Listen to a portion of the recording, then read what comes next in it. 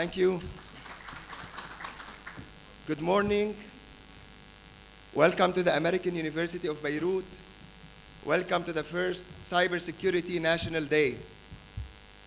We are happy to see this big crowd with us this morning.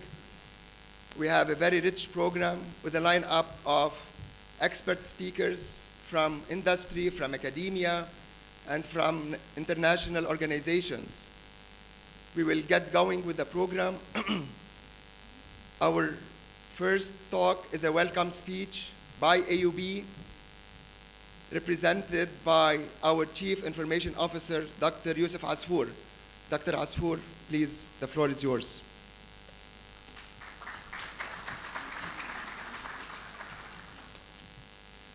Good morning, everyone. Thank you all for coming, and welcome to the Cybersecurity Day at AUB. Today, we live in a digital world where everything and everyone is connected. This connectivity allows us to use computers in ways not even imagined 40 years ago. We have airplanes connected to computers and controlled by phones. We have also cars connected to satellites. And we even have swimming pools that are now connected to purchasing systems. Network computers control stock market activities and the flow of money through banks and clearinghouses. They also control our infrastructure, such as the flow of water, electricity, and traffic. But network computers also manage our mundane parts of our life as well. They help us manage our calendars, communicate with our friends, shop for our daily needs, and they also help us entertain ourselves. To do all this, computers need data. They need all kinds of data. They need lots and lots of data, including some very private and personal data. Computers collect and share data about who we are, what we do, where we go, how we behave, and sometimes even how we think. The combination of connectivity and data allow computers to provide us with customized services. For example, a hospital could potentially predict allergic reactions to medication based on grocery and pharmacy visits and automatically adjust the treatment for a patient. Or a flower shop can recommend a bunch of flowers for me to buy based on my wife's shopping habits. Machine learning and big data analytic techniques can also connect the dots between seemingly irrelevant and unrelated data. This means that even small bits of data that don't seem important can be used to derive a complete and somewhat private picture of anyone or anything. For example, a friend of mine got a message from his email provider consoling him on the one-year anniversary of the death of his uncle. How did the email provider know that this was my friend's uncle? How did the email provider remember that it's the one-year anniversary? My friend never identified his uncle to the email provider, and he never let them know that his uncle passed away. The provider was able to collect, connect, and analyze small bits of data from different sources and draw the complete picture. While the combination of network connectivity and big data analytics has its benefits, it can also be misused. For example, the same techniques used to help me pick the right flowers for my wife can be manipulated to steal my money, or worse yet, start rumors about me and ruin my marriage. The same computers and data that manage our water supply can be manipulated to poison a whole population, flood certain areas, or create droughts in others. The same computers that help us avoid obstacles when driving a car can be manipulated to hit an obstacle or run over a targeted pedestrian. We have already seen hackers use networks and data to disrupt manufacturing, steal hundreds of millions of dollars, and cause physical harm to people. The perfect storm of connectivity, big data, and artificial intelligence provide us with a dilemma. We need these network computers to make our lives better, but we also need our privacy, and we also need to feel safe.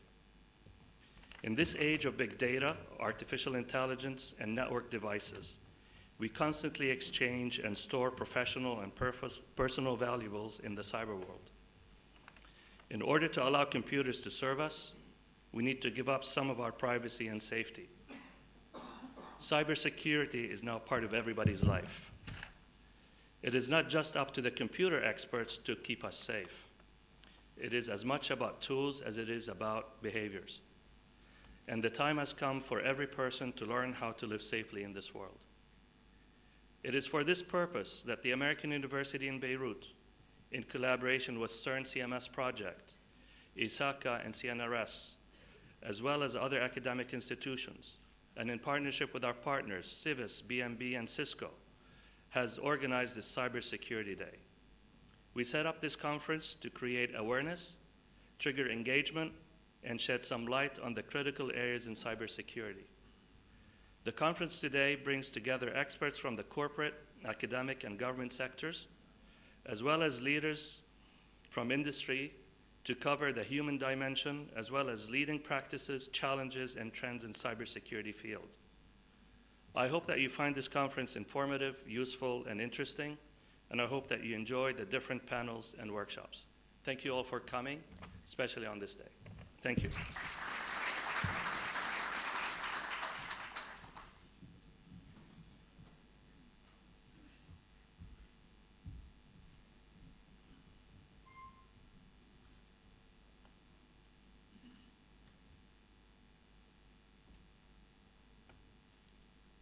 Thank you, Dr. Asfour. Sorry, excuse me for my voice. Our next speaker is our keynote, Sebastian Lopansky.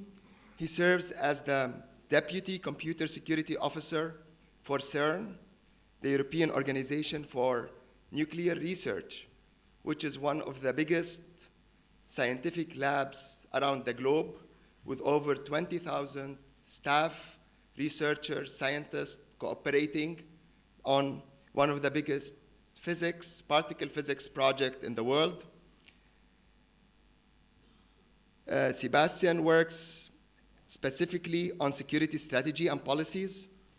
He offers internal consultancy within CERN and pen testing services, develops and maintains security tools for vulnerability assessment and intrusion detection, provides training and awareness raising, and does incident investigation and responses.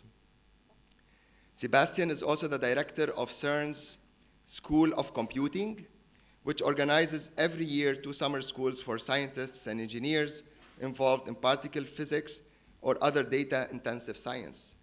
Talking about data, CERN, the experiments that are taking place, they generate every year tens, if not hundreds, of petabytes of data that need to be stored, need to be processed, and need to be accessed from within the facility, but also from partner researchers all around the globe.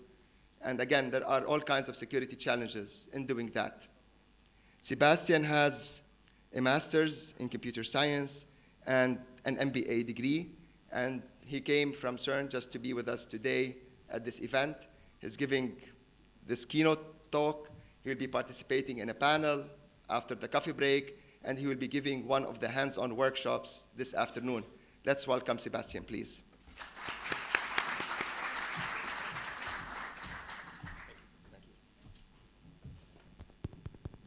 So, good morning. Thank you very much for this introduction, Zahir. Thank you for invitation to Yusuf and to American University in Beirut. So, it's really my pleasure to be here and to share with you this overview of computer security in 2019, where we are right now. I'll try to cover where we are in terms of vulnerabilities, attacks, risks, what are the things to expect, what is coming, and also how to, I should probably say, how to try to defend ourselves. So, as you will see, this talk is really about 2 things. It's obviously about technology, but it's also about people, because as you know and as you will see, people are really the major component of the whole puzzle. You see actually both on this picture, and actually there is something very, very strange on this picture, but I will come to that later. So, a few words where I'm from, and CERN was already introduced, so I'll pass very quickly, but it kind of explains my perspective, which may be different from a perspective of a person who works in a bank, for example. So CERN is this physics laboratory with a huge accelerator, Large Hadron Collider. You can see it here on a map. Well, it's actually underground. It hosts different particle physics experiments, including CMS, who is co-organizer of this event. This is where physicists collide particles, protons or heavy ions, lead ions, to create new particles. And then this is, for example, how Higgs boson was found in 2012, which resulted in a Nobel Prize in Physics in 2013.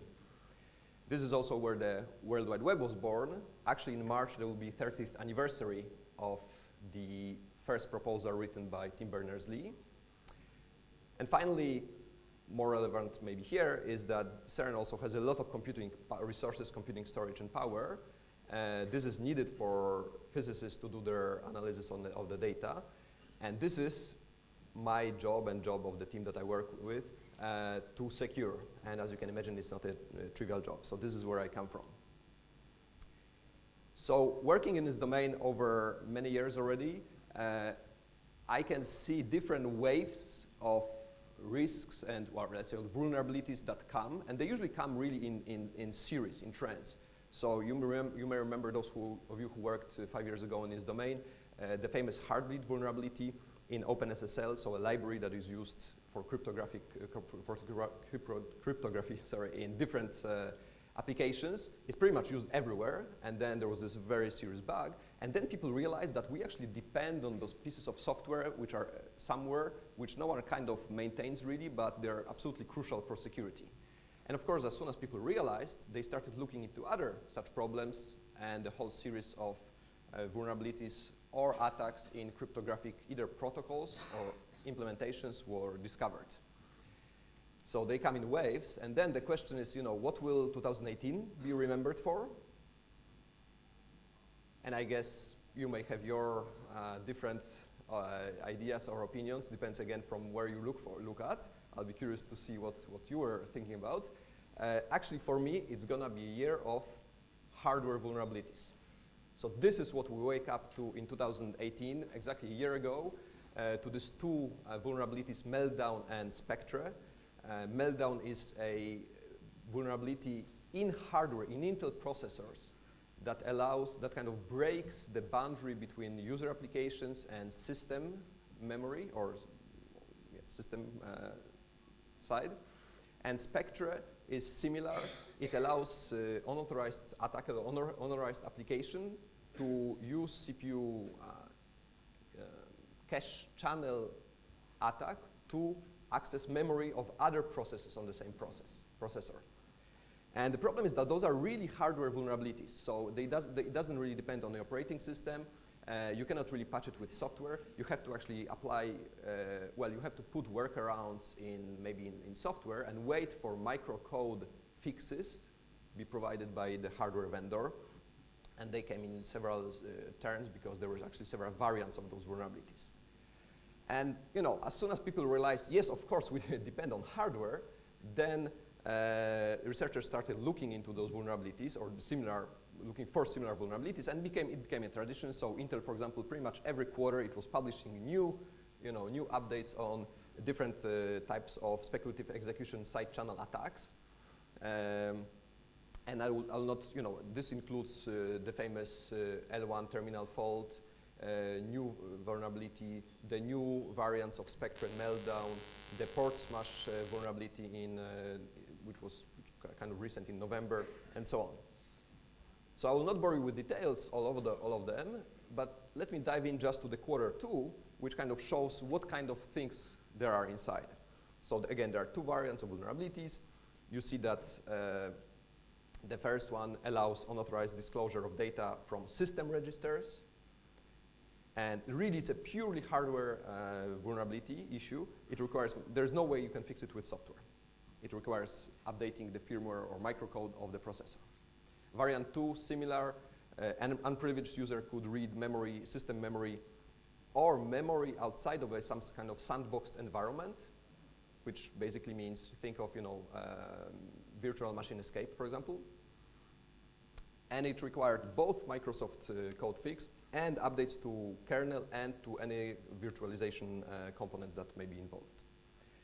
Now it also affects different CPUs of different vendors, not only Intel, but others. And of course, there, as soon as researchers started looking into this, they saw so many different problems in different places. I'll just bring one. So researchers or security experts at Airbus, yes, the airplane company, the plane company, they looked into a remote server management system for HP servers, which is called ILO. And they found, authentication bypass, local code execution, remote code execution, different vulnerabilities that take over the server and hosts and virtual machines running on that server. So it's a little demo of, what they do, just to show you that some attacks are really simple. So if you access a API via the web interface of this thing, you got unauthorized code response because you're not authorized. It's interesting that you can access it, but as long as you as soon as you add a header request field connection, and usually it says connection, keep alive in HTTP protocol. But you just put those random set of, 29 characters A, basically, you just bypass authentication. And you've got code 200 OK, and you can read some details of the system. And then, of course, they went further to look into, those other vulnerabilities and actually take over the machines.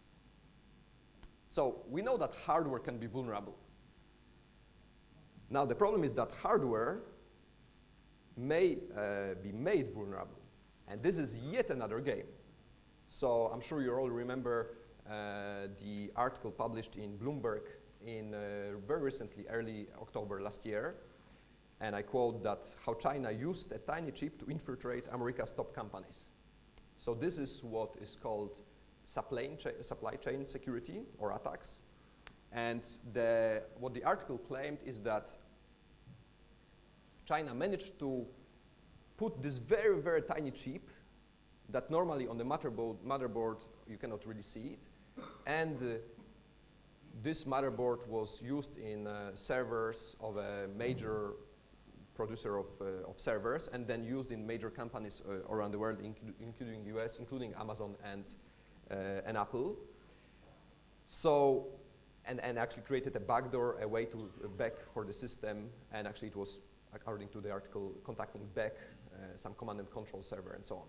So you can imagine that this is a major attack. Now, those companies involved, they denied the story, and actually there were no other proofs published or indicators of compromise published. So there are, it raised big discussions, as you can imagine, in the security communities, and it's kind of still unclear, where we are and how this particular case, how it stands. At the same time, supply and chain security is an issue. There are so many other reports of hardware that is potentially manipulated, or at least that is not trusted, notably, Huawei devices. But also, we are mentioning here one country, but several countries are being allegedly, are being accused of manipulating hardware that they ship somewhere else.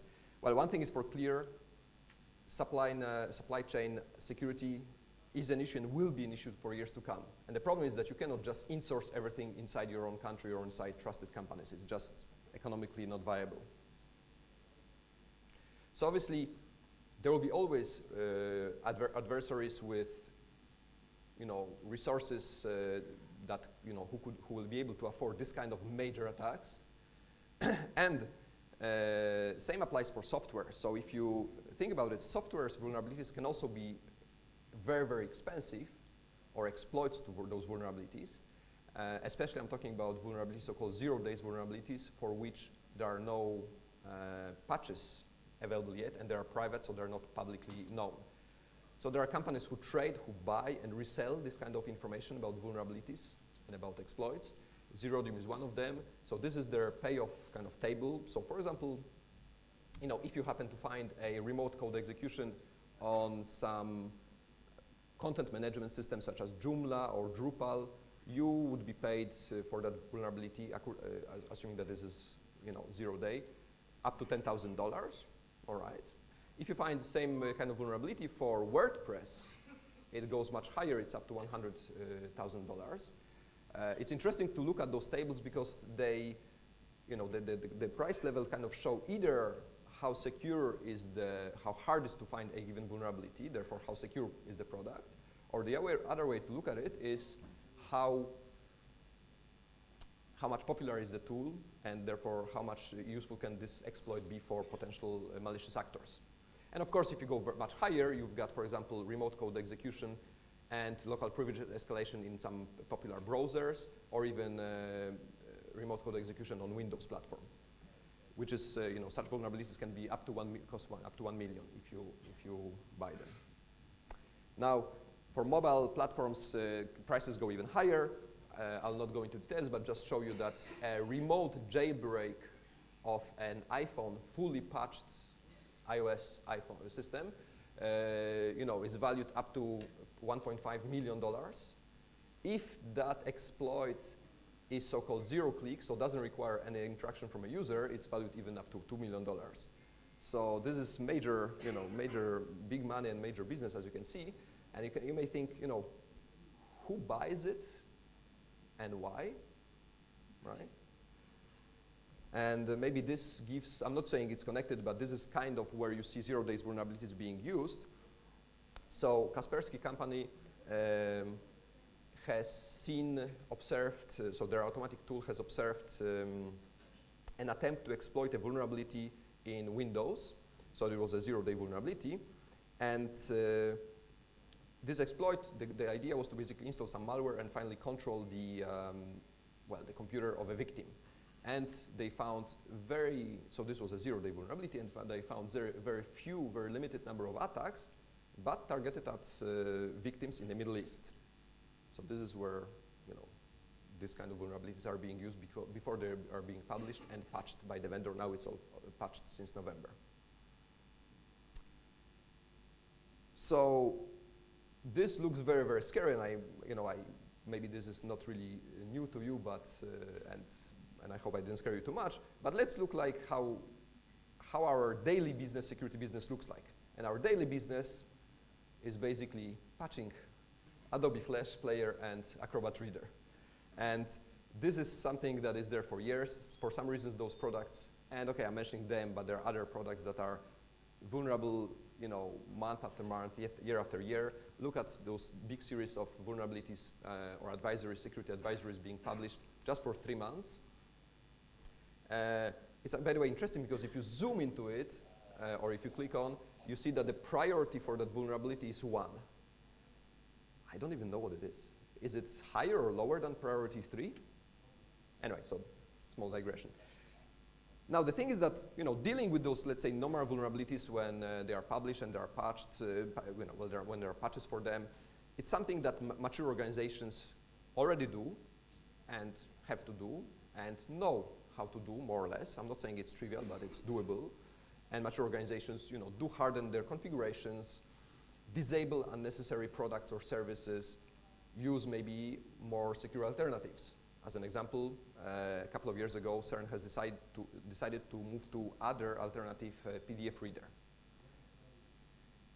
And we apply, or organizations do apply patches in a timely manner and so on. This is all protection, but it's extremely important to not forget that there is no way to protect yourself fully, and therefore investing upfront in detection and response mechanisms is absolutely crucial. If we just try to do, or any organization that just tries to do the top part is doomed. All this, you probably had desktop computers in mind when you see that list, but of course all of this, those ideas or rules apply also to servers or services. Things get a bit more complicated because of trends such as virtualizations, cloud hosting, automatic provisioning, federated identities, and so on. So all of a sudden, we have to patch multiple layers of software. And last year, I remember personally was dealing with trying to make sure that certain patches, necessary patches are applied to glibc library, to kernel of the thousands of machines that we run, to different layers of virtualization, to some systems like Drupal and so on different layers. So all this looks, reasonably understood, but of course then there are three actually major problems that make things much more complicated.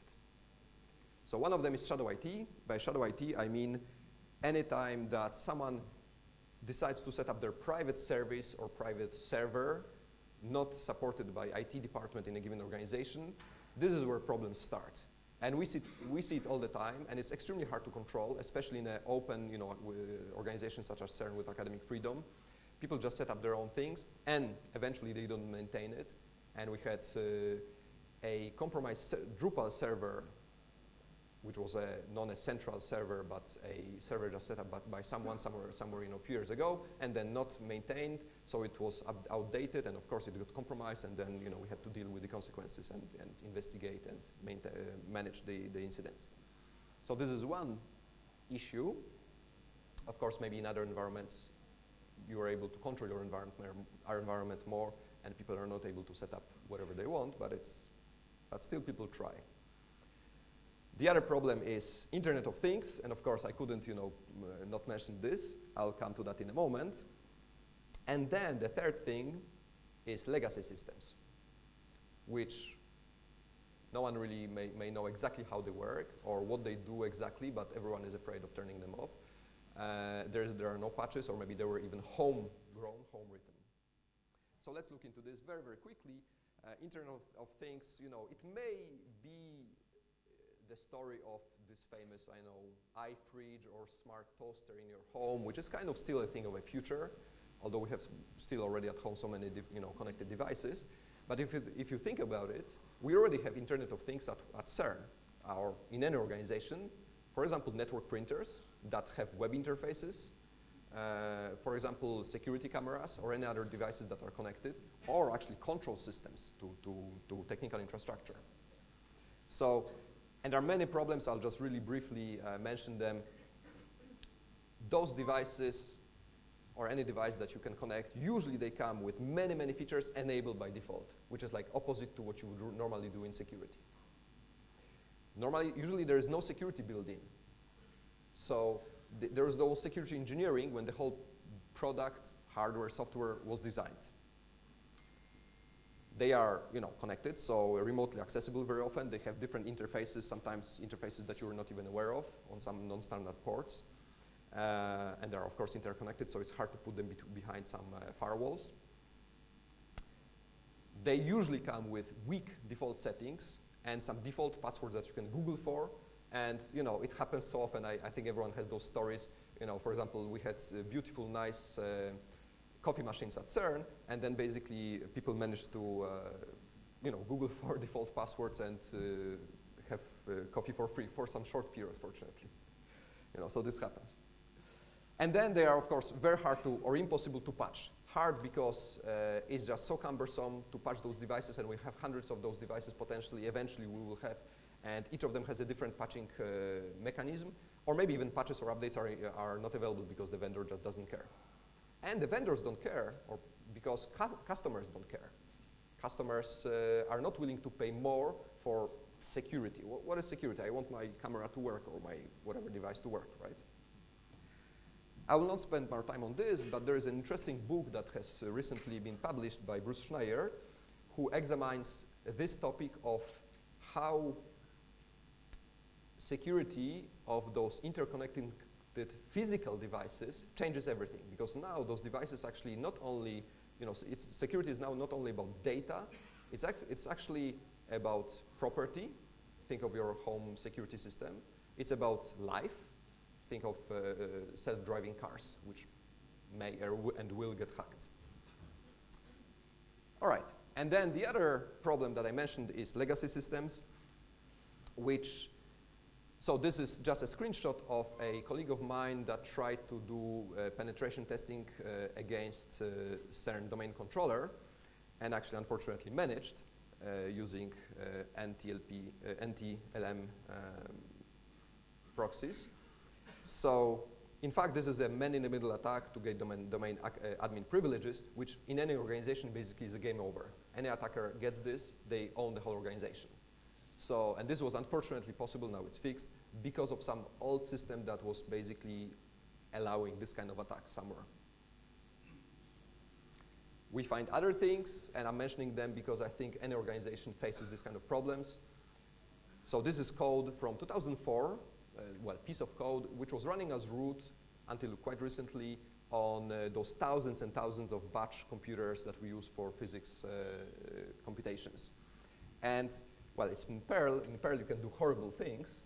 And in fact, here, this very single line contains two separate local privilege escalations that would allow a local unauthorized, unprivileged user to get root privileges. I'll not discuss details, of course. Now, the question is, how did we find it? And we have not.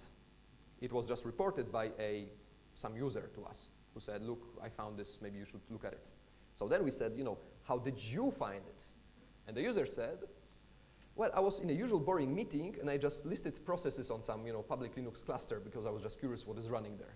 So for me, this is amazing. This shows what people can do, how creative they are when they are bored.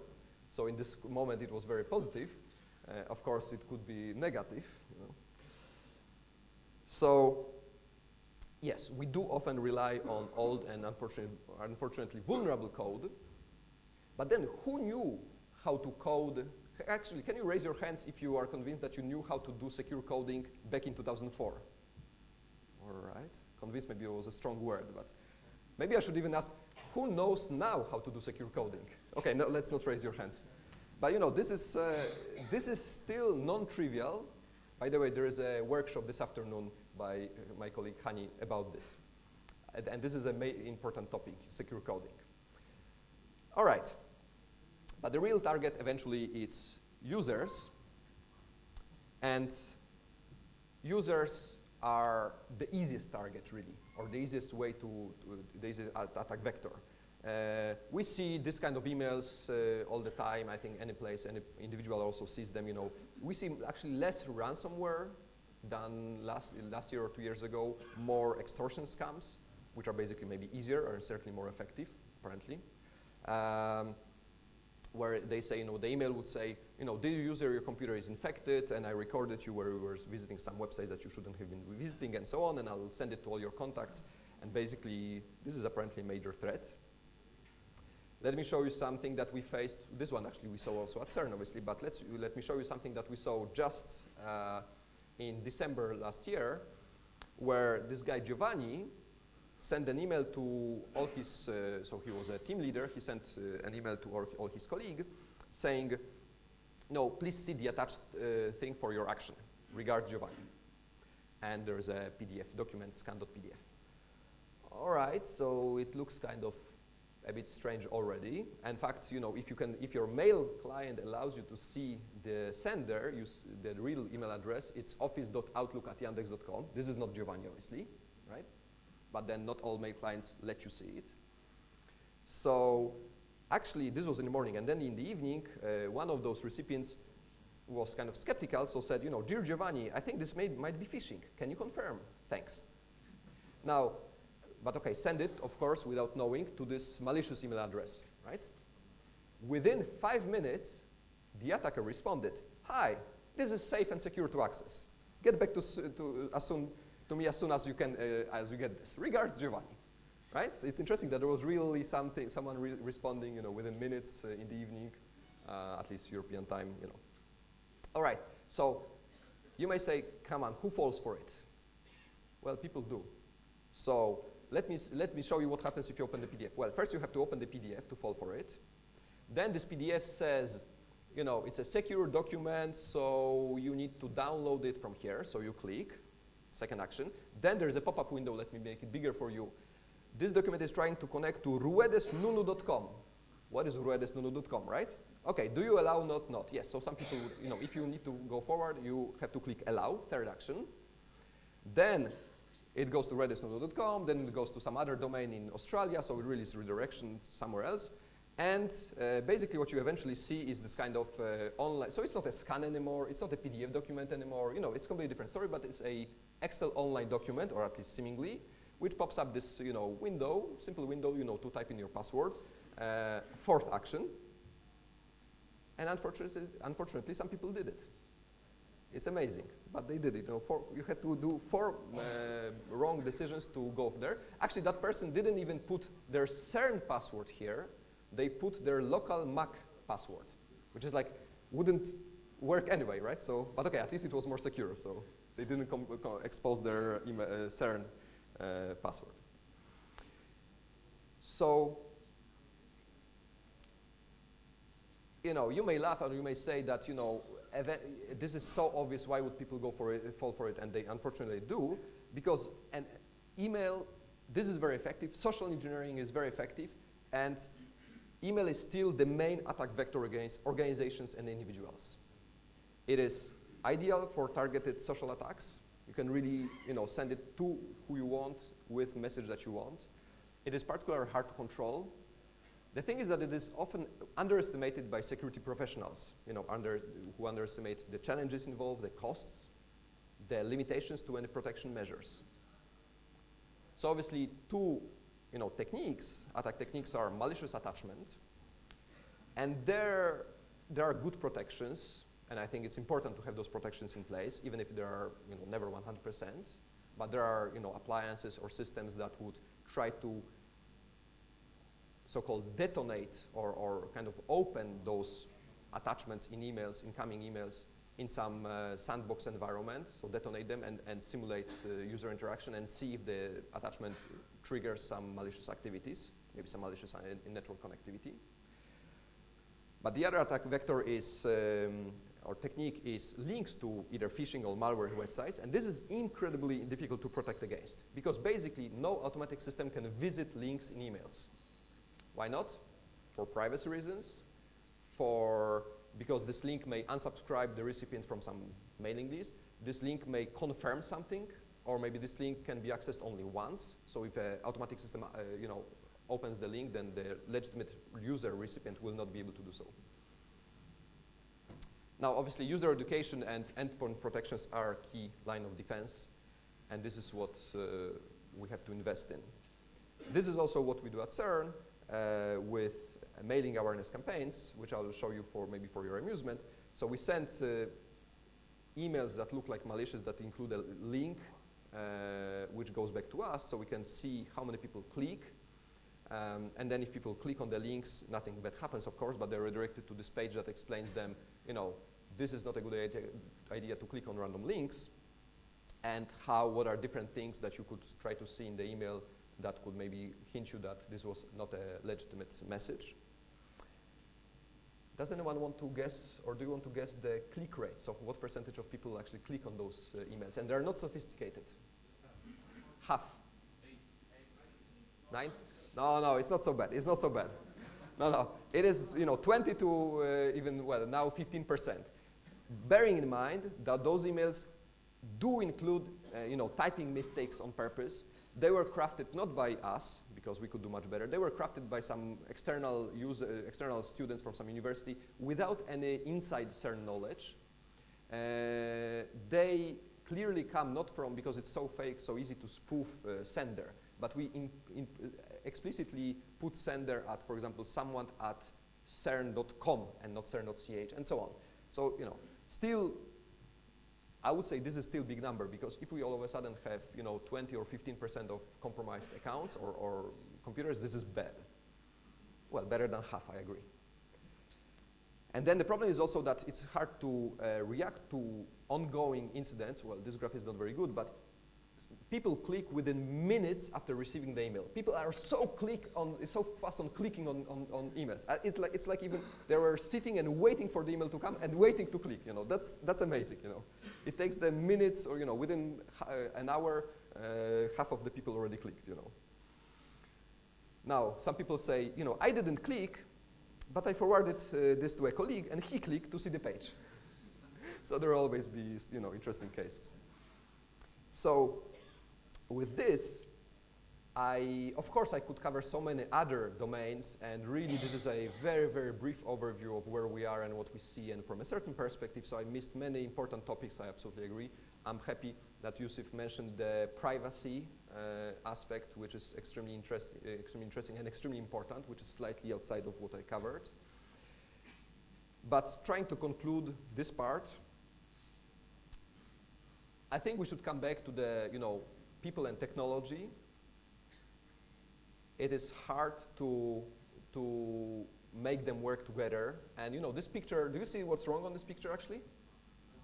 Yes, well, exactly. So this is not a fake picture. I had a colleague who just learned to use a mouse this way. And if you think about it, this is very tricky actually, because all the movements are completely, it's hard to use a mouse upside down. But he learned to use the mouse upside down, and he was very proficient in it. He couldn't use it otherwise. So this shows that even if you design a technology to be used in a certain way, there will always be users who will use it wrong, in the wrong way, right? So maybe it's an unsolvable problem. Or maybe people are just creative enough to use technologies the way they want, and it works for them, and eventually will be also creative enough and good enough to be able to use technologies in a secure ways and be not only the source of the threats of the threat, but also the part of the solution. And with this, I conclude, and I thank you very much for your attention. Thanks.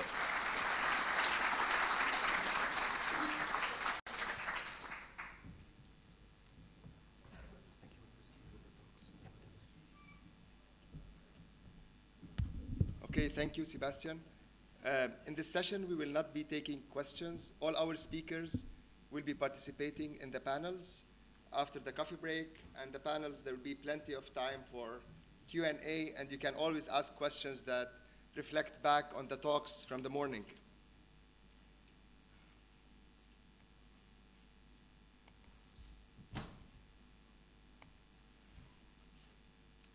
Our second speaker, an invited speaker in this plenary session, is Ms. Zeina Aoun. Ms. Aoun is an IT security senior expert with more than 19 years of experience in the field of security.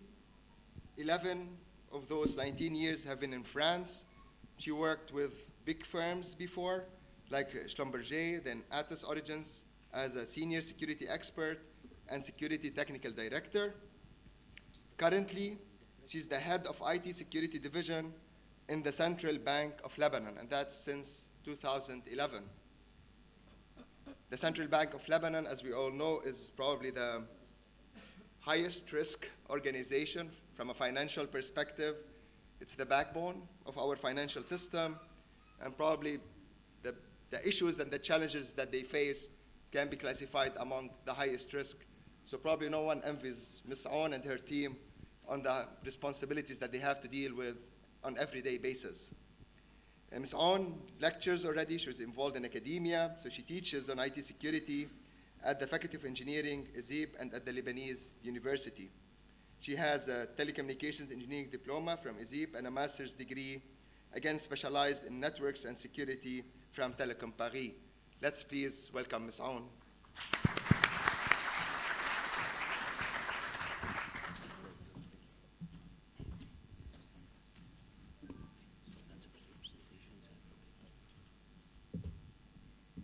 Good morning, everyone. I'm very pleased to be here with you today in this very interesting initiative done by AUB, the Cybersecurity Day. So I think I have between 15 to 20 minutes, so I'll try to be compliant to this. So what we will see today is BDL Threat Landscape 2018. I will present to you first the worldwide threat landscape in another angle that has been also presented by Sebastian. Then we will focus rapidly on some major threats that BDL was experiencing this year in terms of cyber threats. We will discuss a little bit the advanced IT security strategy of BDL by focusing on the innovative security solutions that we are putting in place. And finally, on the heart of all this, we'll speak about our security operations, how we do in a way to detect the attacks and to anticipate them on the correct time. So well, you know, this year in 2018 also, hackers did not rest. So neither we did. So they are always looking onto windows or doors where they can penetrate in order to have access to the data. So if you have a look on 2018, again we see as per Verizon Data Breach Report, you will see also that this year also, the main attention for the hackers was wherever there is money. In fact, they want to convert everything they see into cash. And by how? By stealing the credentials of correct targets in order to be able to arrive, in fact, to their target. So through internal attacks, through external attacks, if you have a look, in fact, in more details, you will see that this year also has been marked by organized crimes. It's not only by individuals that are sending individual attacks, but organized dangerous organized crimes. If you look to the different attacks that we are seeing, there are a lot of similarities, but they are being done in different ways. So, and internal threats were very important this year also. You have for sure heard about a lot of incidents related to this. You will see here that the top assets are databases where resides the main critical information, and the top data compromised is personal. This is where GDPR, which was effective this year in May 2018, was very important to say to the people, pay attention, what are you doing? Stop communicating your personal data. Stop storing your personal data or your critical data inside your networks without protecting them. So this is very important. Now, in terms of techniques that I have used, what is the technique number one used in 2018 for accessing the data? It has just been described by Sébastien. It is phishing through social engineering. And it is becoming more and more convincing, unfortunately, to detect phishing emails. Some of them are very basic, but more and more phishing emails are more convincing, and people fell inside these types of techniques. So if you look to 2018, you will see that it is more and more URL phishing emails than attachment phishing emails. Okay, let us have a look. On 2017, you all heard about WannaCry with this ransomware that is installed on your PC, and it's even not a file. It is a Word document or PDF document that contains, in fact, a macro. You click on this macro, and you will have the malware inside your PC. Now, in 2018, there are still ransomware for sure with malicious attachments, but we are seeing more and more phishing campaigns with URL. Why it is harder to detect? Because it takes more time to write an URL. You need to write an URL in order to make sure that this URL is malicious or not. How do you protect yourself? First, by awareness, because as you all know, in fact, the users are the first line of defense. Then, in fact, you have technical solutions to put in place in order to detect the zero-day attacks that can be circulated with these type of emails. What does sandboxing mean? This means that I detect through sandboxing, through simulating the attack, I can know if this is if it a malware or not. Because the zero-day attack does not have a signature, does not have a patch. So you cannot know if it is really a malicious malware or not. So this is why, in fact, as organizations, you need to have, in fact, sandboxing techniques coupled to your email security solutions. With your standard email security solution, you will detect maybe, 80% of the attacks that can be circulated by email. But what about that 20% that could be 0 days, that could be advanced persistent threats that may sit into your network and take time, and you will take time to detect them. So this is why it is very important. And interesting to note also that most of them were banking Trojans. The malware that have been circulated through emails were banking Trojans that were accessing banking organizations. And with the digital currency and cryptocurrency, we have seen a rise in cryptocurrency mining software, where in fact, you will pay as a hacker, the hacker will pay instead of the user. He'll take his identity, he'll spoof his identity, and he will do payments or cryptocurrency mining without even that the user knows about it. He does not know anything, because here, you even do not need to have his authorization to do the mining. Now, in terms of BDL, well, we had a busy year also this year. In fact, you will see it's the first technique that was used, it's through social engineering, through phishing, mainly through phishing emails. We just had one, in fact, the last trimester in 2018, which was called the Muddy Water. It was targeted, this was one targeted from an organized crime BDL. This Muddy Water is circulated through also an attachment. And what happens, in fact, you click on the attachment, and there is a backdoor that is installed on your PC, and the backdoor opens the door, in fact, to the outsiders in order to steal the credentials of critical business users inside the organization of BDL. So this has been, for sure, in fact, stopped, in fact, on the boundary by our DMZ's sandboxing solutions. So a lot of them, I won't have the time to detail them, but you will see ransomware, backdoors, APTs, and especially the sandboxing evading APTs, because hackers are becoming more and more sophisticated. They will detect that you have sandbox inside your organization. So your solutions need to be innovative and intelligent to make sure, in fact, that this cannot be done. Credential stealing, this is the main technique that is used in order the hackers arrive to their target and steal money from the organizations. Lot of URL leading to fake accounts. We had this with a lot of, in fact, web mails, etc., or trying to access web mails, etc. So this is why not only solutions are important, this is where policies and processes inside your organizations are important in order not to open, in fact, in terms of category of webs, whatever is needed. In terms of malware that could be circulated through the use of USB, through downloads from internet, that could be installed from emails, we had different types of them. We had exploits. You know, the exploit category of exploit in security means that it will exploit anything that could be vulnerable inside your operating system, your applications that could not be patched mainly at the latest version.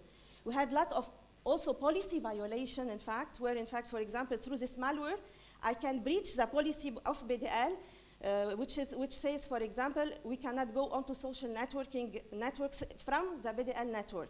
So this is by policy, in fact, prohibited. Code execution, privilege access, and then different hacking techniques. And what is very dangerous is that most of these hacking techniques begin with reconnaissance attack. What are the reconnaissance attacks? Scanning, exactly, through scanning, through TCP scans, through UDP scans, port scans, that generally your intrusion prevention system inside the network will detect them. But hackers, if you see, they will know what you have. They may guess what you have. Okay, maybe your scans, if they are inside the window, let's say, of 10 seconds, you have a lot of scans, the IPS will block them. But an intelligent hacker, for example, will space his scans in order for your systems not to block them, but to detect them. They won't be in high priority. They will be blocked, but they won't be blocked. And maybe you are not in front of your systems, and you will not know that there has been a UDP scan that has been, in fact, inside your network. So this is very interesting. DDoS attacks, you all know, we had been victim, all Lebanon had been victim to a lot of DDoS attacks. This is where it is very important, and we are seeing it. When we speak, for example, about websites, hosting websites without a DDoS mitigation technique is very dangerous. I mean, it is impossible to face DDoS without DDoS mitigation techniques. So this is why it's important when we host our website to make sure, in fact, that we have the minimal security mitigation techniques that exist. Not only IPS and firewalls, but also web application to the firewalls to detect web application attacks, to detect SQL injection, cross-site scripting, etc. And in fact, for sure, in fact, have the necessary monitoring related to this. The other are standards, you all know them, the brute force attacks to detect the passwords. We had a lot of man in the middle, even through web, even through DNS. In fact, these attacks have been all countered. Hijacking, DNS impersonalization. We are facing more and more DNS impersonalization attempts, in fact, and you have seen also in the Middle East, you have just seen the DNS hijacking attempts that have been done, in fact, where you think, in fact, you are on the correct domain, but you have been hijacked through the man in the middle attack, where, in fact, for example, some emails are sent as, for example, let's say BDL, but it's not BDL that is sending the email, so users may click, in fact, this is a mail sent by BDL. This is where this is very important to have with your providers, your email security providers, your internet providers, DNS impersonalization technique in order to detect and block and even anticipate these types of attacks. the evasion techniques, we have spoke about it, the web application attacks also. And here I mention SBDL, you all know maybe the national payment systems that we share with our banks and financial institutions, where the system is highly critical, نظام الدفع الوطني. In fact, we use it and banks use it to move payments from accounts to others through BDL. This is where the responsibility in terms of security for BDL is very important. This is where our public key infrastructure that we host in-house, that we are installing, that we installed and are managing by ourselves is very important because it provides the private keys necessary to the different banks to prove their identities in order to be able to do the necessary transactions in a secure way. This is where we speak about strong authentication. And through these systems, the difficulty is what? Is not only to block the non-authorized users. Okay, maybe a bank is not authorized to speak with us. They don't have the necessary smart card that hosts their private key. This is how we work in the Nizam al-Daf' al-Watani. Through a smart card that hosts the private key of the users, they will authenticate themselves to our systems and will say, okay, BDL, we are, let's say, Bank Audi, so we are authorized to do that transaction. Very well. Anyone else that is not authorized to our different multi-layered security system on our router, on our firewall, on our IPS, etc., will not be authorized. But what if an authorized user, unintentionally, for example, has a compromised PC and he already opened an IPsec VPN or whatever, an HTTPS TLS session, he is authorized. And he non-intentionally sends an SQL injection or, in fact, code execution. This is where, in fact, the BDL network could be, in this case, compromised.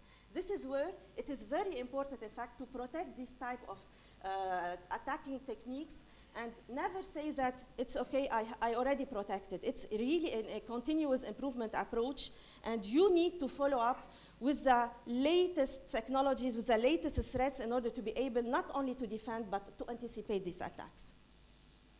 Now, in terms of prediction 2019, lot of predictions, going from ransomware, going from APTs, where the malware can sit inside your network and you could know it after, for example, 6 months, or after even 7 or 9, it can go to 1 year. You imagine a malware stealing your data, or stealing your credentials, or stealing your online passwords in order to be able to do e-banking or e-payment is sitting on your network for 6 months, for example. This is where, in fact, it's important to prevent the internal attacks as much as possible. It's good to have perimeter. It's good to have multi-layered security inside your network. But there are really sometimes basic protection measures that we say it's basic, and you don't know it. How many times our servers are left with default logins, with default passwords?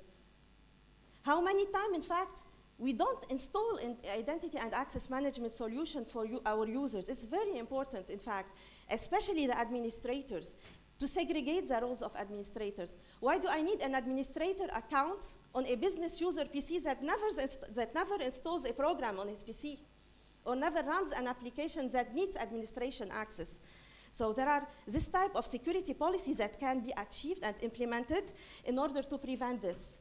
Now, in fact, you all know the insider techniques that he uses. He begins by reconnaissance, then he identifies his target, then data acquisition and exfiltration through botnet techniques, in fact, that can be shared with command and control servers. Very important to have privileged access management solution in order to be able to detect and defend this type of attacks. Now, the strategy I already provide you examples when speaking about threats, but let us complete, and I will take maximum 5 minutes to finish. We cannot speak about the 2 main regulations in 2018, the GDPR, you all know about it, for protecting your personal data.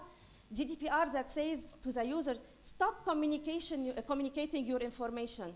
Stop putting your information onto Facebook without even asking, without even looking onto the first statement that Facebook is saying to you, and you are agreeing on it without reading it because it's 10 pages. Stop, for example, accepting on your mobiles to access your mobile remotely in order to be able to do whatever type of application or whatever type of software that you install on your mobile. Your personal data is your right. You have the right to communicate, to say to you, to ask, in fact, the data processor, to ask the data controller that defines the objective for your data processing. You have the right to tell them, why do you need my personal info? For how much time you will be storing them? After, when I don't need it, I have the right to erase it. You have the right to erase data that belongs to you. And the data processors that protect these data, store these data, and protect them for the users, they need to have the necessary security solutions in order to protect this data, like data classification, data leakage, data encryption, etc. So, and of course, there is a regulation related to القانون حماية المعلومات الشخصية وقانون المعلومات حماية transactions electronic, يلي in fact was effective in January 2019, where BDL has a big input in this law. ورح تشوفوا section ل BDL in fact that speaks about المعاملات المصرفية through smart cards and how to protect them, and as certification authority what is needed in terms of security requirements to be able to provide PKI-based applications, PKI-enabled applications for any type of company, Lebanese company that will provide these type of services. Then, in fact, in terms of strategy, we do not speak only about IT security solutions. We speak about IT security governance, IT security compliance. In BDL, it's not only an IT concern, nor an IT security concern only. It's business concern. It's management concern. Management, they need to know about the IT security, and they need to work with us in order to be able to define. And this is what happens in BDL through the different IT security committee where we share the roadmap and we implement it. The security awareness training program is very important, and in 2019, we'll be launching, in fact, fake simulating phishing campaigns, where in fact, we will educate the users through fake emails, and they will know when they click that they clicked on a fake URL, and in fact, we will know for sure how many people clicked on this URL. We have a big security program. I won't go through it, but that goes from endpoint security through the network security up to the application security, with our reference, which is our PKI base that we use internally for smart card logon on our PCs, for signing, in fact, electronic documents, and that we use also for our partners that use our platforms to connect securely. And in fact, one very important thing is that basic firewalls are very important, for example, but they are not sufficient anymore. You need to migrate to next generation. You need to understand the application, layer 7 application information. You need to detect any behavior analytics that is abnormal. This is what happens more and more nowadays in the security environment. A user has an activity day 1, day 2, his activity, okay, is similar, different, but more or less similar. Day 3, there is something in this user that made that there is a peak for this user. He have done something abnormal. This is where I detect and I anticipate these type of attacks. One important thing is that this year we'll be launching, in addition to the NPS, the PayGov. With the PayGov, we'll be using our PKI infrastructure and our multi-layered security solution to secure not only banking transactions, but also, in fact, transactions with governments, with army, etc. So this will really simplify the life of a lot of users. We spoke about our security solution. We spoke about classification and protection in order to protect data, not only in rest, but also in move. And also about the encryption. For example, sending encrypting email with smart cards used for signing, and in fact, these emails based on our PKI. And a big challenge now you are all facing is the virtualization with this type of public cloud and private cloud. In BDL, we are building our own private cloud. You all know that the virtual security solutions offer security solutions, but you need, in fact, to add yours in order to have the same objectives of security inside your organizations, in firewalls, in endpoint security. Maybe you have performance concerns. You say, I need agentless endpoint security in order to be able to protect. And finally, at the heart of all this, our Security Operations Center, that in fact, through threat scenarios and correlation rules, will help us to eliminate the noise and in fact, to stop losing time on alerts that are false positive, thanks to correlation techniques, thanks to processes and policies that we have in place. And you all know also that threat hunting is very important, but it needs to be as much as possible near to the reality. So if you have a vulnerability, can the hacker use this vulnerability against you? What if you have 10 vulnerabilities and you don't have the time, in fact, to correct them all? You need to know how to prioritize your remediation plan thanks to the risk assessment approach.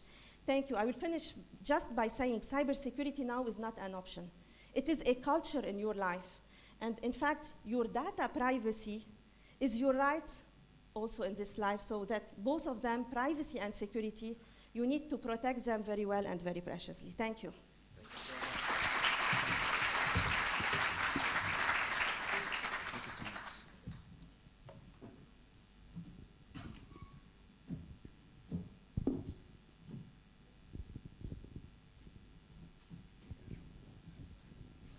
Okay, thank you, Ms. Aoun, for this very interesting presentation. And I think more will follow in panel 3, where you'll be one of our panelists.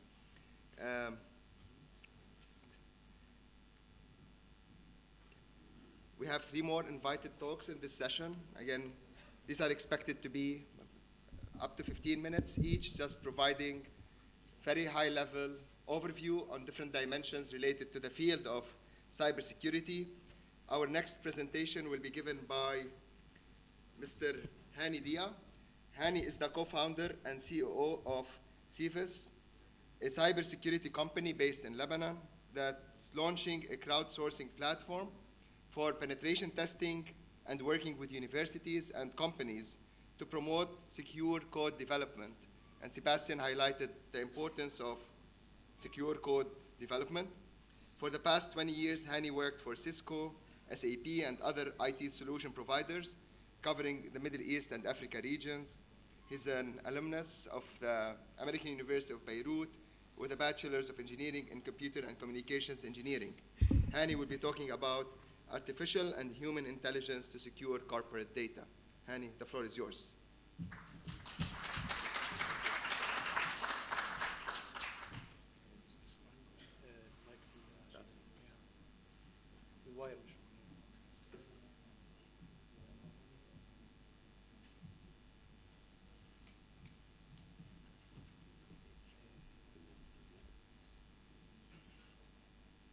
Take 16 minutes. Yeah.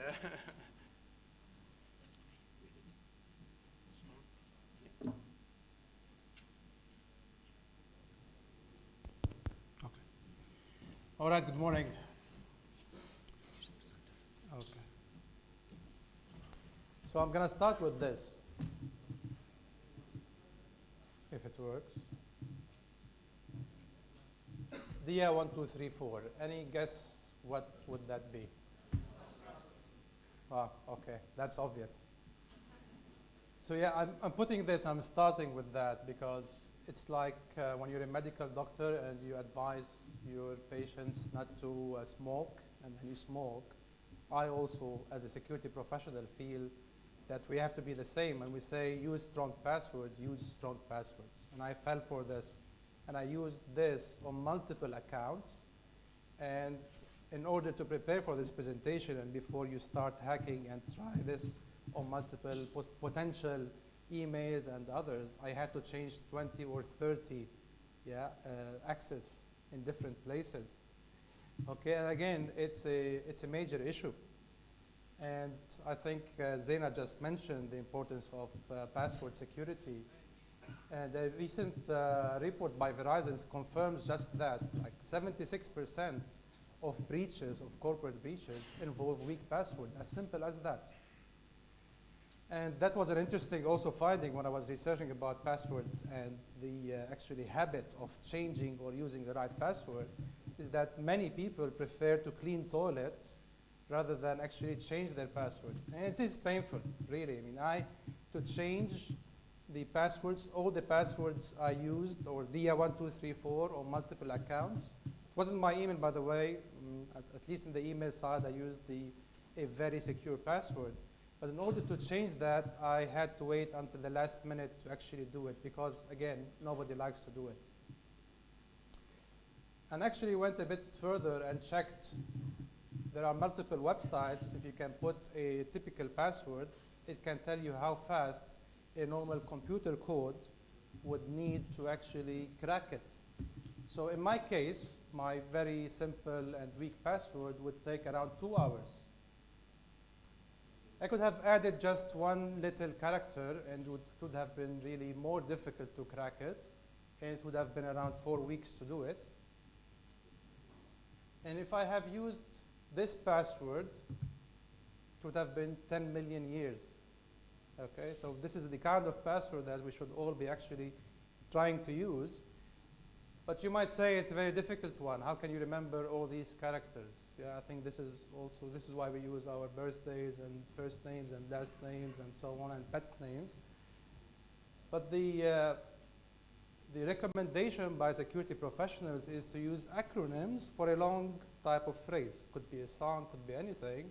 In this case here it is, I love my mother-in-law so much since year 2000. Yeah, I do. I'm recording this, making it a proof. Yeah, I'm telling her to watch now on live on YouTube. Yeah, so I get a lot of credit for that. On the other side, a password like Abu Guza takes 2 minutes to crack. Yeah, and why I'm mentioning Abu Guza, because it's actually a password for a friend of mine who recently got hacked, and apparently by the same hacker same hacker that Sebastian showed us earlier. And this guy received an email from a hacker who's saying he compromised his operating system. And he also saying that he took some pictures and videos to his camera, which, by the way, many of us today are just trying to close when we're not using it because it's becoming a real issue. And he threatened, in the case of the email I saw from Sebastian, it was around $500. This guy asked for $774. So probably he got greedy and asked for more. And again, he's threatening him. Luckily for my friend, he knew he had nothing to hide, or at least this is what he told me. Maybe he paid and didn't say, but he said there was nothing to hide, so he didn't pay. He restarted everything. He had backed up his photos previously. So it worked well for him, yeah? But again, it could be simply cracking a password of an email account, and then from there, everything starts. So the takeaway from this, I'm starting with this, because most of the cybersecurity things we can do, or let's say to be more safe in cyber, probably are potentially, or like 76% or 58%, like the studies say, are about managing the password stuff, all right? And these are 4 recommendations that you could remember. Use a long phrase. If you love your mother-in-law as well, you can use that. Don't reuse it. Really use multiple passwords in multiple accounts. And people these days are using either a password manager. There are so many password managers you can log in and put your passwords. Or you could use a book or use a code, whatever that is. But definitely don't use the same password across all accounts. And definitely back up. So many of us are also lazy the same way we're lazy in changing his password. We're lazy in actually backing up. So back up, disconnect your backup when you're not using it. If ransomware hits your laptop or PC, at least you have a way to recover everything. All right? So we'll jump from that simple thing into the Industrial Revolution, the 4th Industrial Revolution, what everyone is talking about today. Okay, and there is a very big hype about it. And I think suddenly we started talking about it because now we have more data. Yeah, and if we have more data, and we have the algorithms and the logic and the expertise to analyze it, yeah, AI started to becoming more and more relevant. But there are some speculations. Probably you've seen these quotes, but there are speculations that AI would not help our business or help our world. It might bring it to an end.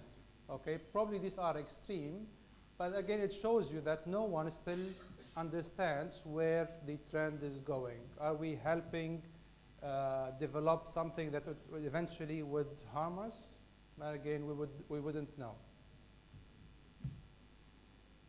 And people are calling it the fourth industrial revolution for a reason, because the first three revolutions, so we're talking about the machines, the mechanization, the power stream, the assembly line, and up to the computer and automation, they were all about replacing muscles with machines.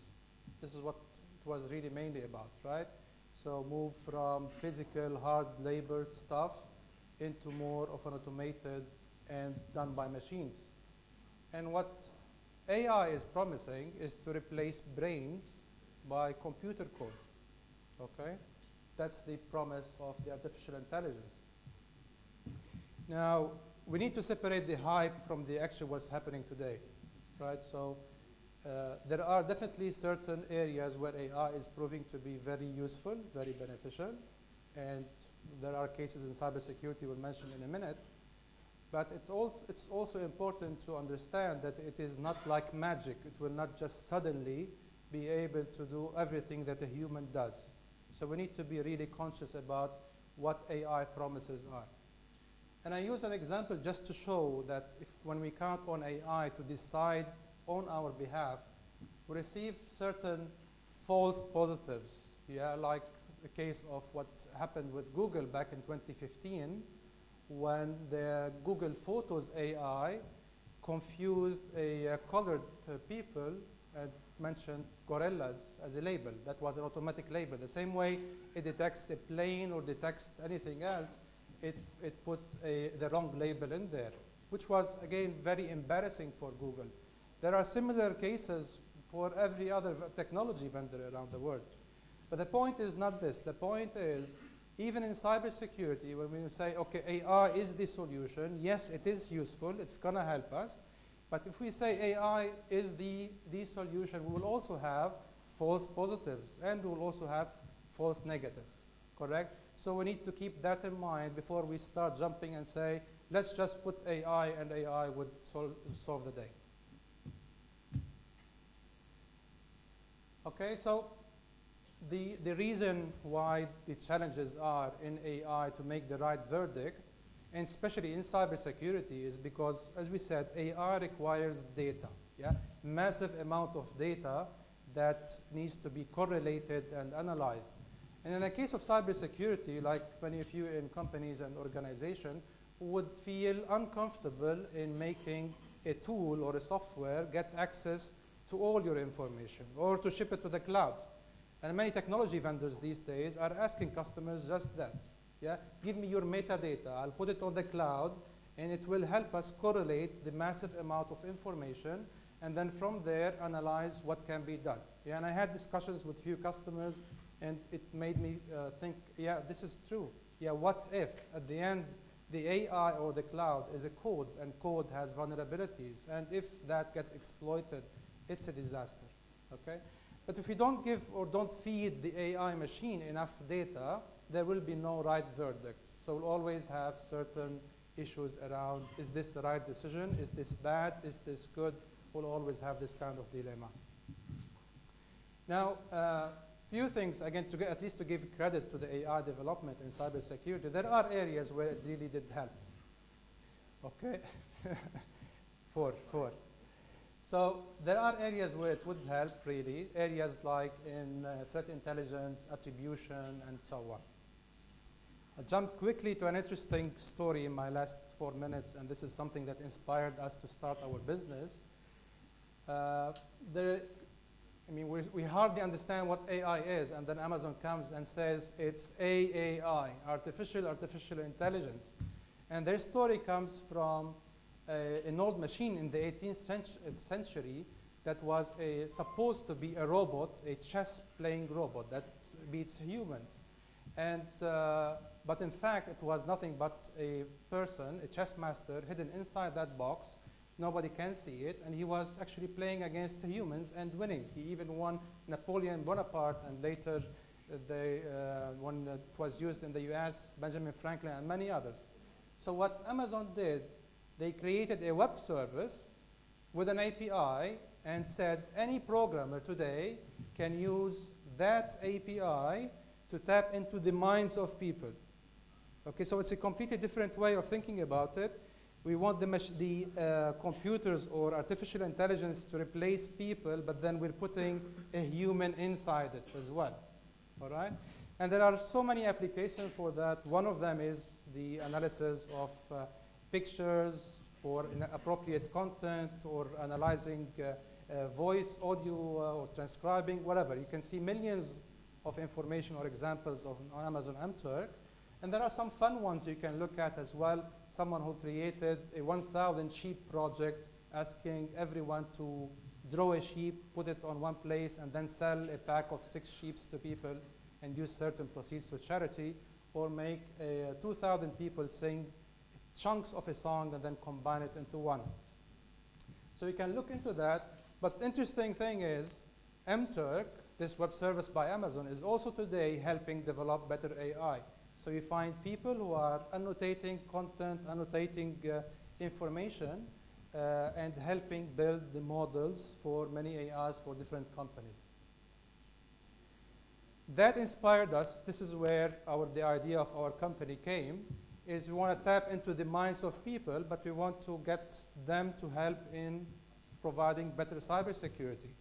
So we launched a service that is crowdsourced penetration testing that brings the best community of experts and then help organizations find the bugs. Same way you've seen places where they award people, we will award also our researchers to do that. To date, we have more than 30. Yeah, we're starting with 30 from multiple nationalities within our Middle East region, and we expect that to grow. And again, these guys would start by providing the penetration service, but we aspire to also become like MTurk, able to support systems, able to support operation centers to provide a better advice or a verdict for, in order to say this is bad or this is good. All right, quickly on the coding part, we know, or that's a study by Carnegie Mellon University, that every line of code, every software has around 20 to 30 bugs per 1,000 line of code. So in the case of an operating system like Microsoft 10, it is estimated to have 50 million line of code. And in the case of today's typical cars, it's estimated that it has around 100 million line of code. So imagine, do the math and see the number of potential bugs that this can have. That's why we said, instead of just trying to fix the problem when it happens and do a penetration testing and find bugs, we want to also put an effort on educating how to develop a secure code. And that's the objective of our afternoon workshop. And we will really reward, we'll do a tournament. It's kind of a game. We'll give codes that has errors and bugs, and we'll ask people to actually find them. And we're going to recognize the top performers and encourage them to keep doing that. Last thing to the undergrad, I mean, I love this university, and I wanted to share last thing, Dr. Zahir, with the guys before they graduate. I picked the first job I had, so probably many of you would do the same. I wouldn't blame you. I mean, there aren't many jobs. But if you look at something that you're passionate for and you're good at, and it pays well, because we all want to make a living anyway, that would be a jackpot, okay? And if it happens that cybersecurity is something you would feel the passion, yeah, there's definitely job opportunities over there, and we'll talk about it later. Would like you to join our community. We're building the best community of people to deliver better cybersecurity for everyone. So would love to have you, and would love to see how we can together make a better and safer cybersecurity. Okay? With that, thank you very much. Thank you, Hani.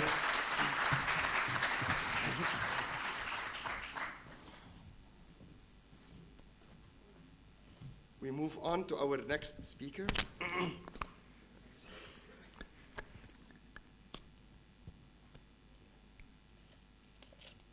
So our next speaker is Mr. Karim Abellama. He's a pre-sales manager working for RSA, Dell Technologies Cybersecurity Business Unit. Karim is a cybersecurity professional who has spent the last 10 years in the Middle East region, helping customers address various challenges related to the security disciplines. Many we have already heard about this morning, focusing on aspects such as threat detection and response, identity assurance and management, threat and vulnerability management, network and endpoint forensics, among others. Karim has a master's degree in networks and systems security from the Faculty of Engineering from USG here in Lebanon. Karim, the floor is yours, please. Thank you. Thank you, Zahir. Hi, everyone. How's everyone feeling? Great. Excellent. I'm actually very excited to be here among you. I've been myself a student 10 years ago. I graduated from the Faculty of Engineering in USG, and I've had the chance to work for the last 7 years with RSA. So RSA is one of the oldest, I would say, cybersecurity vendors in the industry. Got founded in 1982, developed RSA algorithm, the crypto algorithm, that is kind of pretty known to everyone and used in so many applications worldwide. Today, I'd like to take a slightly different angle in sharing with you how RSA is helping customers addressing the most pressing cybersecurity challenges that we're seeing. And again, we're privileged because we kind of sit with CISOs, CIOs, and also technical teams as well. So we really understand challenges. Everything that was mentioned around identity access management, threat detection, security operation, consumer fraud is something I would like to quickly touch on. Obviously, I have 15 minutes, so I have to make it a bit quick, but I'm happy to take after in the panel maybe some questions as well. So Dr. Asfour mentioned at the beginning of the presentation that we live in a digital era where, and we're actually witnessing that digital transformation with being part of Dell Technologies. We kind of see it every single day with our customers. What that means, and you've heard so many examples today from the other speakers that actually spoke before me, is really mind-blowing, really. So what used to be in the past confined to small perimeters, today with the adoption of cloud and IoT and millions of applications and billion of connected devices, it's really, information is really exploding. And with that comes the notion of risk. So how do we really manage all of that? The traditional risk was actually more of kind of business risk, or what is known as risk in the organization that I can measure and have countermeasures on. But today, with companies wanting to be very competitive, they want to actually sell quickly. Yeah. Thanks. So companies want to be very competitive. They want to sell their services to the market quickly. They want to be agile, yet they want to be connected, and they want to actually have an agile workforce. With that comes the notion of digital risk, which is far more important than what is used to be known as business risk traditionally. So let's get a bit into more details of this. If we want to define it at large, I would say that it's actually digital risk management is the ability to kind of assess, monitor, and respond to risks resulting from that digital transformation. And really adopt continuously and adapt continuously as well. Right, there's enough ample data to suggest that there's a big problem today in the industry. And the problem is that we're seeing actually with our customers and is that there's a lot of security investments in controls and preventative controls and identity and access management technologies and consumer fraud protection and threat detection and response technologies, yet CIOs and CISOs and actually board are actually challenging much more their employees, their staff. Is like, how do I make sure that how do I quantify my return on investment? There's a shortage of cybersecurity skills that we're going to address today. I was reading, SANS says there's around 3 million needed cybersecurity professionals, and there's a shortage of 3 million cybersecurity professionals in the industry globally, which is a huge number.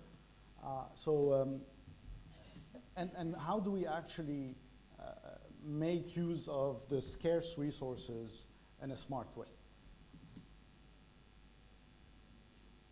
So there's a couple of things. Modernization that we talked about earlier, which is I'm actually want to be more competitive, so I'm modernizing, I'm moving to the cloud, I'm actually adopting so many disruptive technologies in my environment, and that brings a lot of challenges to my IT departments, because what they do is they keep on, there's new applications that needs to be patched, there's been talks about vulnerabilities earlier on, and they're not keeping up, simply. It's a very small team that is not keeping up with patching applications, and so we're going in that loop of what do we do there. So this is one of the main challenges on IT departments. On the other hand, RSA has an incident response team, so we actually help our customers detect and remediate breaches, right, globally. And there, we're seeing that adversaries are getting much more sophisticated. So it's not like what it used to be in the past, where attackers were kind of script kiddies and it was not really targeted. We're talking about very sophisticated attack, targeted campaigns. We're seeing that in oil and gas, in government, and the financial sector predominantly in this region. So I look after Middle East, Turkey, and Africa, and I've worked with so much customers that actually are living that. It's actually a living hell because they're afraid and the response is very chaotic. So, and again, malicious actors have so much resources. They have to be right just a single time, while the defender has to be right every single time. So it's very hard to keep up with this dilemma that we have. Last but not least, mandates. And mandates are the government bodies or the certs that are actually also facing challenges. Zena mentioned earlier today in the morning GDPR, which is also kind of making the task much harder on actually GRC functions to comply, but to also have outcome-based programs rather than just checklists. I remember when I graduated, and I've seen some auditors actually come in and auditing customers the way they used to audit, having just checklists and just kind of going and saying, all right, do you have this control? Have you done that? It was very checklist-oriented versus what the mandate, what the regulators are requiring today is something much more sophisticated. So again, there are three teams that we see being challenged a lot in mainly at customer sites. The IT departments, the security departments, and the integrated risk management functions. And those need to answer the CEO and the board of how do I actually make use of my security investments. CEO are actually getting much more involved in asking questions such as, how bad is a hack? What have you done to actually comply with a specific regulation? Back then, 10 years, 15, 20 years ago, CEO didn't really care about information security. They didn't even have a clue what information security or cybersecurity is. They're getting much more involved because it's actually, today, brand damage is a huge issue. If a breach is actually targeting a specific organization, the aftermath of that breach is actually very concerning. Right, so what we believe in RSA is, and again, I'm trying here to bring a holistic view of how we can actually help addressing some of the challenges that were mentioned earlier on by different speakers. So we believe there are three key things to be able to really manage digital risk that are extremely important. So first is visibility. So we mentioned there's large sets of data. We want to understand what's happening in our organizations. And I guess I've actually worked with a lot of customers, and the people who know best the data are actually the business owners of that data, are actually the people who are in that customer, in that company, understanding what they're actually, how can we actually have meaningful insight of that data. So if we don't have the right visibility across all the data sets, we cannot make conclusion out of it, whether it's AI-related technology that help kind of draw conclusion out of large sets of data, human beings will always be involved, right? And I think in the panel that we have today later on, we'll talk a bit more about AI.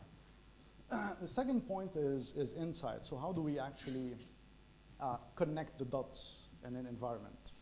How do we connect the dots quickly, and how we actually make sense of that data? How do we have actually business context around that data, threat context around that data?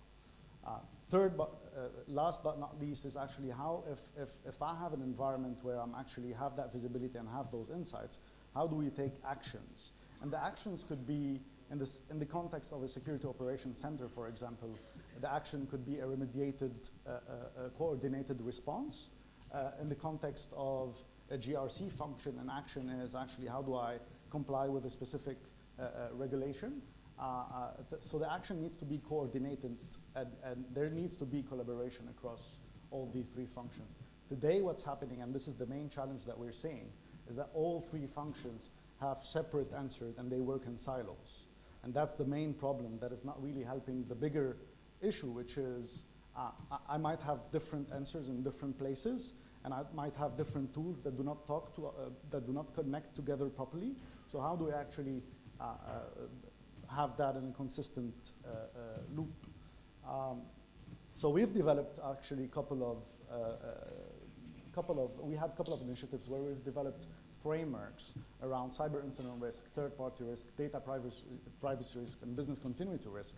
And the main focus here was to actually connect the security initiatives with the business, right? If we don't do that in an organization, often we fail. And that will actually ensure that kind of closing the loop, that whatever investments I'm doing, whether it's in a security operation, it's in a visibility tool, it's in a sandboxing technology, whether it's in a control that I'm actually investing in, whether it's in a SIM technology or whatever I'm actually investing in an environment, how do I actually make a sense of it, and how do I prove that there's a return on investment on whatever I'm doing?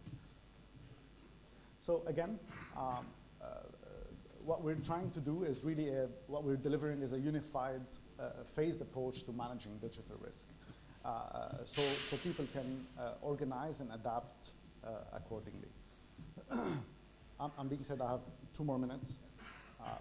Right, so there's a couple of areas, and if I want to be a bit more practical here, there's a couple of areas where RSA have helped customers globally, and those areas are around identity and access management, specifically, consumer fraud, security operations centers, and governance, risk, and compliance. So those are 4 areas we've heavily invested in as RSA.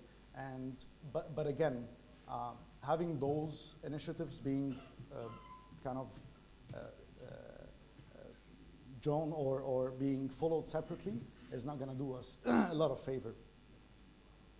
So I've mentioned visibility, insights, and analytics earlier on, and what we're trying to do, and I'll give some examples. So there have been some examples before around pulling, in this case, business impact analysis and security operations. One of the main challenges we see in security operations is we have a lot of analysts that are actually analyzing a large subset of data. So how do I actually make quick sense of it? If there is, how do I leverage user and entity behavioral analytics? How do I leverage actually machine learning and AI? And when I'm actually doing all of this in a coordinated effort and way. So this is an example of actually how I can connect the dots of actually what I need to focus on in terms of monitoring, and how do I respond and coordinate the response probably in a quick way. Because at the end of the day, what we want to achieve is really try to reduce risk, as we mentioned earlier, but try to reduce the time to actually detect a threat, and try to reduce the time we actually respond to a threat. Because the last thing we can afford with the scarce resources that we have is having a threat or being targeted. Environments such as military that are probably represented here, the Central Bank of Lebanon, And so we're dealing with targeted threats. So how do we actually do that in a coordinated way? And how do we reduce the risk from attackers actually exposing certain vulnerabilities? Another example is around user and entity behavioral analytics being applied to identity and access management. And those are cross-domain examples that we can actually that we can help our customers and that we've already helped our customers in achieving. So I'm going to stop now. I've been told I don't have enough time. Thank you so much for your attention.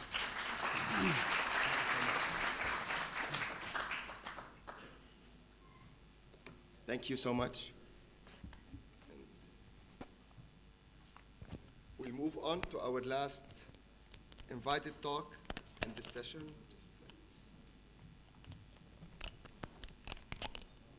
Sorry, we're running a bit late because we started a bit late in the morning, but we'll compensate as we move forward in the program. Last but not least, in this session, we have our last invited talk, Mr. Mohammed Kabbara from Cisco. Mohammed is a senior systems engineer at Cisco covering the Levant area. He works in various ranges of activities that involve customers and engagements in education, financial sector, defense, and the public sector. His main focus is on data center and cloud, enterprise networks, collaboration, and in relation to our today's event on security technologies, especially from a design perspective, features, benefits of these technologies to various sectors. Today, he's going to talk about ransomware defense, which is one of the main threats that were highlighted by our speakers this morning. So, Mohammed, the floor is yours. Thank you. Please. Pointer. Would you like to use this mic? It's No, it's good. Yeah, Can you hear me first? Yeah. Let me try. Yeah.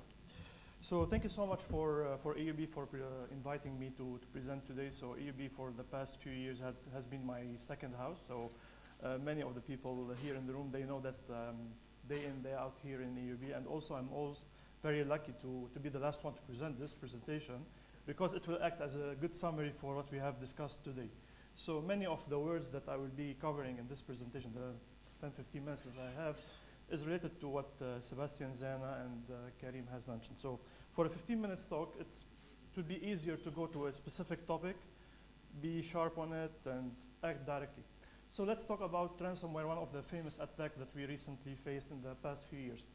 So this is a screenshot of multiple headlines from the news. So many customers, they were compromised in the public sector, in healthcare, in education. Especially education, it's very, I would say, relatively easy to compromise, because students try to attack in themselves, try to experiment, to play. So the idea here is that it's a growing business for both the attackers and also as a security vendor, as a security company. We are also here to support our customers. So ransomware is the most profitable business in terms of security in the history. The idea here, it's very lucrative, meaning that with the addition of bitcoins, now an attacker can get the money directly from the user. We don't have to go into a middle person. So they are saying that around to 2021, it will be like a $17 billion. So I think it will be the second business after drugs, maybe. So it's a very important business for attackers. So it's not only related to sophisticated attackers. So now we have a service called ransomware as a service. So you don't really need to have any coding techniques, any technology awareness. So you can just go to the dark internet and buy a malware, and then you can try to send it to your victims. So the way they can collect their money is that they can get some percentage out of those malwares that they are offering. Okay, so the idea here is that for the malware, hopefully you saw this screen. Hopefully you did not see it in action in your laptop, because obviously you are compromised if you see it. But this is really like the new blue desk screen of our era. So there are multiple variants of ransomware. So obviously we will not be able to talk about them all, but I will highlight a few things. So Bitcoin, it really helped the way we are processing and we are paying for the attacks. So of course we have different attacks like Loki, like ransomware like WannaCry. So WannaCry was the last one. It was impacted in 2017.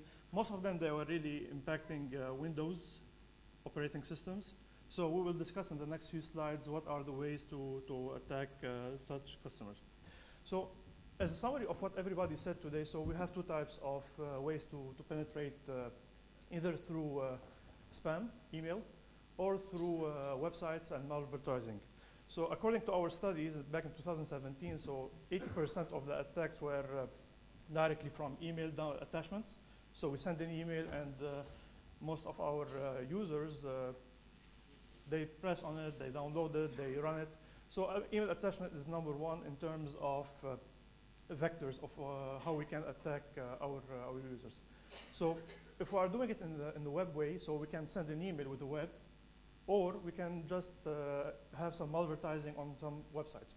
So the first thing it will do, it will have an exploit kit domain, so it will check exactly what do we have in our operating system, in our Internet Explorer, Safari, or Chrome. So it will check all the vulnerabilities, because in many of the cases, we don't have really proper patching for antivirus for the Internet Explorers and so on.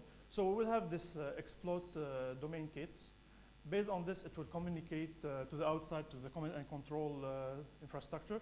Also, we have some percentage of the people that either we have it as a file attachment drop directly from the email, or once we communicate with the malicious infrastructure, it will send me a file, it will be dropped on my machine, it will execute, and then I can communicate to the outside using command and control, so I can have my keys and so on, and I will be able to blackmail my victim. So the problem is very simple. So ransomware, it will take hostage your machine, and it will try to take money to do it. So and the attackers today are very sophisticated. So now it's not anymore we are sending laterally to our customers. So if I am a civil engineer today, it will check maybe I have AutoCAD on my laptop. So it will see, okay, I will only encrypt the DWG files which are related to any file similar to AutoCAD. So it's not anymore like, I would say, without any visibility. No, they are now profiling the ways they are trying to do the attack. And the effect, they will take hostage all your machine, all your data, and they will wait until you pay through Bitcoins, definitely, so they will allow you to de-encrypt your data. So it's not a silver bullet architecture, but I will say, okay, it's similar to Cisco, of course, to other vendors. We are trying to minimize the attack as much as possible. No one can commit for 100% security. If someone who can commit for 100% security, take him as a sign, and definitely you take him to low. So how to prevent ransomwares? So how we make sure that the network, it's really being secured in a way how we can minimize the impact of it. If we were compromised, how we can stop it at the system side, so we don't reach the applications and the servers, which are the important data, like databases that Zena mentioned before. If it already existed in our network, how to detect it, who is patient zero, how it propagated, what is the behavior of the attack. Last but not least, how to contain it. So if we were compromised, how to make sure we can contain this attack and how we can go back to normal operation. Lastly, we need to have an incident response team who will help me to understand the patterns, the files, the problems we are facing either in our company or in different companies. So the best solution and the best practice, of course, beside all of this that we mentioned here today, we need to have a proper strategy for backup and recovery. So if we're compromised, how we can go back to a clean backup and clean image. So this will help me to keep my business operating in less time, and it will be, some of the customers today, they are trying to do some cyber security insurance. So they are putting some Bitcoins with some insurance vendors. So if they were compromised and they want to act very fast, they just need to pay for this to de-encrypt the data. So let's talk about the kill chain. So many of those words you heard them today. So reconnaissance, it starts with the network. It starts with some sniffing, with some UDP lookups. And also, we can do some reconnaissance based on the people. So if you go to LinkedIn today and you want to attack somebody in Cisco, you go to LinkedIn and maybe check his name. So you will be able to see maybe his email, so you can collect some information that they are now present. Everybody today is putting a lot of information in the cloud, whether we like it or not. This is really a reality. So the reconnaissance starts by the attacker to see who we are dealing with and how we can maximize the problem of the attack. If I'm attacking a CEO, different than attacking a person maybe in a security guy or an IT guy. So the more we are higher in the rank, the more we can impact really more our victims. Based on the reconnaissance, we start to do some staging. So we create some websites, we create some emails, and then we launch it. We send it to the victim. Some of the cases, we try to stop it. And even if we are educating our users, meaning that if we find an email, you don't really have to open it. But the idea here, it really depends on the people itself. So if I am an HR person, I'm expecting to read CVs. If I send the CV as a Word document to an HR person, definitely he will be opening it. And maybe if he has a macro, maybe he will press on it, and then he will have the exploit under his network. He will install the file, the malware, and we'll start communicating back to command and control. Based on this, also we do some actions on the machine itself to make sure that maybe we encrypt some of the data, block some USB actions, check the latest backup, and try to delete it on the machine. So those are the techniques that normally the attackers use. So how to do it? As I said, it's not only for Cisco. This is a way to do security. So we need to have threat intelligence. We need to have knowledge. We need to have intelligence, meaning that if we have a problem, how we can try to attack to stop it. So email security plays a major role, and Zena mentioned email security and especially the ways how we can check the files and how we can say if they are clean, if they are not clean. So sandboxing techniques. Web also is very important. DNS is also very important because most of the attacks today are using DNS. So we can stop most of the attacks at the DNS layer. We don't really need to send back the traffic to our proxy or to our email. We try to stop it at the edge, at the internet level. We need definitely to have some client security, so host-based intrusion prevention systems, advanced malware protection on the PC. So if we have a problem, to see how are the processes are running, what are the problems, how we can stop it. Also, not a security practice, but it's a practice we use in the network. We need to really segment the infrastructure. So we cannot have a flat network with a flat VLAN. We need to make sure that specific roles, they have specific VLANs. Those specific VLANs, they have some access to specific applications or specific details. Intrusion prevention systems will help me to do some intelligence, indicator of compromises, and how we can stop some command and control systems. And also monitoring. We cannot really have proper security without visibility, and without visibility, it will not really do proper security. So we need to make sure that we have all those systems are correlated together. They are feeding the same systems. We can have some correlations, and then we can check really the alarms and the attacks that are really important for us. So if I want to map what we said here in terms of kill chain, so those are different products that we can use.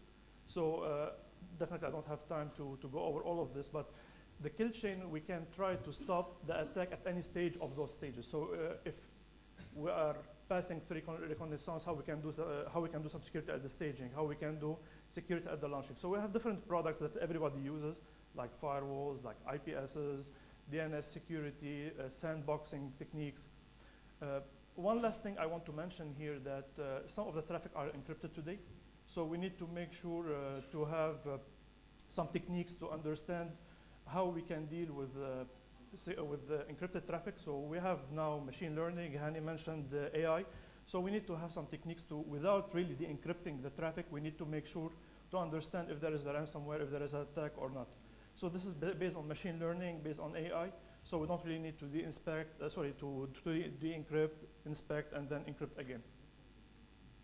So last slide. I think I'm on time. Yeah. So the best practices, how to do backup and recovery. So the most important thing is to use some untraditional types of backups. We need to make sure to use optical disk. We need to disconnect storage so we can fall back to those proper clean, I would say, operating systems. We need to standardize on the desktop and the server images. So in case we have failure or in case we have compromise, we need to make sure to go back to a clean image. Also, one of the best practices we say, if you are impacted by a ransomware or by any malware, you have to re-image. You cannot really clean it. The more you clean it, it might help, but it will not really fix all the problems. So we always recommend to do some re-imaging. Also, we consider that, or we advise our customers to go to a redundant infrastructure for some critical and some important users or some important machines. By this, we can try to contain and to minimize the problem as much as we can. So by this, I think I am on time. Perfect. Thank Cool. you. Thank you. Thank you so much. Okay. Thank you so much. I think everybody is thankful. This is the last talk before, before our coffee break. I would like to note that we're going to have a 20 minutes coffee break, so we will start again at 11:30 sharp. After the coffee break, we will have 3 panels. The first one is on research and innovation. The second one is on market needs. And the third one is on national security aspects at the national level, I mean, including government, military, security aspects. So enjoy the coffee break, and we'll see you at 11:30. Thank you. Thank you كتير. يعطيكم العافية.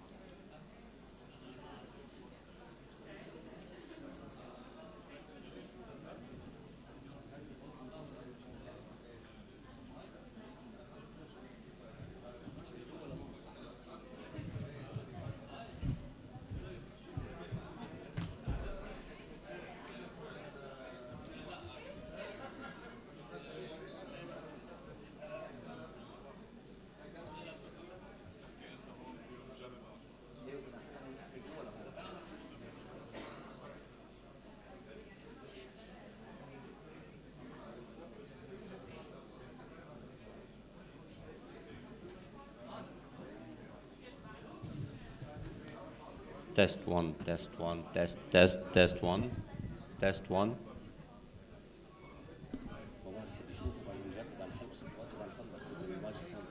راحوا الشباب ما بعرف. تيست 1. جوزيف مين؟ جوزيف طبعا راح لتاني الكوري بيجرب يشوف جوا المايكرو. تيست. جوزيف اوديتوريوم بي. Monitor UB, please test from your side.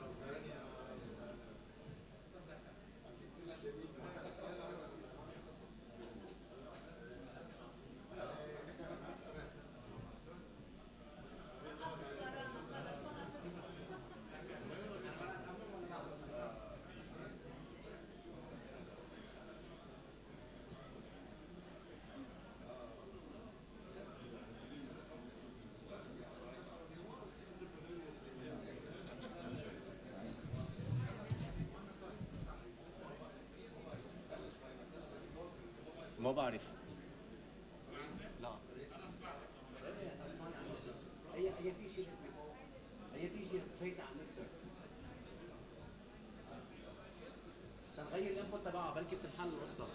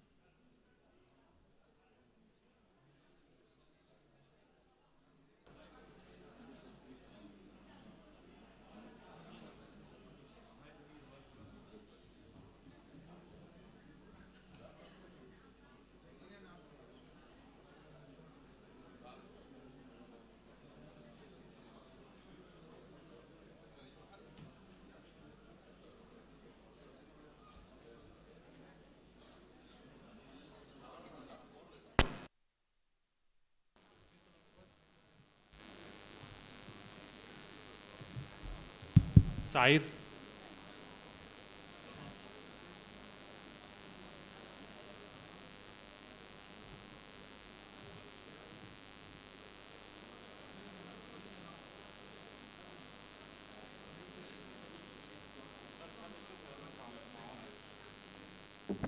تست تست تست تست تست تست. هيدا صوتي طلع هون طلع جوا. عم يسمعوني. اوكي. الخزة من البورت طلعت نجوية. البورت اللي على المكسر. اللي هون بركي البورت اللي هونيك نجوية، رح اقلب انا على الغير بورت يقلب لي اياها على المكسر. الشاب شو اسمه اللي كان معي؟ من عندكم. اللي كان معنا امبارح.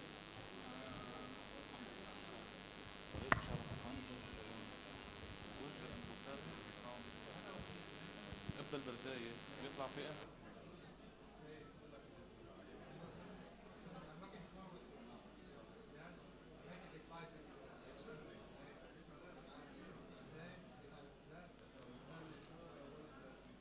تست.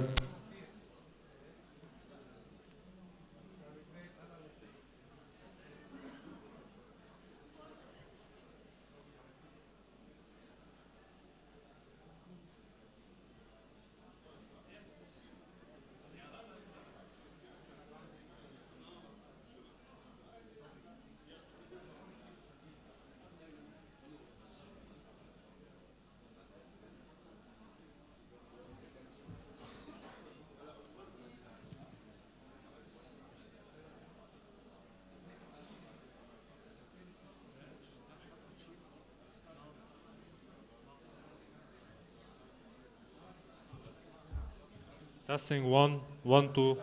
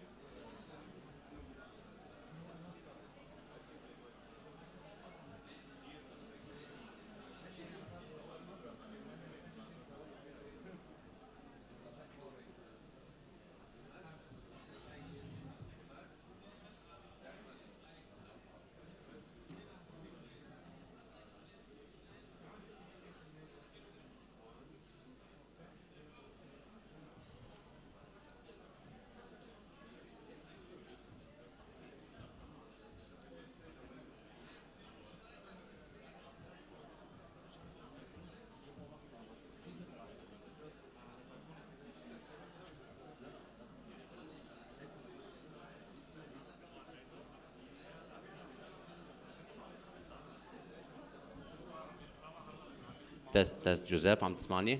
إذا عم تسمعني خبروا لسعيد وسعيد بيعمل اللي بإيده أو بيشبر اللي بإيده. تست 1.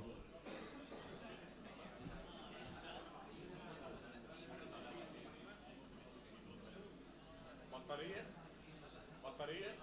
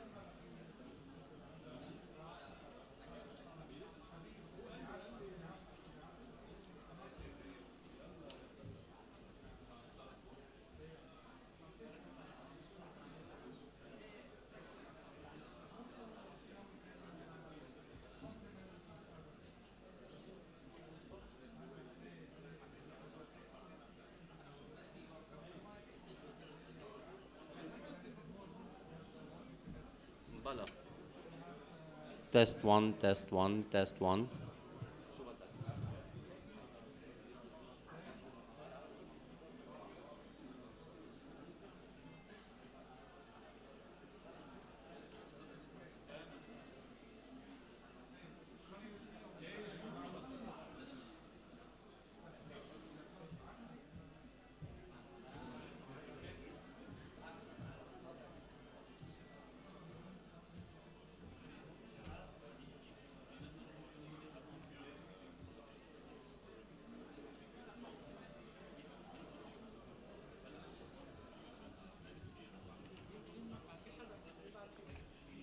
أحمد هي.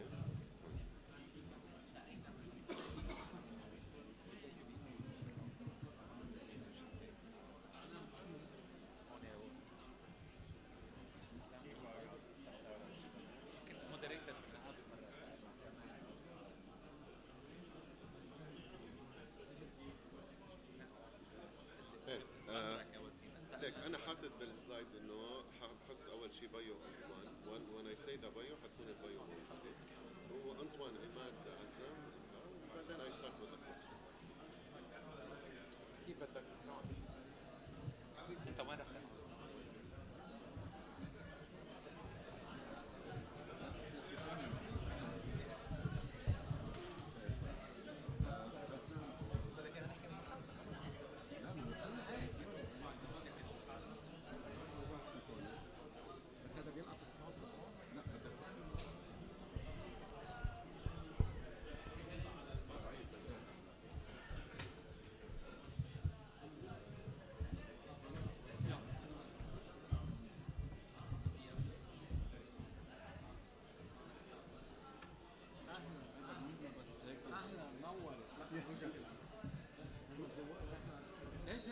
الو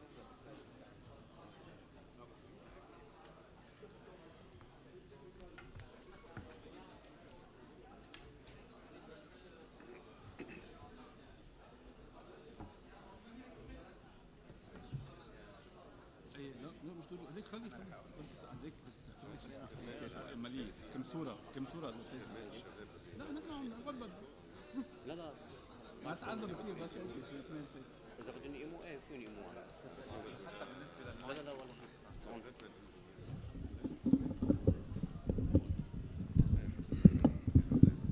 لازم نلاقي حل بالاي بي عم بيستهدفوا جامعه اليو اس جي حاطين لي بروجيكتور بوجهي ليك انت توني ضوي عليك بدنا يطلع عم نضوي عليه وهو عم ياخذها بطريقه دائما نيجاتيف انا بدي احتاج عند الدوله بس استخدم الاي بي بتاعك وما بده شيء دغري بدها طوابع ايه قضائيه ولا منيح في انتم دافعوا عنا هلا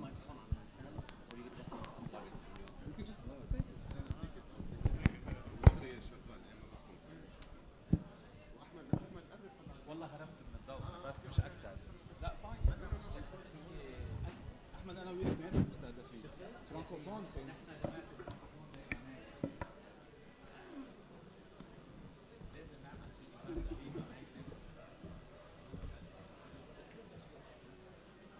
Please be seated. We will start the panel in a minute.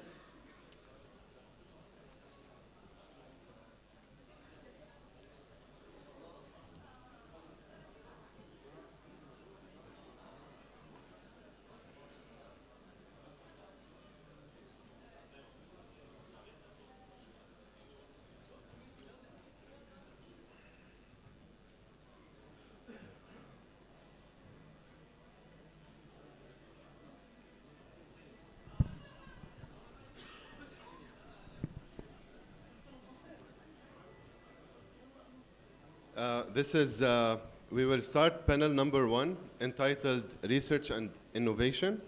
I am Wasim Al-Haj. I'm the chairperson of the Computer Science Department at AUB. I thank the panelists for accepting our invitation and being with us. I'll start with a brief introduction about each panelist, and then we'll go ahead with the panel. Dr. Antoine Vghali, he's the CEO of Potac Consulting and lecturer at USG. After completing his graduate studies in telecommunication at USG, Tony Vghali received his master's degree in networking and distributed systems from the University of Paris 6 in 1998, and he's a lecturer at USG since 2000. Teaching courses related to networks and systems, management and security, he co-founded in 2008 Potac Consulting, an advisory firm specialized in information security. Thank you, Tony, for being with us. Dr. Imad Al-Haj, he's a professor at AUB. Dr. Imad received his BE in computer and communications engineering with distinction from AUB in 1997, and the MS and PhD degrees in electrical engineering from Michigan State in 1999 and 2002, respectively. In 2014, he co-founded with 2 other professors in ECE, Sogo 360, the first startup to be incubated at AUB. His research interests include instrumentation and robotics, cybersecurity, sensor and computer networks, and multimedia networks. Dr. Al-Haj is the recipient of many awards, most recently the Teaching Excellence Award at AUB and the Kamal Saliba Academic Freedom Award in 2014. Thank you, Dr. Imad, for joining us. Dr. Azzam Murad, Associate Professor at LEU. Dr. Azzam is an Associate Professor and Associate Chairperson of the Computer Science and Mathematics Department at LEU. He holds a PhD degree in Electrical and Communication Engineering from Concordia University and Master's degree in Computer Science from Laval University. He published more than 75 research papers in international venues on IT security, IoT security, web service security, cloud security, and mobile and wireless network security. He won several prestigious and merit awards for his research work in the last couple of years. The latest is the LEU Research Excellence Award in 2017. Thank you, Azzam, for joining us. And lastly, Dr. Ahmed Fadlallah, Associate Professor at the Lebanese University. Dr. Fadlallah received the Engineering Diploma in Electrical Engineering and Electronics from the Lebanese University in 2001. In 2003, he received a Master's in Telecommunication Networks from the Lebanese University and the Saint Joseph University in Beirut. In 2008, he received a PhD in Computer Science and Networking with specialization in network security from Telecom Paris Tech, France. He is currently an adjunct associate professor at the Lebanese University. His research interests lie in the area of computer and network security with current focus on IoT cybersecurity. Thank you all for joining us. So I will start by saying something about artificial intelligence and the way it's being used now in most sectors. And I will start with a question to Dr. Tony, asking him about if AI is being used in exploiting vulnerabilities in computer systems or in systems in general, and if yes, how? Okay, before I begin, I would like to give a big credit to the organizing committee and AUB. We have been present in a lot of events regarding cybersecurity, and I think we have the biggest number of attendees, which is great, and which is very important for us as a community because people are being concerned about that, and they are becoming more and more aware. Now, can we use AI to attack? Well, definitely, the answer is definitely obvious. It is yes. Are we using this now? Well, we have some detected attacks, but I will go into what can be eventually be done if we use more AI techniques for attacking. But before that, I would say that what is good is that AI has been used by the vendors to defend from a long time ago. And we have a lot of vendors here, and I know that are selling a lot of solutions having AI, some kind of AI or some kind of AI techniques. It can be advanced or not advanced. Anyway, we have a lot of work done by the vendors, and we have implementations in this regard. So it's good that people doing the defense part do know how to handle with AI. But let's now talk about attacking. What a hacker would probably want to do is to attack the maximum number of targets and having the best success rate. Can he use AI to achieve that? Yes, definitely, we can. So if we want, we can, let's say, categorize AI-driven attacks in two categories. One, we have what we call AI-aided attacks, and then we will have probably what we call AI-embedded attacks.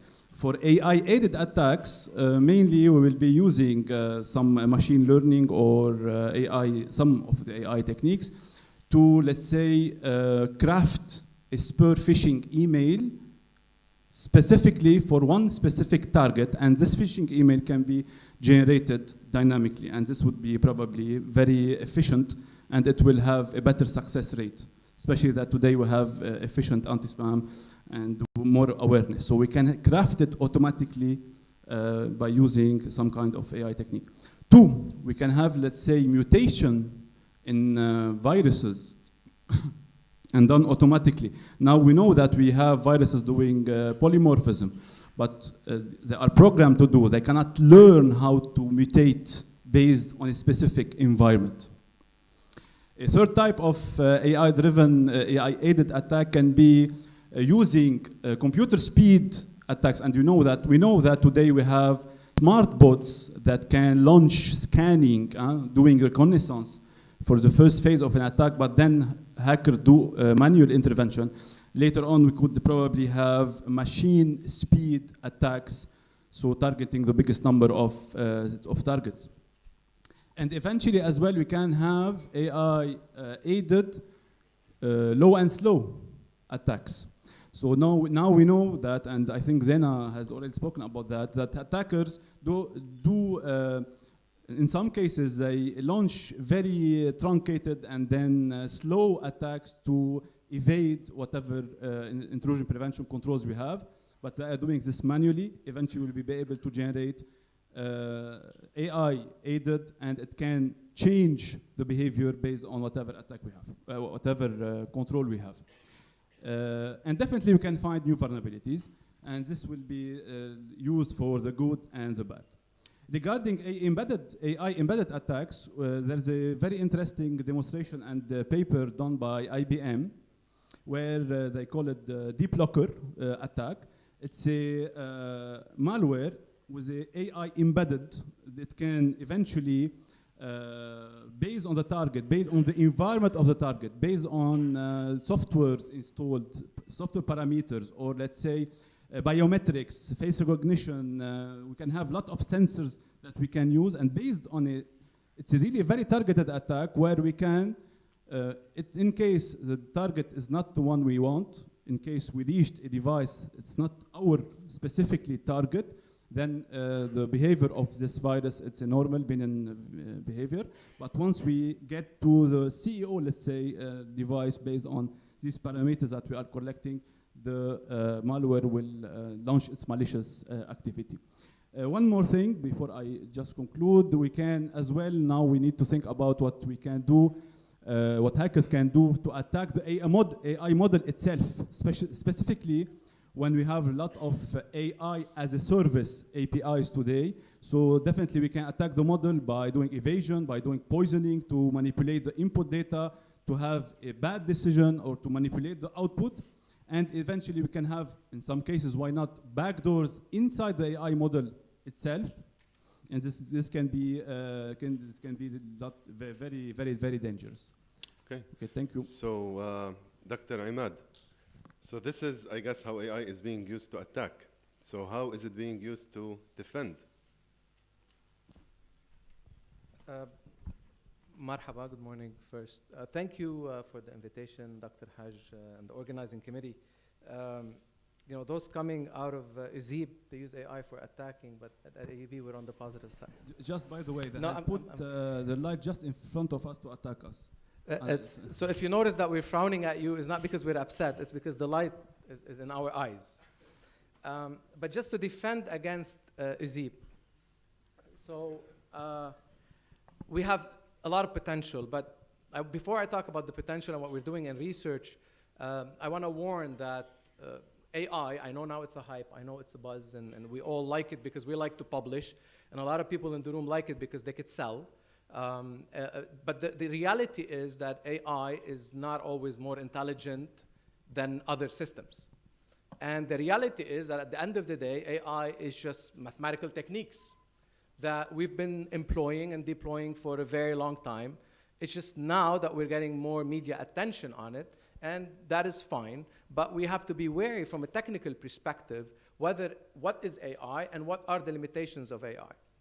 And this is important because AI, effectively most of the techniques, not all, are data-driven.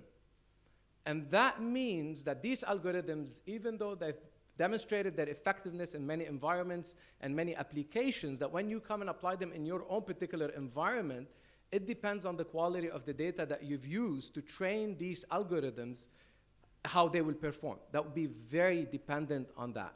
So if we train algorithms and we demonstrate intrusion detection capabilities in the lab, that doesn't mean that we will do as well if we deploy this in an Ogero type of a network, in Alpha or somewhere else. That said, what we're trying to do, and some of the research that we're doing in the lab, is trying to do just that. It's trying to do intrusion detection and traffic classification. So I'm part of the networking and security group at AUB, Dr. Ayman Qaisi and Dr. Ali Shahab. So this is the work of several faculty members and several students that are working. And I want to highlight only two quick projects that are currently being developed. And we're working on these with TELUS. TELUS is an operator in Canada, and they fund a lot of this project, so I have to acknowledge them. One of the projects is the issue of traffic classification, both for intrusion detection and just to classify the traffic. And the question is, by looking at traffic without doing deep packet inspection, can we, from the pattern of the traffic, know what that traffic is? And the answer is yes. And there are several techniques that are working, and with very high accuracy, we could do that. Now, the second question becomes, what if the traffic is encrypted? What if this is VPN traffic? Can you classify it? And the answer, yes, with a slightly less accuracy. The third question becomes, what if the network, what if the traffic is Tored? What if it's a Tor network that is actually intentionally designed to not let you know what the traffic is? And the answer is also yes, to a lesser accuracy. Now, what does that mean? That means one thing is good about this is that we could know what the traffic is regardless of whether it's encrypted or not. And based on that classification, we could treat it differently. So from an IoT perspective, there's a lot of interest with operators to identify these flows and give them different quality of service. And more importantly, from a security perspective, that if there is any traffic that looks awkward, looks out of line, that we cannot classify, we can actually detect it, and we do that with a relatively high accuracy. The problem with doing this is that the attackers can use the same technique. And now that if you're trying to have some privacy of your traffic and not let them know that two entities are using a certain application to communicate, they'll still be able to know what that traffic is and what type of traffic is, which could be very revealing that I'm conducting a certain conversation with a certain entity using a certain application. Okay? So that's the downside of it. Now the fourth question becomes in research is, can you use AI then to try to morph your traffic and make your traffic look like some other traffic so that if somebody is listening on the network, they will think that it's a different type of traffic and it's not this type of traffic.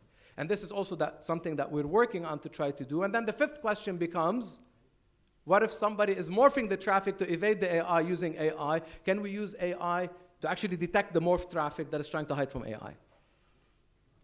We still don't have an answer for that. Yeah. That we're still waiting for a student to finish her PhD to know the answer of how well we could do this. But you can notice that it's the same cat and mouse game that we've always had in security. We cannot come up with a technique, and then somebody evades it, and we try to catch that, and we keep doing this back and forth. So whether it's AI or not AI, we're going to fall in the same problem. And AI will not solve all the problems because at the end of the day, there are some context issues that we've noticed AI cannot know, and you need human intervention in them. And that's where the other part of our work with crowdsourcing comes in, and where we revert to humans. So we're building systems where we could rate applications not only on their performance on your device, on how they consume the resources, but also whether that consumption of resources is malicious or not malicious.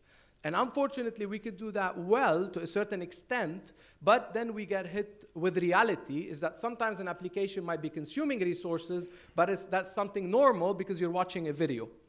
And how could we distinguish this? And how could we know this? Well, the only thing we can come up with is let's crowdsource it. So you get a notification on your phone, and you actually will just give us a context answer that, are you doing this or that, yes or no? And by us doing this globally, we've done an experiment with tens of individuals for 6 months, we will be able to mine this data, and based on this data, we will be able to classify apps, not only based on whether they are misbehaving or not, but also on their worth. So it's kind of an objective rating beyond the start rating that you see on the Play Store.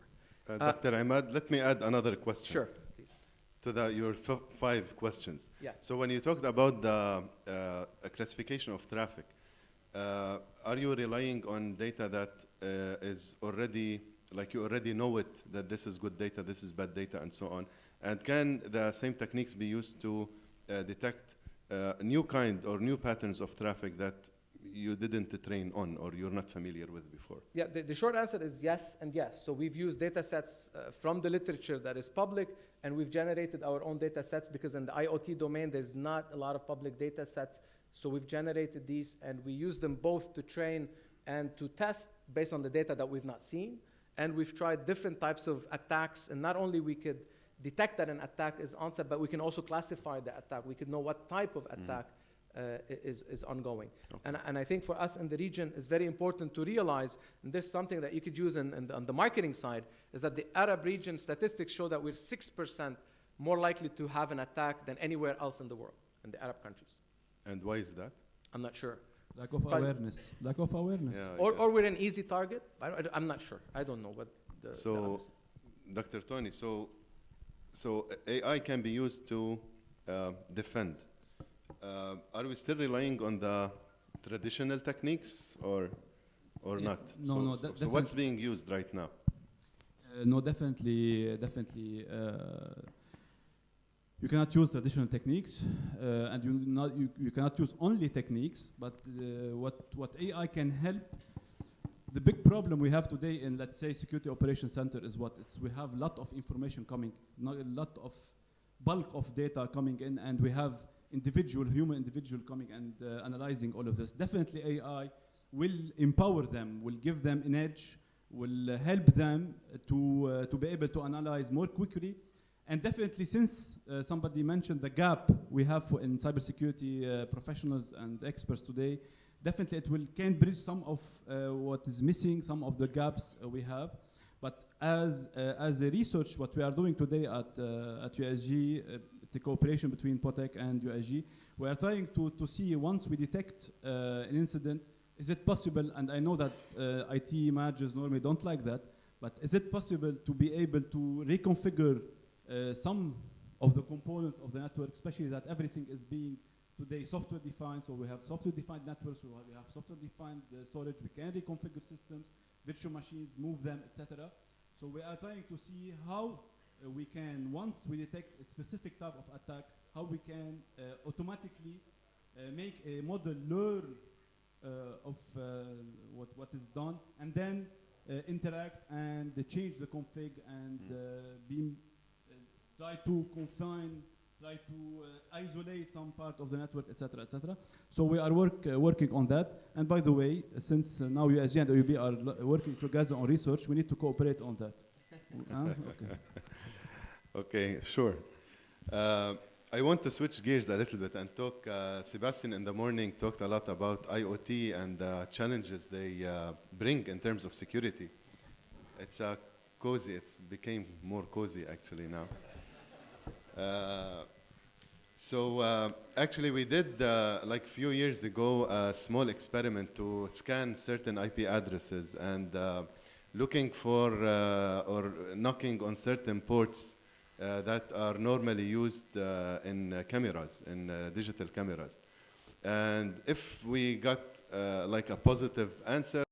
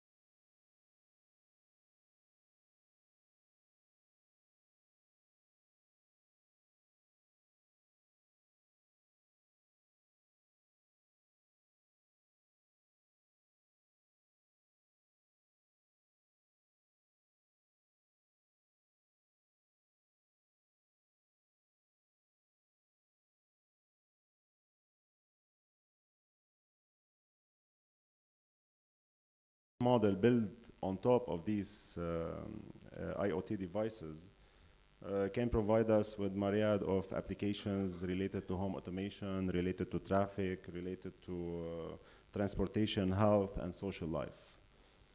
So it is expected to reach like more than 20 billion connected IoT devices by 2020, and we're talking about a huge amount of money invested in that, reaching $2 trillion by 2020 also. So, but the question here, like, we have massive data that are that is collected from these devices, and this data is transmitted over operator networks, over mobile operator networks, and they are sent to centralized, powerful cloud and edge system for analysis, for complex analysis, in order to provide us with this intelligence and customized services.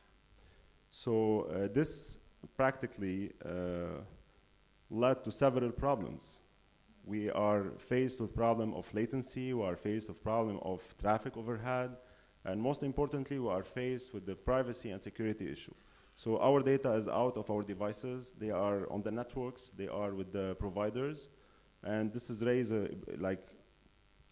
lot of problems in terms of privacy. We have solutions. The current solution that we're talking about, whether related to AI or not AI, are convenient. They are relevant, but they are not relevant in the context of IoT because we are faced with devices where they don't have enough computation, they don't have enough energy, and applying the same solution that are in the literature now, practically they are not fully convenient, they are not fully relevant, and then accordingly we have to deal with that issue. And I'm talking here about the intrusion detection system using AI or using the traditional intrusion detection system. I'm talking about traditional methods and AI solution for customized access, customized privacy methodologies. All of these, they require a lot of energy and a lot of computation, and they are not relevant for the IoT devices. So in this regard, we at LAU and in collaboration with several local, regional, and international entity, and here we need to refer to Ericsson also in Canada, we are trying to address these problems through two main research directions. The first one, we are trying to build intelligent now. We are integrating intelligence into customizing the access to data while relying on context information and relying on behavior analysis. So now the AI capabilities and the machine learning capability, we're trying to work on customizing data. For example, whenever I'm at work, I have some type of data that I don't want it to be collected. When I'm at home, the same thing.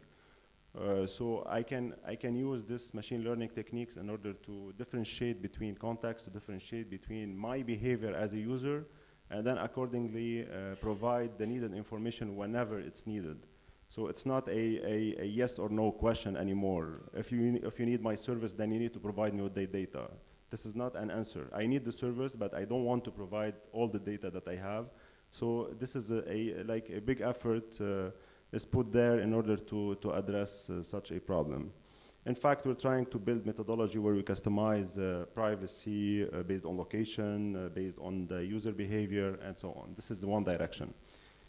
In the second direction, we know that we don't have enough computation. We don't have enough energy. So what we're working here on rethinking the design of machine learning shouldn't be centralized anymore.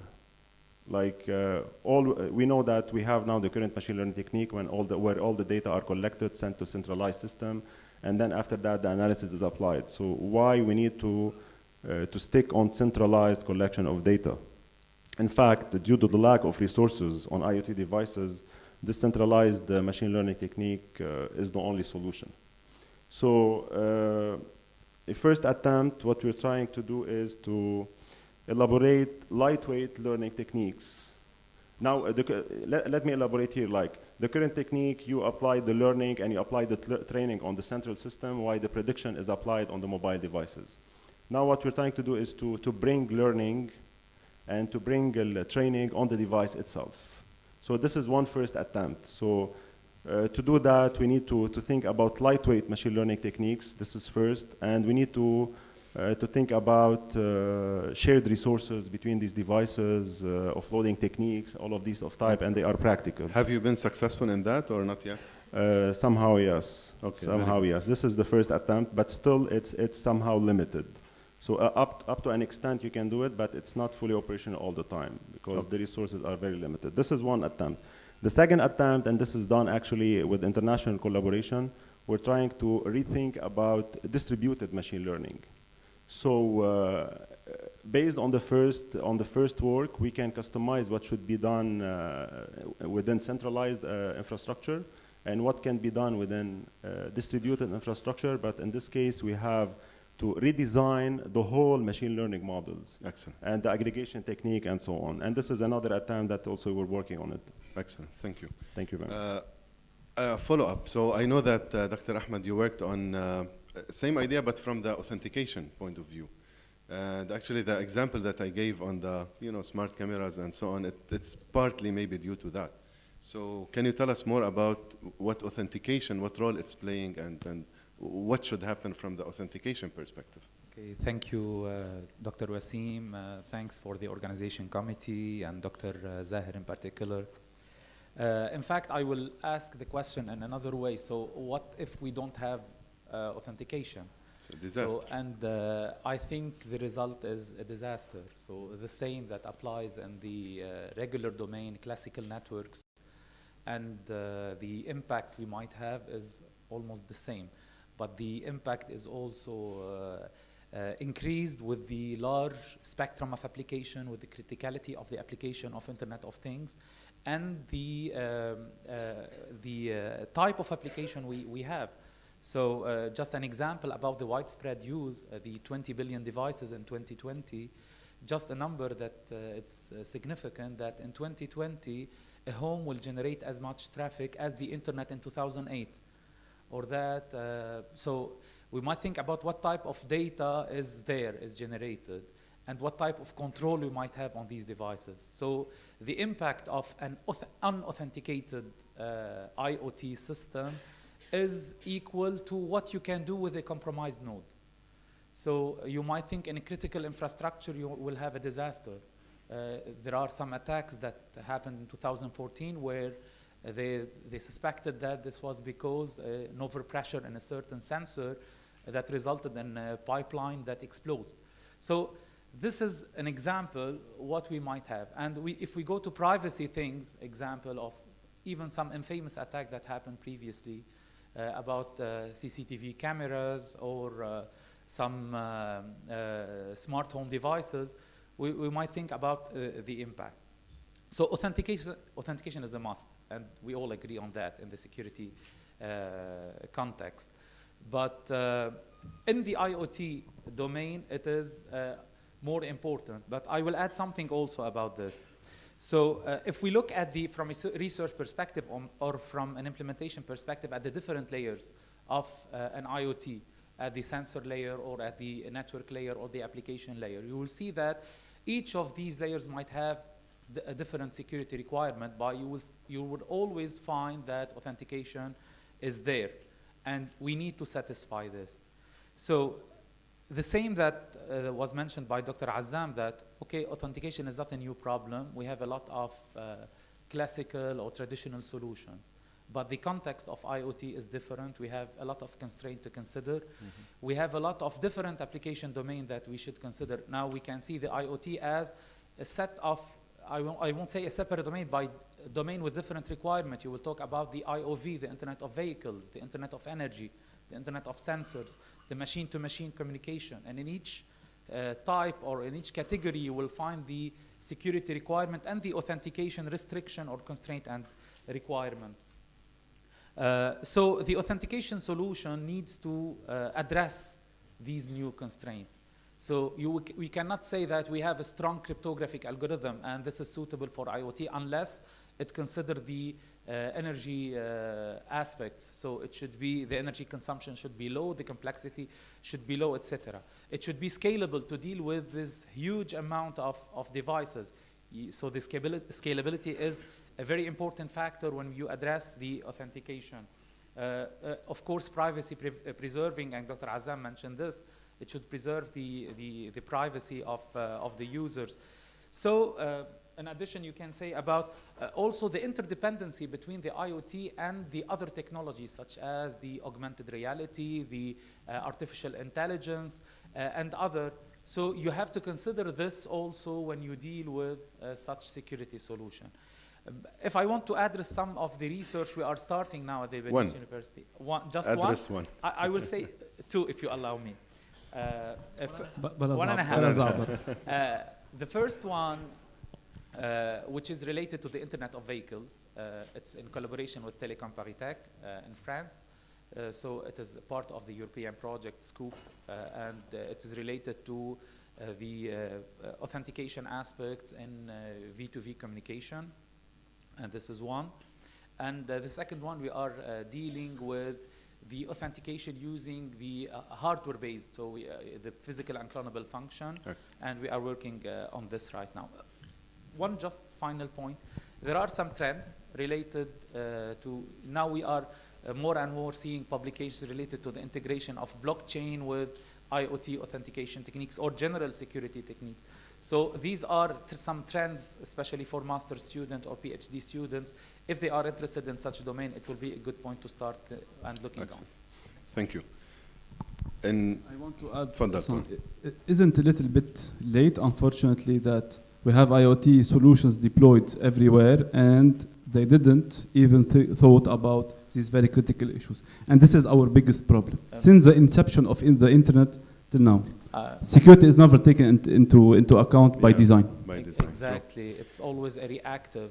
Just remind that all distributed denial of service defense research started after the wide range attack in 2000. So we always are reactive and not proactive, unfortunately. Dr. Ahmad. But I mean, there's a reality here to that. There's a financial reality. So if we're not going to deploy anything until we know it's secure, we will never deploy anything. Right. Because we'll never be they sure that they will not make money enough. Right. We will stifle innovation. Yes, but now with the forces revolution, the impact will not be only financial. The impact will be physical, right? Absolutely. Okay. I fully agree. So can we today afford having a physical impact take it into a cyber war context? We have to be aware, we have to react, but we cannot be scared about it. So, you know, one example that comes to mind, I mean, I'm in this domain, and sometimes I'm not sensitive to this, right? And actually, my 10-year-old noticed something, because how many of you know Alexa? Yeah. Alexa? Okay, good. So I have a couple at home, and then it's actually my son that noticed that, you know what, Alexa is always listening on what we're saying so that she knows that we called her. And he's the one that pointed out the privacy issue. And then since then, he's freaked out. So there's this one button on it that you could shut down the microphone so that you could turn her off. And I always come and it's red, and he shuts it down. So he actually was more sensitive to this than I am. And so there is a compromise that you have to do between innovation, between progress, between security and the privacy. And I think there's nothing called privacy anymore. I don't believe in it. I don't think we could preserve it because it doesn't exist. Yeah, if you have a phone, you have no privacy. If you have a laptop, Google. Unless you're in a cave somewhere in Sannin, you have no privacy. Dr. Azzam, in 30 seconds, so we all do research, we all publish. Where are we from the, like the actual world, the real life? In 30 seconds. In 30 seconds, okay. So actually, you know, we are far from reality, as Dr. Haj said now. It's probably on purpose. The privacy issue and security issue are not taken into consideration from design, probably on purpose that, because if they enforce privacy from the beginning, they won't have all this data about us. So the privacy and security measurement can be done and can be applied anywhere since long time. All people are aware about it, but if they enforce it from the beginning, how they are going to collect such amount of data? You have $2 trillion coming to business now, and if they enforce it, they won't have access to it. Imagine if you have flexibility to customize your data and provide them with only part of the data. Maybe the governmental entity, they won't like this because it's helpful for them, and even the business entity, it's helpful for them. So somehow we are far in terms of research and in terms of practical solution can be applied, but the intent of applying them probably it's not it will not be there soon. So although we can speak for hours, I have to stop and take few questions from the audience before we move to the second panel. Yes, please. So who has the mics? Maha? Daniel? I noticed Nabil is here. I would have been careful what I said. And now he's going to reply now. الآتي أعظم. Nabil Bukhalid. I'm going to agree with you that innovation would be somehow blocked if we're going to add security. But at the same time, we were very lenient from the beginning by providing anonymity on the net, by providing very, very weak security levels. And I believe that accountability, if there were accountability, it would have been a completely different story. But being a juvenile technology, the legal system did not really follow up on us. But we're not going to be able to escape it for a long period of time. I mean, if we take the car industry and the recalls they have if there is anything that is causing harm to the end users. In technology, there is no harm. Nobody is accountable. I mean, if IBM gives you, or Cisco gives you, or whoever gives you a device, and that device is not secure enough, and you're harmed by that, they're not accountable. They signed a non-disclosure agreement because they say read whatever you signed on. In the car industry, you cannot do that anymore. So the maturity will bring in accountability, a regulatory environment like the GDPR that will make the companies, I mean, developing the solution, the developers, responsible for whatever they're making. Thank you, Nabil. Another question?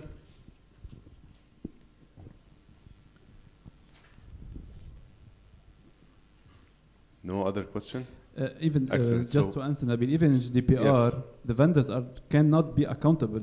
It's the responsibility of the entities, the data owner. Hopefully. And this is why I'm aligned with you. We need to enforce the accountability by laws.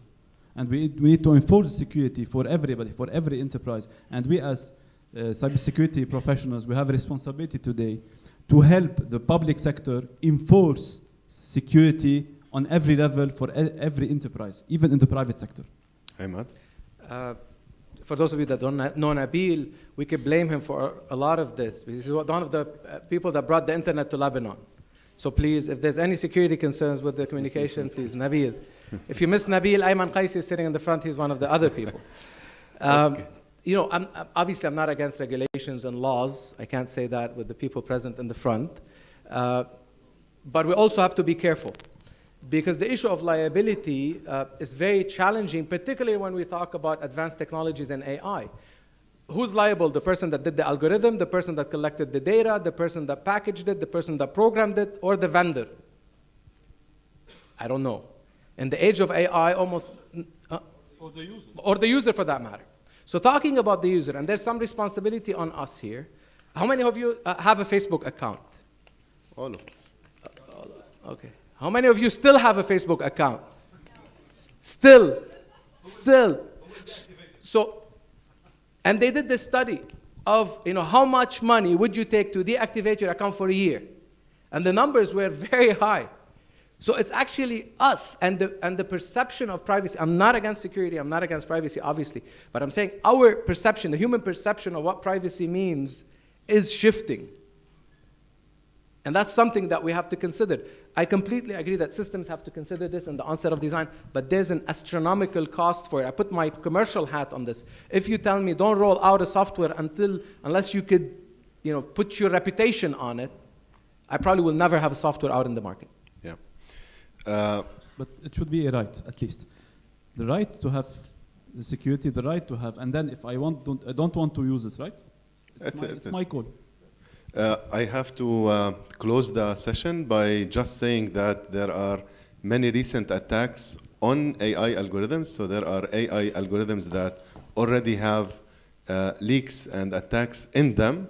So using AI to either defend or attack might be problematic in itself. Thank you very much for attending, and thank you for the panel again, and we'll close the session.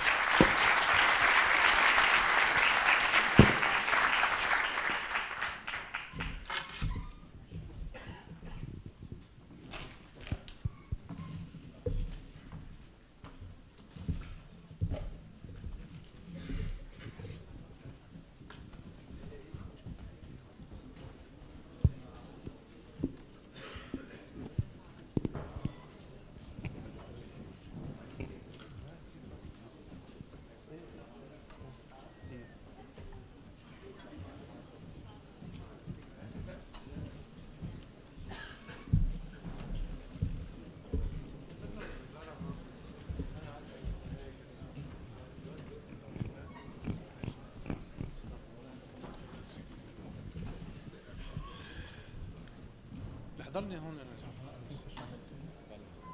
نفس الفورمات.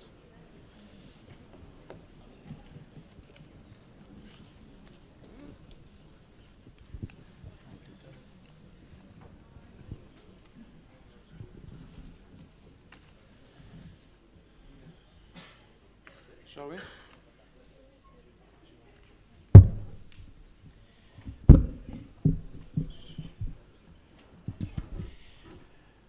All right. Hi, everyone.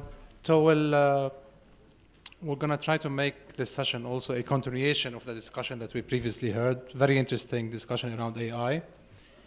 What we will cover now is a bit more general. The topic that we selected or we've been assigned to is about the cybersecurity market needs.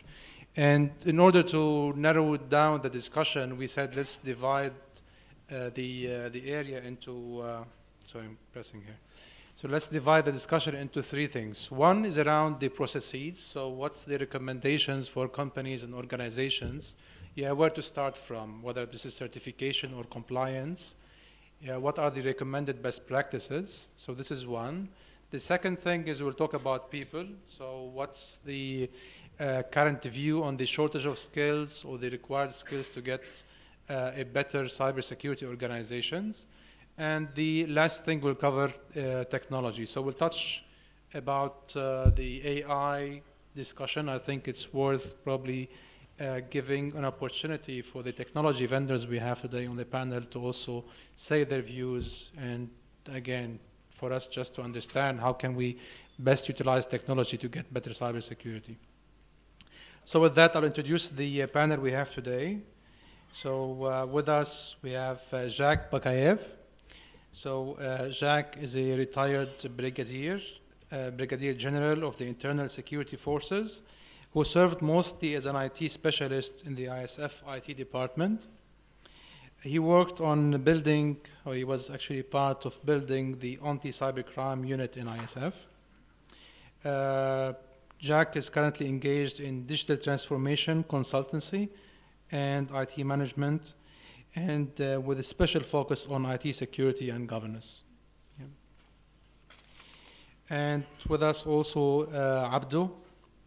So Abdo Shalhoub is the past president of ISACA and a current board member there as well.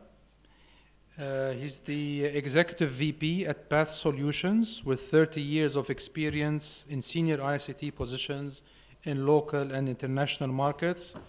He is a known speaker in regional and international events on a variety of topics, including information security. And you've all been introduced to Sebastian. If you weren't here at the beginning, quickly, Sebastian serves as the Deputy Computer Security Officer for CERN. He works on security strategy and policies and on internal security assessments. He is also the director of the CERN School of Computing, organizing every year 2 summer schools for scientists and engineers involved in particle physics or other data-intensive sciences. Next, we have with us Karim. So Karim Abellama is, again, if you've been into his presentation, you know he's the pre-sales manager for RSA. And as previously also introduced, he spent the last 10 years in the Middle East region helping customers address their challenges in various security disciplines, focusing mainly on threat detection and response and other advanced technologies. And finally, we have with us Simo Isa. Simo is the Education Solutions Lead for Middle East and Africa at Microsoft. His work focuses on supporting education system leaders, school institution leaders, researchers, and educators to embark on a digital transformation journey. And prior to this role, Simo focused on driving strategic business transformation with Microsoft partners and customers in the region. Okay, so that's the panel. Thank you all for coming. So as we said, we'll focus our discussion on the 3 elements. And if we start with the best practices, my first question would go to Jack. So Jack, if you think about the customers you've dealt with and interacted with before, it would be good to share with the audience what you saw that worked well, what kind of practices that customers did and generated good results. At the same time, what are the main challenges you've seen in implementing security processes? Well, in the previous session, we were talking about engagement in security and how much we're focusing on security, and so on. I think this is the first thing I've seen. I've seen a progress in the organizations dealing with security throughout time. So there now organizations, individuals are more and more engaged into security. May I ask you here that is the security one of your concerns? Yes, okay. For example, for the students, do you make a copy of the paper you're preparing? So you keep a copy aside, a backup? Do you do this every time? Yes or no? So not not always.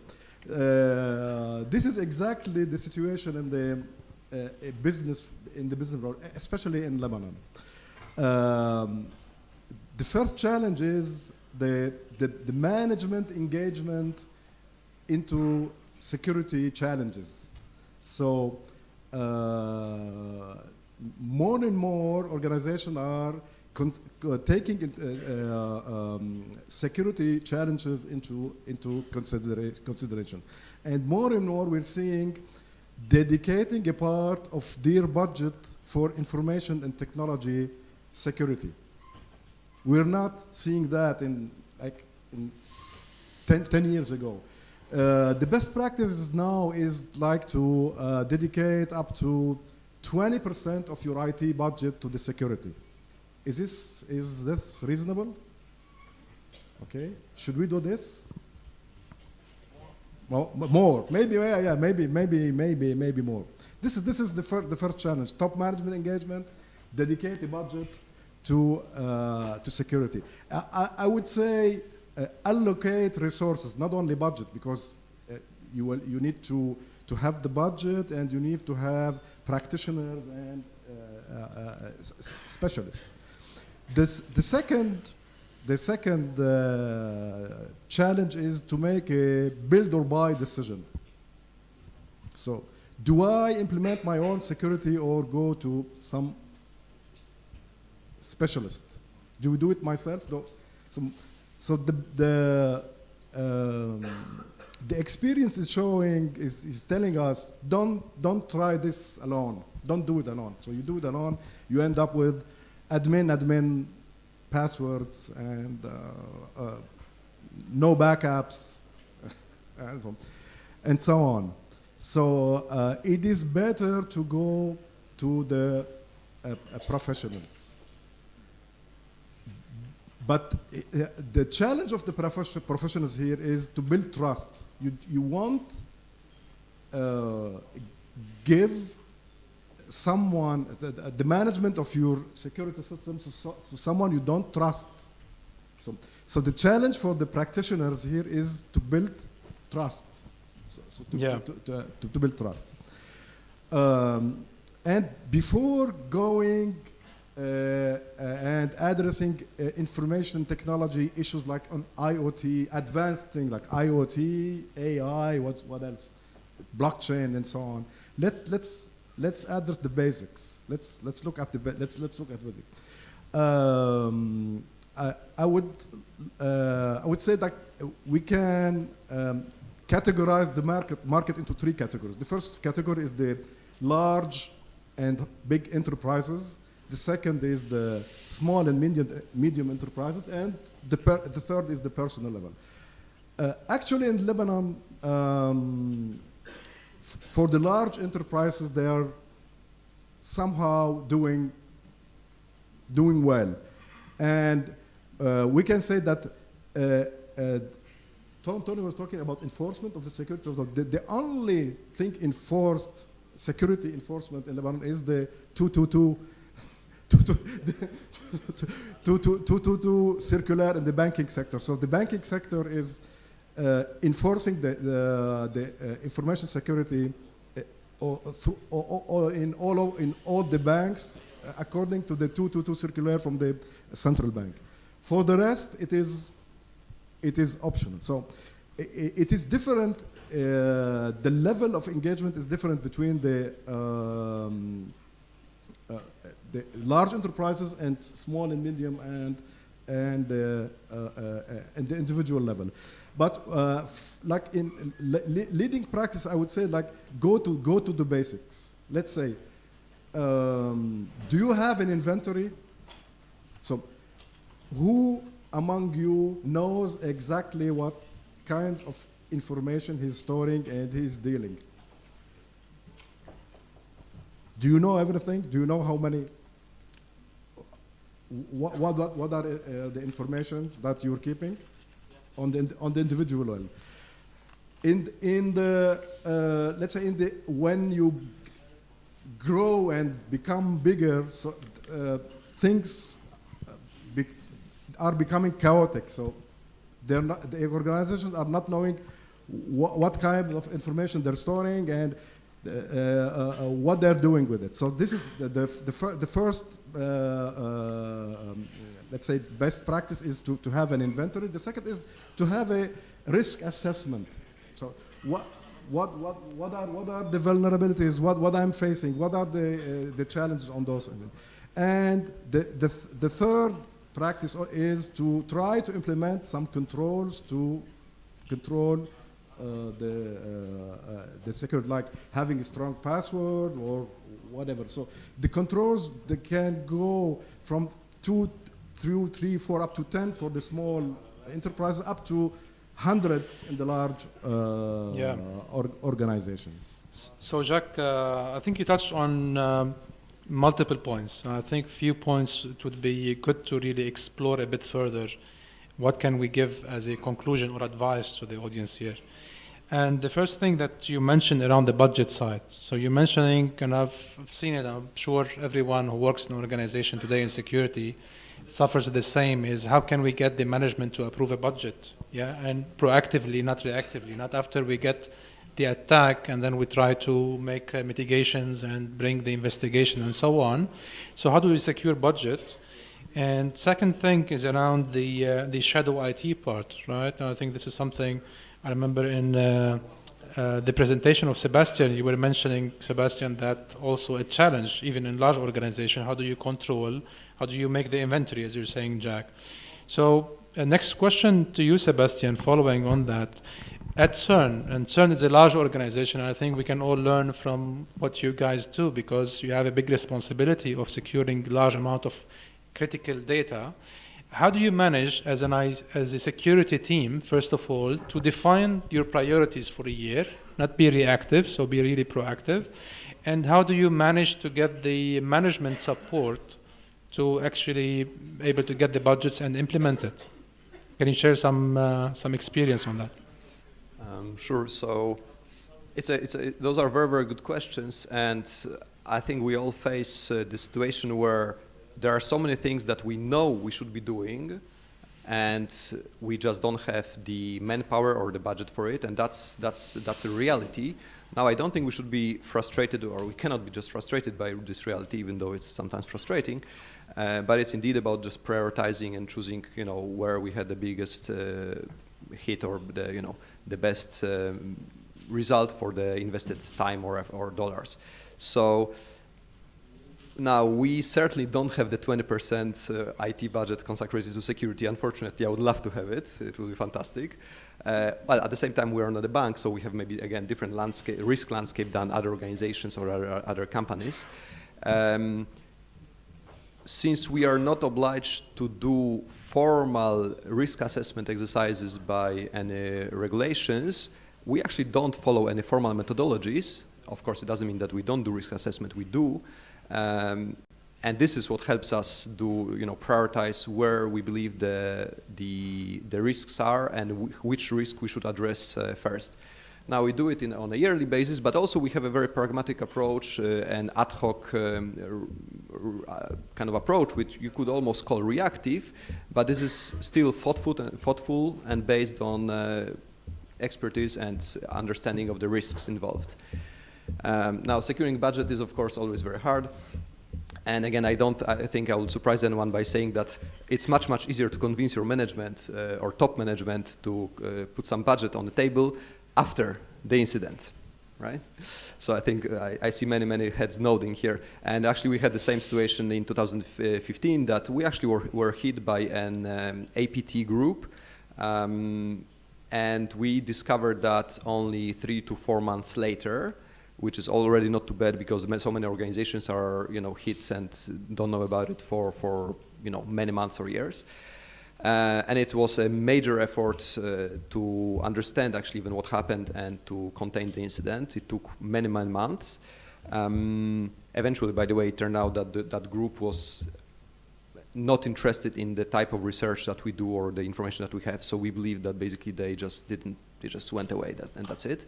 Now, and this, of course, helped us to convince the management and secure budget for additional security posts. By the way, not only in the security team, but also in other teams, in other IT groups where we needed more people working on security. So convincing, management is crucial. We need to communicate to them. Now, top management support is also crucial to convince other collaborators, because otherwise, if there's no top management support, other people will in the organization, in the company, would just say, well, yes, of course, security is important, but you know, it's just too much burden or not worth my work, or I will do it later, you know. So it's very easy to dismiss. And so I'll finish this by saying that we also need, again, support not only of top management, but also just of the users. And for this, I believe this is very important to communicate openly, actually both ways. So we communicate to the users, but also we listen to them. And we listen to what they need. Why do they worry about security? Why do they don't do what we suggest them? And finally, to make sure that IT or computing engineers are also on our side, and within their jobs, they also apply security, which is also hard, and then have our engineers. And it's in general actually quite hard to find people who have some security background or interest, or basically even to just hire security engineers. That's another topic, but extremely hard to find good engineers. Yeah, I think it's a very good point, and it's worth also exploring the impact here in the region. So what Sebastian is mentioning around the lack of cybersecurity professionals, which apparently applies to even the advanced countries and also the large organizations. We always have this challenge of getting the right skills on board, right? And this is where I would like Abdu's opinion is from what you've been with Izaka for quite some time, and you've been also a trainer and also involved in many enablement activities. So what's your view on the market needs today? So do we have a big shortage of cybersecurity professionals in Lebanon specifically?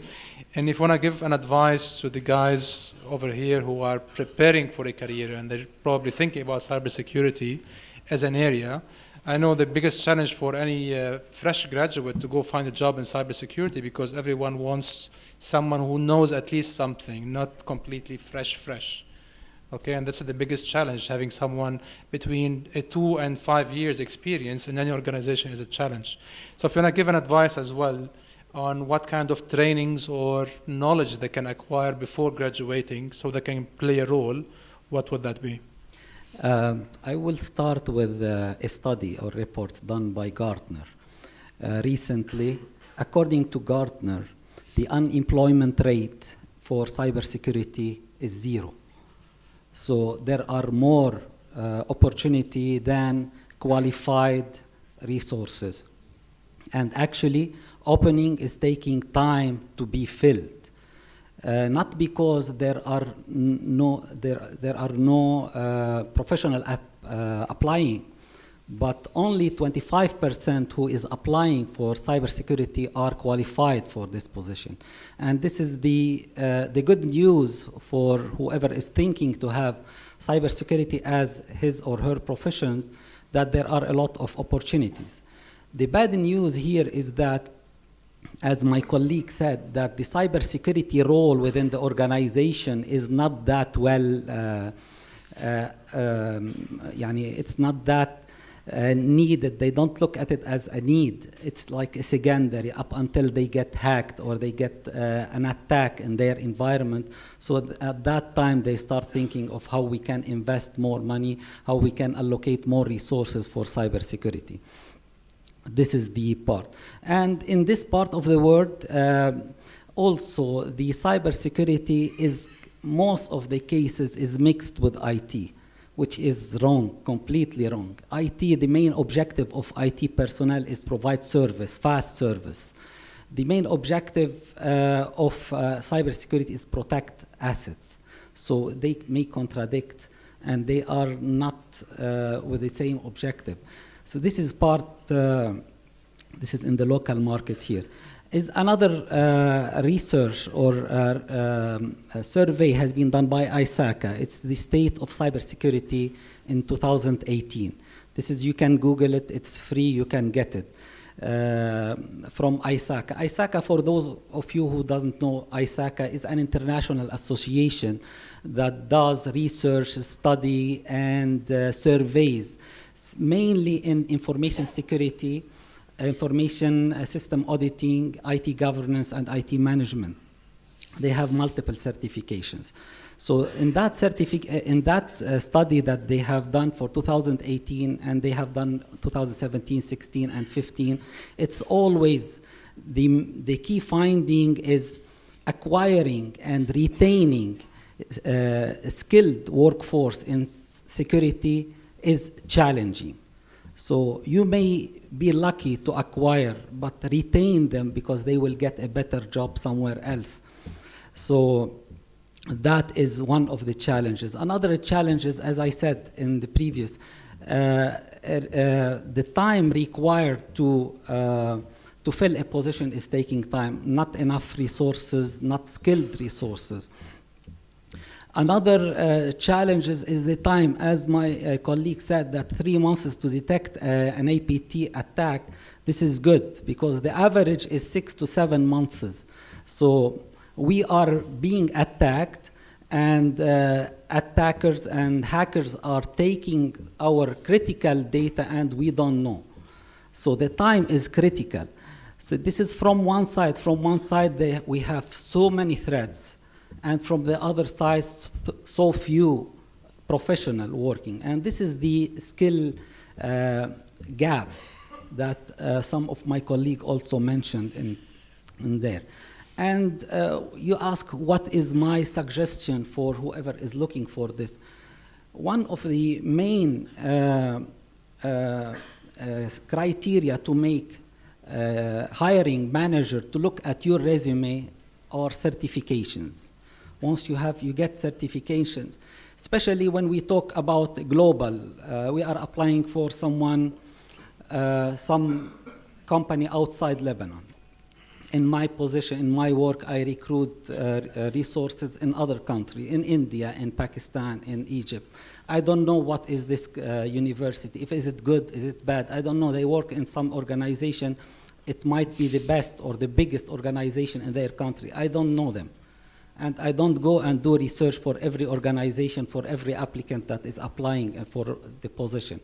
When I see some of the professional certification in their resume, it gives me some assurances that those guys are looking for their career, and they are keen to be ahead of So which certifications, Abdul, would you recommend?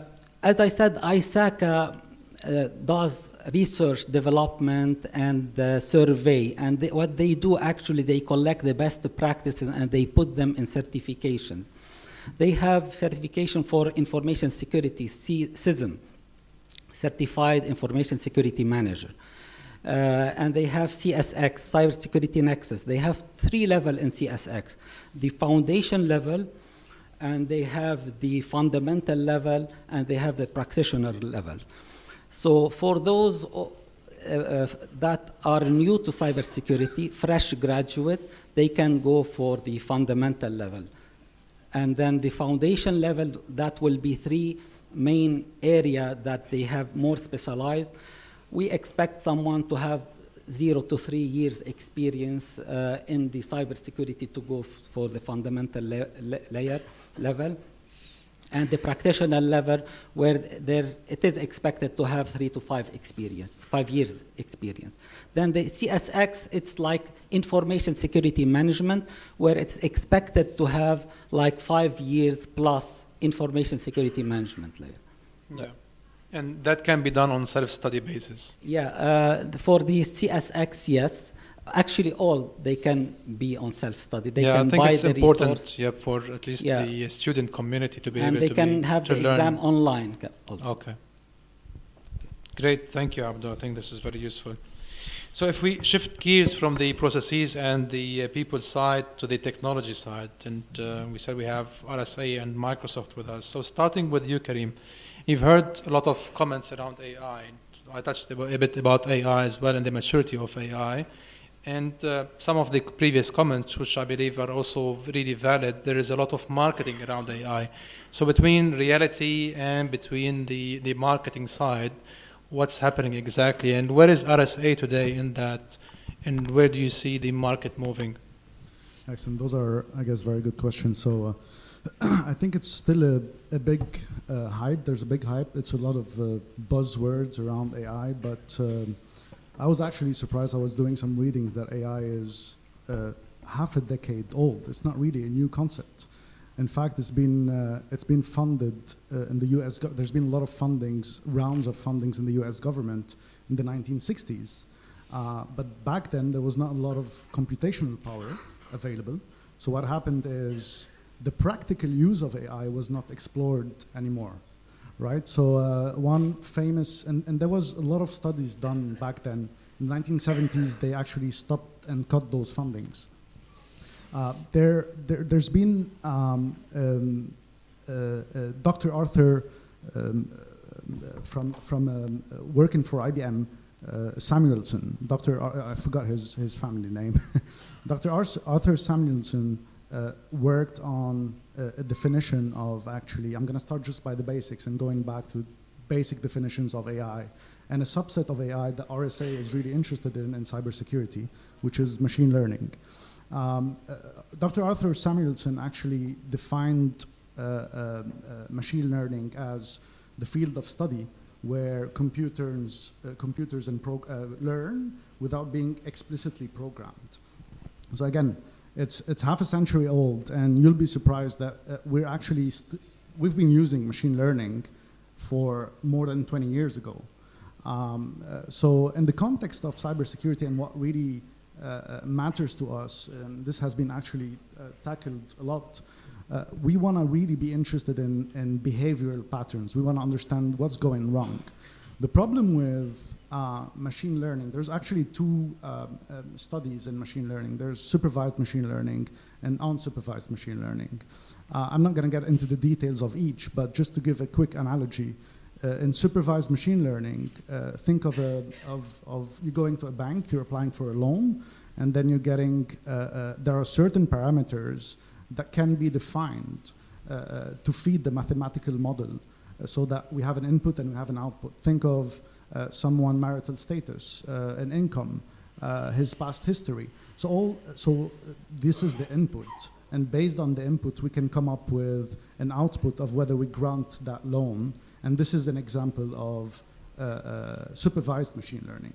Now, in terms of cybersecurity, it is interesting, and we've been using it a lot. So if I do the analogy in how we've been using it, phishing has been mentioned today a lot, right? So we've been using machine learning for the last 20 years.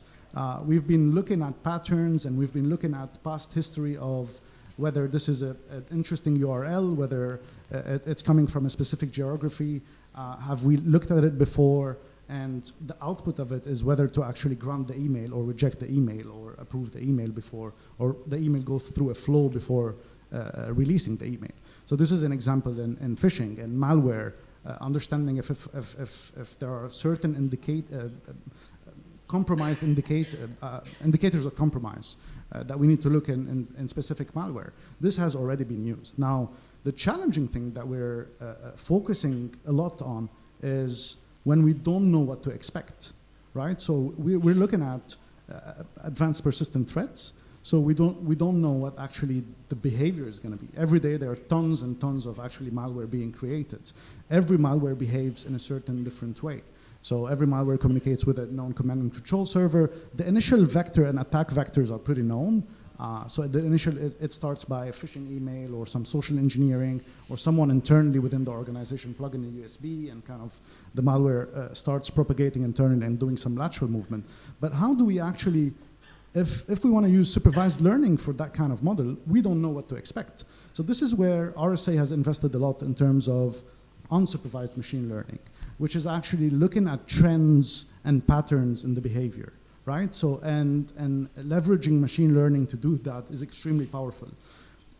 I want to map it a bit to the shortage of cybersecurity skills that Abdo was talking about. Today, we're seeing the challenge every single day with customers. So there's a lot of need, and there's not enough of talent, especially in security operation centers. In security operation centers, we want those tier 3 analysts that are hunters, that are actually going and looking at patterns of data. So we want to make the technology at their service. We want them to analyze quickly, detect quickly threats, and respond quickly to threats. And this is where we start looking at all right, so abnormal behavior in certain patterns of behavior. If there's been so many, I don't know, failed identity logins without having to rely on rules and correlation rules, because this is how it's done today. Today we're leveraging SIM technologies. We have to build every single rule for every kind of pattern that we want to look at. So it's almost unimaginable. We have few customers that have more than 1,000 rules. So it's impossible for a team of 5 analysts or 6 analysts to kind of go and do that human correlation. So this is where we actually have products and services that we launched to actually help with unsupervised machine learning to look at patterns of behavior and correlate things without having to rely on rules. Yeah, interesting. So it's more of focusing the effort of what AI should really do on one very specific thing that has enough data and can be actually analyzed. Absolutely. So I don't know, Simon, if you can also comment on the AI from a vendor perspective. And I know Microsoft has a lot of experiments on AI besides the security fields. Yeah, and probably some of us here would remember the chatbot, the Twitter chatbot, which was a very nice idea, but then also became an issue, because it became a racist. It quickly learned to start sending racist tweets. In less than 48 hours, I think it was shut down.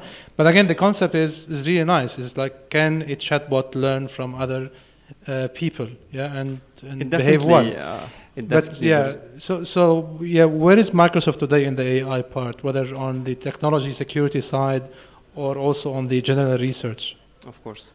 So definitely, I mean, any machine learning algorithm can go positive or can go negative. And that's part of the learning that we can do as a company, or we can help the companies do. So in Microsoft, we look at it from 2 different ways. One is, how do we as a company use AI for our own products? Because as you know, Microsoft produces software and sells that software. So we use AI, and most probably, most of the people use AI without knowing that. So for example, our productivity suite, Word, Excel, PowerPoint, there are plenty of AI algorithms running without you knowing. Simple tasks that you think the machine is very smart in doing that is based on AI. For example, search engine. Probably most of you do not know, but our search engine, Bing.com, is also based on AI. Anything we detect, when you type something on the search engine, it's AI. Our search in Windows 10 is based on AI. Cortana Digital Assistant, Microsoft, also based on AI. So we try to infuse AI in everything we do in terms of a company to build better software. We try to help the companies use that software and benefit from AI in that. So anything, for example, related to telemetry in Windows 10. Telemetry coming to our cloud services. And as you might know, we provide multiple cloud services for the companies. So we have plenty of signals coming to our cloud services. And we collect those signals, and we analyze those signals, and we use AI so we can provide better services. Better services in terms of productivity, as well as in terms of security. So we've heard a lot about cybersecurity in here. One idea that we're trying to use is we're trying to use machine learning algorithms so we can detect if there is any attacks. Because as you know, I mean, it's been 60 years, 20 years, 30 years, we're using technology. There has been a lot of attacks. If you collect them, that's a lot of data. You analyze it, you come up with intelligence. And we're trying to use that intelligence so we can simulate new attacks. So we can understand if there is anything that an attacker might think of.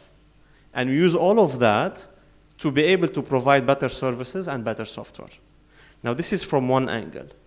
From another angle, what we're trying to do as a company is we're trying to what we call democratize AI, which means we're trying to provide AI as a service for the companies.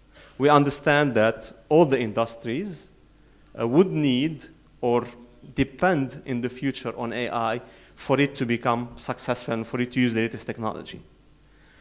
But not every company can build massive data centers, can use massive amount of data to come up with algorithms. So what you try to do is we try to create those algorithms and give them to the companies to use. So for example, cognitive services. your ability to detect the age of a person. You don't need to become very good in understanding how to detect it, while you can use it as a service. So we're trying to look at it as well from that angle. And you know, we're very proud as well as a company in Lebanon that we used AI as well. You might not know, but we've done an experiment where we were able to detect, to better detect a lung cancer using AI. So that's images. You've got all the images. You run them through an algorithm, and you can detect a lung cancer. So that's what we're trying to do in terms of AI. Yeah. And Simo, in terms of the data science, so we're saying AI requires data and require expertise, right? So rich data, massive data, and also expertise. And again, to the benefit of the students here who are interested, and I've seen many after the presentation asking about, again, they're doing certain research, especially with the university's representatives here. So what's the recommendation if the students would learn specific, again, skills that would make them or support them to become later data scientists, whether for cybersecurity or for, again, other industries, as you mentioned? Yeah, definitely. So I mean, similar to the reports that says there is a lack in terms of cybersecurity experts, there is a huge lack in terms of data scientists. It's one of the very much needed skill in the new world. So as students, if I were you, I would focus a lot on at least understanding a little bit about anything related to data science. I mean, we've been talking, the whole day was about AI. So I mean, you need to understand data science. And it's not anymore a skill that an IT expert needs to have. So it's a skill that will impact all industries. I mean, the examples are available everywhere. Every single industry would have AI in it. So every single industry would need a data scientist. And if you need a data scientist, then we need the skills. And then we need the students to become data scientists. And this is where, if I were a student again, I would focus my energy. Okay, great. Thank you, Simo. Sure. So I'd like to take some questions from the audience in the remaining time, if possible. Anyone has a question? Can we pass the microphone, please? I think my voice is... Yeah? It's loud enough. I am Brigadier General Robert Mansour from the Lebanese Army. I'm a researcher in cyber strategy. What I would like to focus on is that as long as the issues about market needs. I disagree that Gartner says that zero unemployment. Maybe we have a lack or a gap in those who are skilled in this field. What I do like to focus on is that as long as the market, what needs, from a military perspective, we say that's like a motto, like the biggest enemy of peace is war. So against technology and innovations and producing of the cyber, or not only cyber, the security issues, there's always a need, as long as the industry tries to facilitate on producing security items, hackers and attackers are also, on the other end, are growing.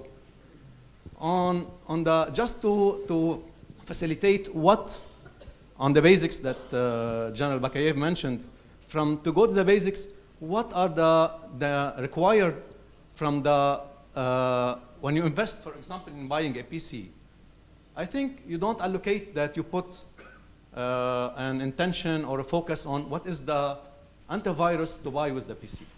Maybe this is not the last issue, but it is an issue. If you buy a PC, for example, a laptop for $1,000, I think you will just put a question mark, do I pay $100 for the security? So I think, I don't know who's gonna able to answer me, what to, on the basics level, to have the culture of starting from our families, from ourselves, from our daily business, how to be familiar with security issues from the culture, from the daily uses, from the basics, not as to make the market is going on. We are investing in it. And you mentioned a high value that we'll invest maybe 2-3 billions in the security issues. But I think that as it is attacking everybody's life of us, I think they will have to start with from the education at schools, at universities, At every issue, the weakest point is the individual itself. In every company, in every entity, the weakest point is the individual. So starting from educating the individuals, not only the skilled persons, although I think there's a field that we can invest in it, but to start with, I think from the basic level, we have to find a policy, a strategy how to become familiar with protecting ourselves. Thank you for anybody who's gonna answer. I would like to answer about when you buy a PC for 1,000 and you want to invest in security.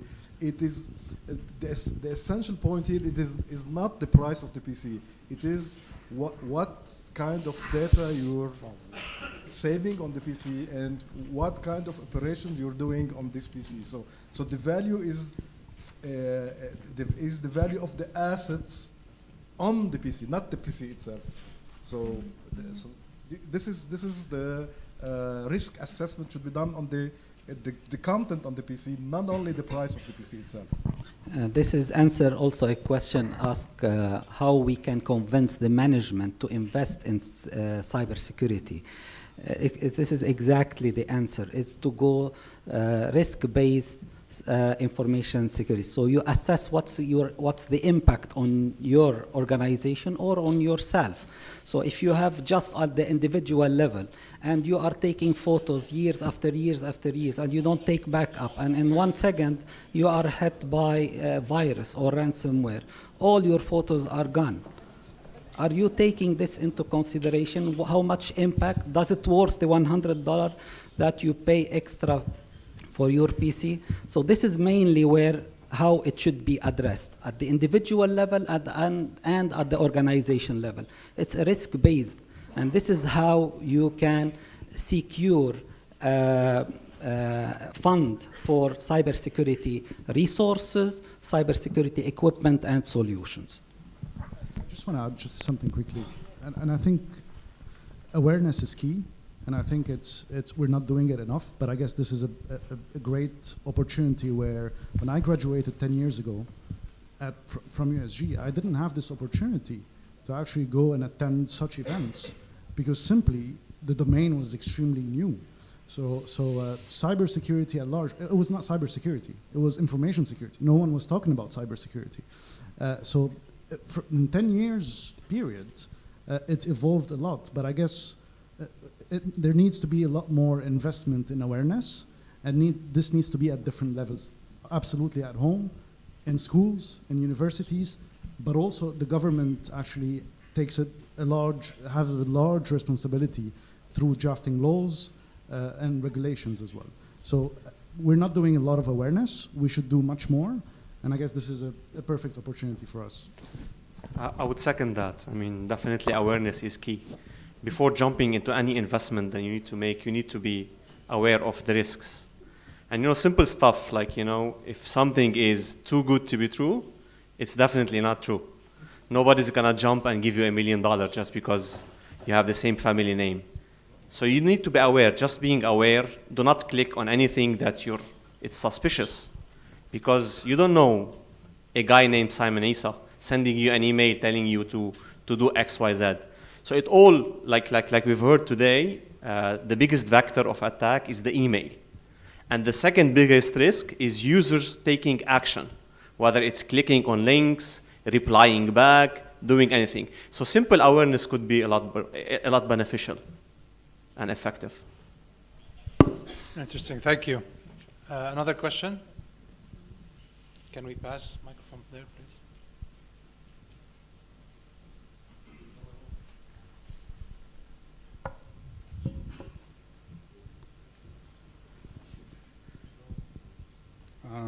Hi, my name is Anthony. I am a student at AUB. My question is, as we know, quantum computers are coming, so cryptography will be really weak against it. Will cybersecurity have any countermeasure against the huge power of quantum computers? Thank you. Yeah, that's an interesting question. Who would like to take it? I mean, as far as I understand about quantum computing, So I think it's similar to any technology. You will have new technologies, and you'll have new risks in that. Now, definitely what we're hearing about quantum computing is that it will bring a huge computation power. Now, with a huge computation power, you can do plenty of things around, again, machine learning and algorithms and data and understanding that data. And I think it will be beneficial in that sense without looking at the risk. Definitely, I mean, the attackers, the hackers would look at it as an opportunity as well to attack the systems and to use that power to be able to use it in a bad way. So I think, I mean, we need to wait and see like everything. Just one more quick note here.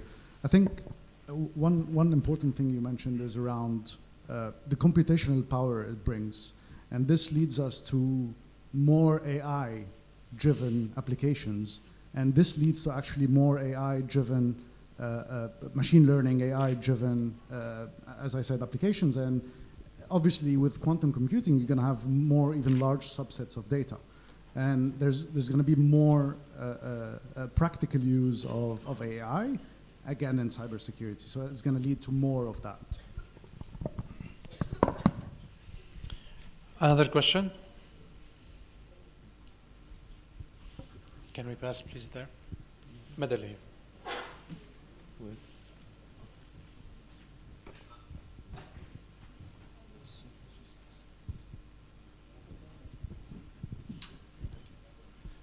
Hello, my name is Firas Sadiq. I'm the head of cybersecurity division at Intertech Group. I would like to ask a question to Mr. Karim in a point that we have a high interest in. It is the AI and Security Operations Center. Everyone has been talking about AI and machine learning, etc. However, AI and machine learning, maybe from my own philosophy, just that I would like to hear another point of view, that the AI rules, the machine learning rules, are based on human rules. Because the person who has fed the rules inside the AI machine, the machine learning, it is not happening by itself. So it is being guided by, at first, by human rules, which is the same of the correlation scenarios of the attacks and kill chains in the Security Operations Center. So it is interesting to know how can we rely on AI in Security Operations Centers for scenarios that maybe we don't even know yet, for kill chains where attackers are only trying to find one gap while we are trying to close all gaps. So that would be interesting to hear from your side. That's a very, very good question. And again, it's been a point of debate as well, because I think the best output you can achieve is when humans and computers work together.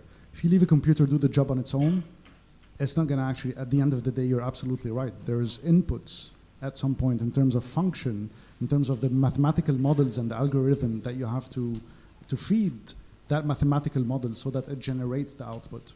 What we're trying to achieve, and not only RSA actually, pretty much all the cybersecurity vendors out there, is making it easier for those analysts in the operation centers, instead of looking at large subsets of data, to have something smart enough that will guide them. Now, obviously, there's going to be false positives. Obviously, it's not perfect. There's not a single security technology that's going to give you 100% assurance. But when, instead of actually going through large subsets of data and spending days of actually responding to incidents, in the case of the incident Sebastian mentioned, they spent 3 months to actually discover that there's been a breach. So we're trying to put those kind of cybersecurity, those machine learning algorithms at the service of analysts in security operations centers. Obviously, this is a big topic, and we can talk a lot about it, but just I hope it answered briefly your concern. Last question. We're done? Can I just please. add to this, to what Karim said? I very much agree that machine learning or AI or whatever, it's not a solution. It's not the solution. It's maybe a solution, and it has to be accompanied by humans. An example is that, for example, in the SOC, Security Operations Center at CERN, we collect around 2 terabytes of data every day, different kind of logs, and we do different correlations and so on. And we do research and invest, or we research into how particular, for example, anomaly detection can help us. And there is always a problem of either too high level of false positives or too high level of false negatives. And basically, for the time being, it's not a technique that will solve things. It may help us occasionally. I would be quite cautious here. All right, great. So let me just summarize by a few points if I want to leave you with some takeaways. First of all, I think we all agree that the basics first. So cybersecurity starts with the human side. If we're doing the right things, I guess we get a better cybersecurity. We're also agreeing, irrespective of if there is a zero or more, let's say, potential of finding a job or not, there is a big gap in cybersecurity today. So you guys who are still looking to build a career, there is definitely a chance for you there. And from a technology side, I think the debate will continue. Yeah, whether AI is the solution or not. We're all agreeing it's not a silver bullet today, but it is definitely helping things get better. Whatever we label it, I think it's helping us make more sense of the data we have to have a better judgment of what needs to be done. All right? So with that, I thank you very much. We'll conclude our panel.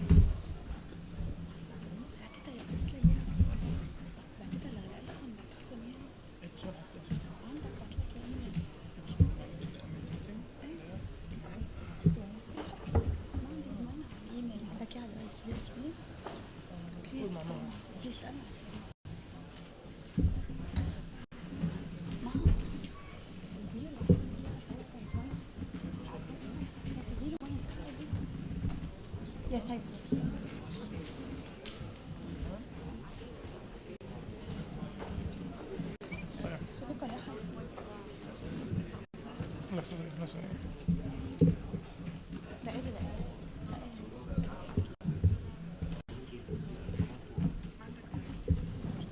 طيب يلا بشيل انا هعمل بلوك للسكرين بس خليه عنه.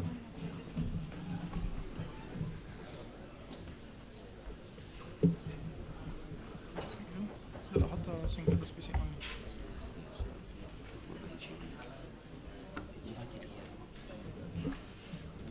انا اثيك عندي هذا قلت لك هنا شو الايميل؟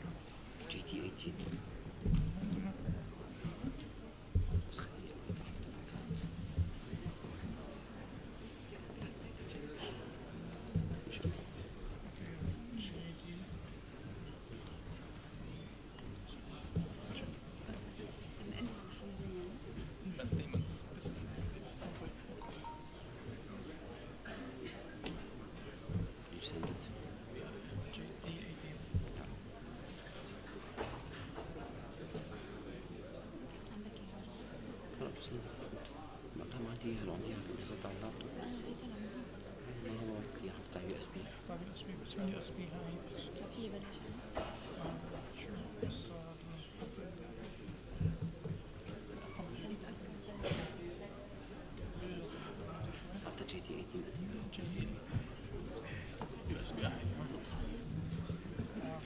نشيلها؟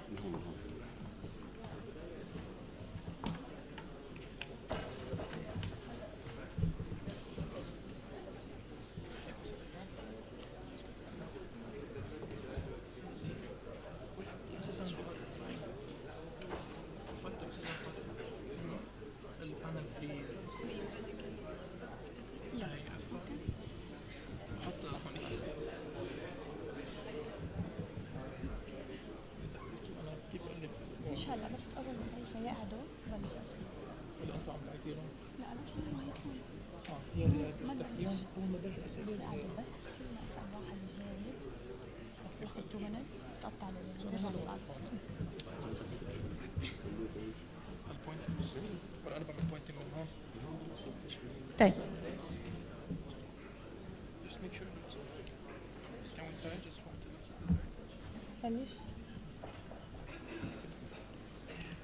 All right.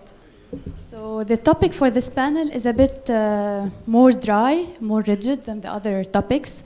It deals with the threats against Lebanon and the laws and regulation and the countermeasures to solve these threats. So on individual level, I, as a Lebanese citizen, if I fall a victim of cyberbullying, what can I do? Who protects me? Where shall I go? Who is in the play? Which counterparts are helping me? Which counterparts are behind the scene?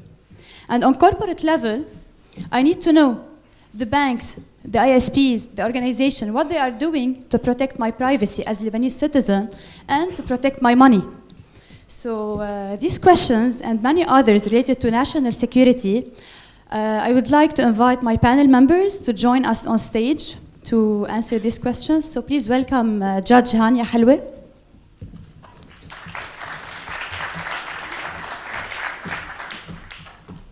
And Dr. Shbaru from Ojero, please.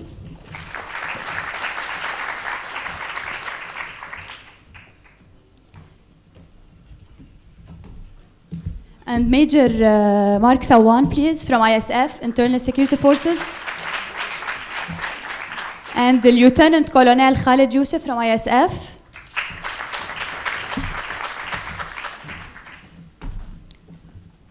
And Captain Paul Bogharios from Army. And the First Lieutenant Tony Zghaib from the Army as well. And Mrs. Zaina Aoun from Banque du Liban.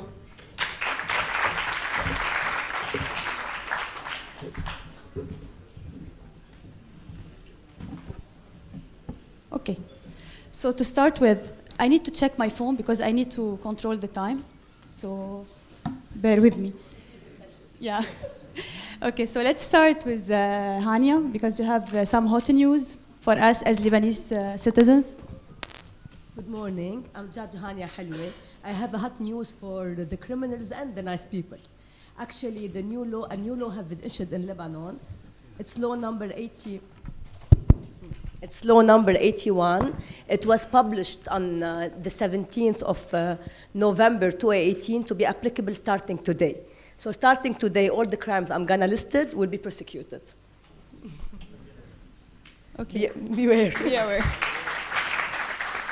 So what is the law number and what does it say? Okay. The law number is 81.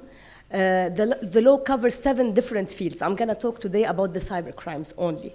Okay, actually, starting today, if someone steals your data, he's gonna be prosecuted. If he stole it yesterday or the day before, he cannot be brought to criminal justice. Why? Because for every crime, we have a legal component.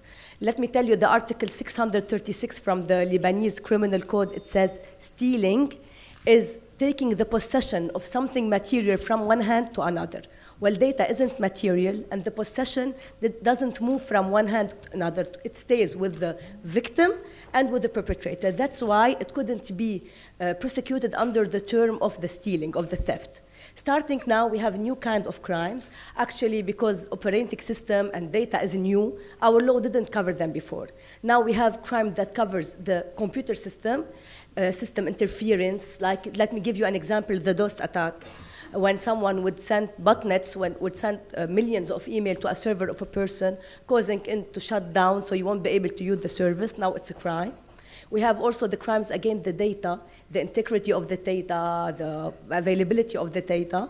And we have the normal crimes that we used to do, always do, like a ransom, like stealing, but they are done in means of computer. The most crimes done, I think it was answered in the panel before, business email compromise. We have the sextortion. And these are the 2 most common crimes. And we have also the ransomware. Ransomware is where someone, for example, will encrypt your information and will ask you for money in order to give you back the information. It is dangerous, especially when, for example, the hacked is a hospital and there's operations to be done. Business email compromise is when someone sends you an email, actually, acting like if he was your bank, asking you to change your credentials or to send money to another account, and for sure he will steal the money. And for sure we have use the internet for terrorism, which I know that terrorists don't act on the internet, but they gather the information online, they recruit people online, they search for the place that they're gonna bomb online, so it could be covered under this crime. And we have the thing that everybody hates, the content crime, like defamation and stuff like this. So what about the process if I need to prosecute? Which court I need to go? The prosecution is different between the normal crimes and the cyber crimes, not because crimes are different, crimes are the same, but because the evidence is different. In classical crimes, we have the evidence, and actually it's in the field. We put do not cross, we have the time to go inside to search for the body, for the victim, for the fingerprints. In the cyber issue, it's different because electronic evidence is not on the crime scene, it's in the whole universe. In order to have the information, we have to preserve it, we have to ask mutual assistance to be able to get it. It is different. If I am a victim, what should I do? Number one, if you are a victim of a bullying or of a content crime, number one, contact Facebook, send her an email. They will remove the content. They will remove it because it violates the contract signed between you and them of the privacy. If not, you have to go to courts. You have three kinds of courts you can go back to. We have the urgent matter judge, to remove the content. We have the civil courts to ask for indemnification only, and for sure we have the criminal courts. You file a complaint in front of the prosecutor, and he send it to the person that is responsible for the agency, whether it was the Cybercrime Bureau or any other agency. But let me tell you something. Whenever justice happens, whenever we act, the crime have happened. And you have lost your money, it's so hard to retrieve it back. So the thing is, try to be aware. Try to go to events like this to know how to protect yourself, because the cause of every crime is a mistake. Someone is sitting there waiting for a mistake to reprogram, to take your money. So be aware and try not to be a victim. Thank you. Thank you. So moving forward with Dr. Shbaro, what is Ogero doing with this? Sorry. What is Ogero doing with the new law? What are you doing internally to respond to this law? Well, you know, before going to that part, I would like to touch on some aspects that have been highlighted very quickly by Judge. In fact, she said that terrorists maybe will not be using the internet. I've heard that. Or for example, you know, I'm going to touch on a few examples, and we'll see how the landscape is really evolving, and then I'll go back to what we are trying to do, in fact, okay? Now, our world is getting smarter, that's for sure, but it's getting much less secure. It's smarter, but it's much less secure. One of the rising topics is the growth of Internet of Things and connected devices, and the surge in cyber risks that are accompanying this. Our assets, whether they are corporate assets or collective and individual assets, I will talk about smart devices, smart buildings, smart houses, smart cars, smart cities, and the list goes on. They are all added to what we call the cyberspace. And with that, there is a raising concern about the security and to which extent such assets can be used in a malicious and or criminal way. Let me give an example where it shows that the victim is not really responsible for anything that's happening, and at the same time, this is something that allows new scenarios for terrorists. There are many companies right now specializing in IoT security. One of them has recently developed a malware in order to demonstrate how a hacker or a malicious attacker can remotely hack into the control part of a smart building. So the malware is going to use or is exploiting vulnerabilities in IP cameras. Yes.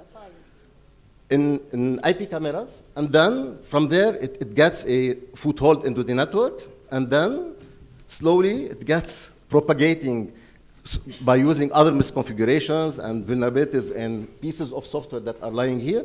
So until the point where it identifies and teaches the control part. And once you get the control part of the smart building, the sky is the limit when you have to imagine what a bad guy can do with all of this to make the miserable, I mean, the life of people miserable.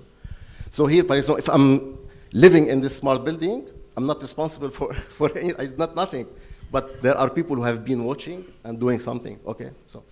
So this is a kind of example on what you can do concerning what I mentioned. Now, I have to say, this is very scary, but at the same time, it's very challenging from an engineering point of view. There are so much work to be done in cybersecurity and in artificial intelligence, and I guess really these are the two fields that are the most interesting and exciting today for young computer and communication engineers. Let's move to Augearo. Over the past 15 years, I've been responsible for designing and overseeing the deployment and the operations of the broadband networks and services of Augearo. So it was estimated that I'm in a good position to start or to lead the efforts in cyber securing our critical infrastructure. The decision to establish a cybersecurity division at Augearo has been taken like 3 months ago. We are facing many challenges with that. I mean, I've already established the organization chart for this division. At the same time, we are looking, I mean, we've started phase 1 of the recruitment process. But again, I mean, this, in order to set up the expectations and to answer your question concerning the law, will not be able to protect the owners or the people who are living in the smart buildings. This is not our responsibility. There will be a huge burden on the security forces, but we'll be there indirectly to assist them with as much information as we can in order for them to identify the criminals and to bring them to justice. So our division will have many roles, in fact. Besides the internal roles, I call internal roles of protecting the Augearo assets and infrastructure, and of course running the Security Operations Center for all our operations, we have to play a national role, and it can be seen as this. Despite the new threats that I'm mentioning, but still, I mean, the classic forms of attacks are still there. DDoS is gaining too much importance because we are living in a terabit era. Now, last year, we have witnessed an attack that goes up to 1.7 terabit per second. So this is a huge. And also they are exploiting new vectors, okay? So DDoS is still there and we need to do something about it. Here as Augearo, as a provider of internet services, for example, we can provide our customers, or will be providing our customers, with protection against DDoS as a service. So this will allow those customers to get protected from those attacks. And those attacks have several forms. I mean, they might be volumetric, amplified DNS. They might be application layer based, RUDY kind of attack. They might be protocol based, SYN flood. I mean, these are examples of what can be done. So we'll be protecting our customers against that. And at the same time, we'll be increasing our capabilities to help the security forces and agencies for them to be able to handle their jobs. They need so many IP logs from our side. I'll also mention one aspect that is in Lebanon right now. We don't have any solution in place for providing a cyber lawful interception, okay? So we have something for the regular calls, but we don't have any implemented solution for dealing with lawful interception in the context of the cyberspace. So we'll be gathering the requirements and trying to build such a solution in order also to allow, as I said, those security agencies to handle in a better manner the huge burden that will be laying on them progressively over time, okay? Now, I'll just say that the challenges that we are facing in establishing the cybersecurity division are mainly the recruitment of skilled engineers who are really passionate about security. This is not easy to do. And, well, at the same time, and this is something that has to be taken very seriously, we are not reinventing the wheel in everything. We will be relying on cybersecurity products. And those cybersecurity products have been developed somewhere. So we need to make sure when we shortlist such products that we are not getting something that has any kind of relationship with some research conducted in, let us say, a neighboring country. You know the reference here. So these are the main challenges that we are really facing at this point in time. I think I'll stop here, hoping that I did not exceed the time slot that... You did, but it's fine. Thank you. Thank you very much. Okay, thank you. So back to the point of ISP and the logs and the details of the law. So how this law will facilitate your work in investigation? First, I think it's story time. I will tell you a story and you can judge after the story. The story is about John. John is an IT administrator. He's so proud of himself. And John, he likes to promote himself to show everyone that he's so proud that he's a successful man. So John has Facebook, John has an email, has WhatsApp, has LinkedIn, has Twitter account, YouTube, everything you can imagine. So he posts himself always online. But on the other side, there is another man, a malicious man. He's called Ruben. Ruben is a black hat hacker. He's naughty, and he's a troublemaker. And he likes to see always on his screen access denied, because he likes challenge. So what Ruben did, that Ruben was watching the internet and he found this nice target. Is it a real story or an example? Yeah, we'll say later. So Ruben found John and on the internet. So he studied him, and using social engineering, he managed to send him a phishing email, just to shortcut everything. A phishing email, a PDF from his boss, with an exploit inside the file. And he succeeded, yes. John opened the file, was infected, and then Ruben got access to the server. This is a classic scenario, everyone knows about it. It's not something new, but we'll say later what happened. Jones was working at ISP. So when he got infected, the ISP was infected, and Ruben was escalating in the network. And he found something very nice inside the network. He found the crown jewels. The crown jewels are governmental sites hosted on these servers at this ISP. And he started to hack one site by one site, from one governmental site to another. And then to have fun, he gave some accounts to his friends to also play inside. And also, he started to attack one governmental site from the other side, just to have fun. So later on, we heard that governmental 1 had a complaint against governmental 2. Governmental 2 accused them that they hacked them. So now, who's right?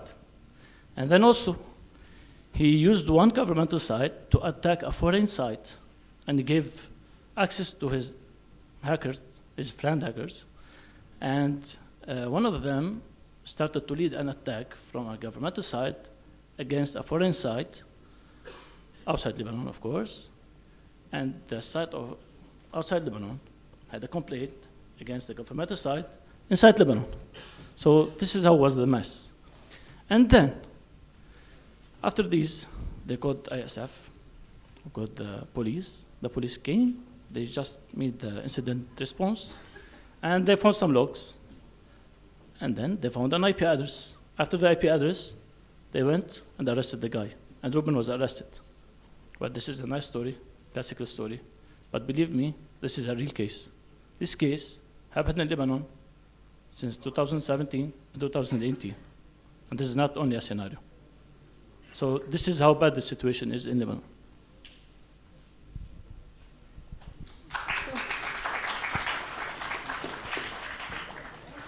What are you doing in ISF to help on that, to foster the culture of security? Well, in ISF, we started our digital forensics team and incident response team since 2009. Also, we have Cybercrime Bureau, was created in 2006. And now in ISF, we started since 2017 the creation of the CERT, ISF CERT, to face all these challenges. I can also tell you that with this attack, 6 ISPs at least were compromised, 80 governmental sites were compromised, 700 plus sites were compromised. This is just a small statistic for one case. Not cool. Okay, so how do you see, how immune our governmental IT is in Lebanon? No. Well, you can figure out that there is, I think for the moment, we don't have any immunity. Okay. With this. We have live streaming, I think. Because there is no cyber culture in Lebanon, there is no forensic site, no cyber security vision in Lebanon for the moment. And also we have problems with ISPs, problems that most of the ISPs, you send them a request, they will tell you, I don't have log. I didn't keep log because the server was down. A lightning struck my server. Then another one says, I don't know how to make a server, or it's double netting.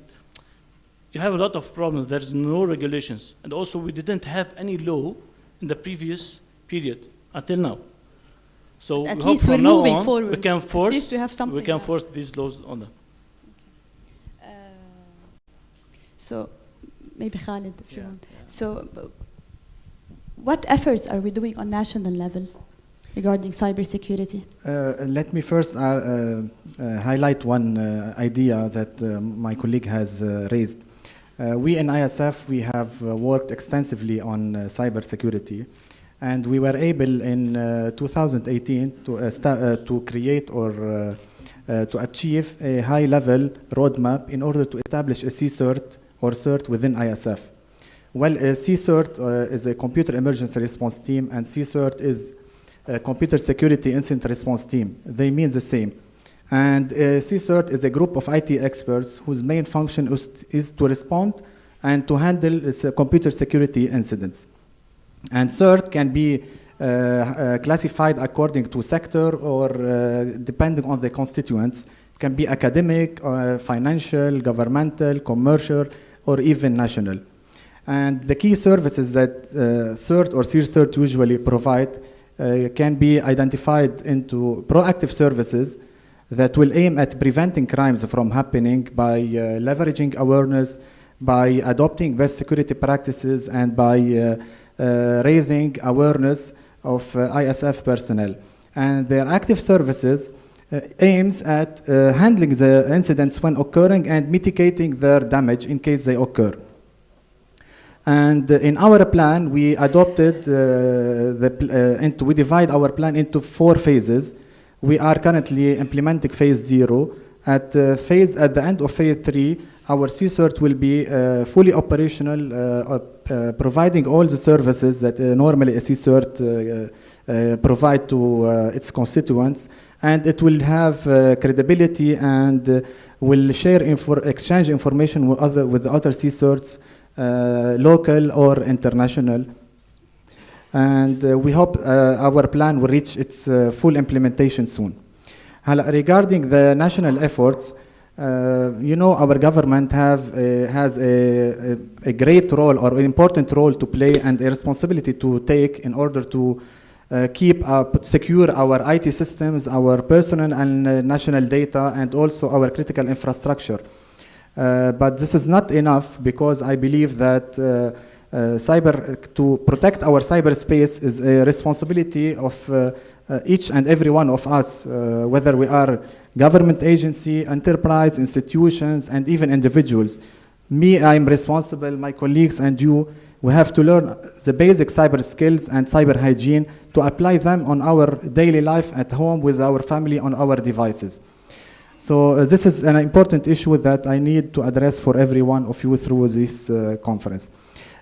Also, on the national level, our Prime Minister has issued a decision to create or to assign a national cybersecurity team with representatives from various ministries and concerned agencies in Lebanon, and also the private sector has taken part in this team. And this team will have a main function to draft a national cybersecurity strategy for Lebanon. This is a good news. It will give us a good reputation for Lebanon, and it will shape the government vision and policy, and will set out actions and recommendations that will be applied by all sectors in the society and the economy. And I just want to mention that this strategy will be supported personally by the Prime Minister and also by the European Union. So thank you.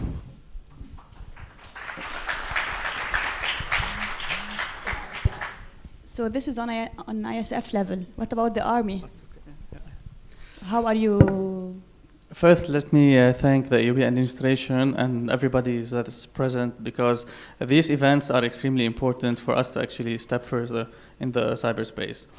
The army naturally doesn't deal with Facebook and very personal level crimes. We deal with cyber terrorism and then like something on the national level. Like Colonel Khalid said, we are actually actively working on making a national cybersecurity strategy, and this is like the first basic building block for us to be present in the cyberspace. Because if something happens, what do? Who does what? Who is allowed to do what? Going on to cyber terrorism, there are mainly two types of cyber terrorism: psychological and physical. Psychological, everybody saw ISIS and what they started to, pollute the internet with some very bad pictures and movies and then words, and then they started to actively attack physical assets of the army. Definitely other agencies as well, like website defacements, and we saw a couple of years ago governmental website defacements. So the army is actively trying to recruit, train, and actually protect its cyber assets across the spectrum, from the unit that is actually on the ground to the servers, and we're now hosting everything in the army with the latest cybersecurity measures. On the other hand, we have this cyber terrorism when it is physical, and we think that, okay, we do not have smart grids, we do not have trains or metros, so we're not affected. But we are, because we do have banking systems, we have many electronic transactions, and my colleagues know better than me in this, because actually some terrorism acts were done specifically to target the banking sector. Ms. Zaina definitely knows this. So we're trying to work with other agencies and international agencies to cooperate and try to mitigate and get to the level of proactiveness, because unfortunately so far we're always reactive. Something happens, what do? It's not like, okay, we know what's going to happen and let's try to prevent it. So that's it. Good. Tony, do you want to add something? Yes, sure. Cyber terrorism part? Yes, sure. In terms of cyber terrorism, in fact, it is segregated into two types. The hybrid cyber terrorism, which includes propaganda, radicalism, or the actual preparation for an actual plot on the ground. And there is the second type, which is the pure cyber terrorism, which in fact indicates the actual attack on an infrastructure or network. Now, having that said, the countermeasures are the things that count. In terms of countermeasures, any professional or skilled professional in this field would emphasize the building of a specialized, highly trained team in order to preferably proactively monitor and take proactive measures, in this case through data analysis and data gathering. And in some cases, act reactively, and this is where it comes for the high efficiency of having people well trained in order to limit an ongoing attack. See, but let me stress on another thing. We need to like the judge said, we need to have a national strategy which includes local partnerships and international cooperation in terms of data exchange and expertise. And of course, we must have the legal platform for it. Yes, exactly. Sure. Thank you. Thank you. Now coming to the money. Zaina. So what are you doing as BDL against the new law? Yes. In fact, for the new law that has been, we have talked about before, I would say at the beginning that, as I said in the plenary session, that BDL has provided a big input in this law, related mainly to the part where, in fact, we speak about electronic transactions with smart cards, and we speak about certification authorities and the requirements for a certification authority, whatever type of certification authority that will be built in Lebanon. What are the main requirements that, in terms of security, that this CA will have?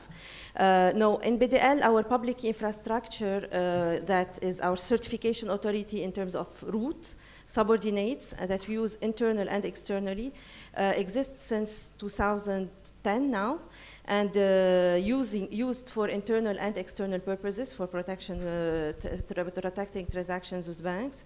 And in fact, with the new law, we will be also, now we will be able to launch our new platforms that will be very interesting for a lot of users, and especially for the army and the Lebanese army, is PayGov, Pay Government, in fact, where we will, as we said, dematerialization, we will be, in fact, using the same secure infrastructure that you have now through the national payment system. We will be using it for PayGov, and that will benefit for all, in fact, the multi-layered security approach that we have in BDL on reference on our public infrastructure. And with this new law now we can launch, it's planned for this first semester 2019, we can launch this PayGov environment.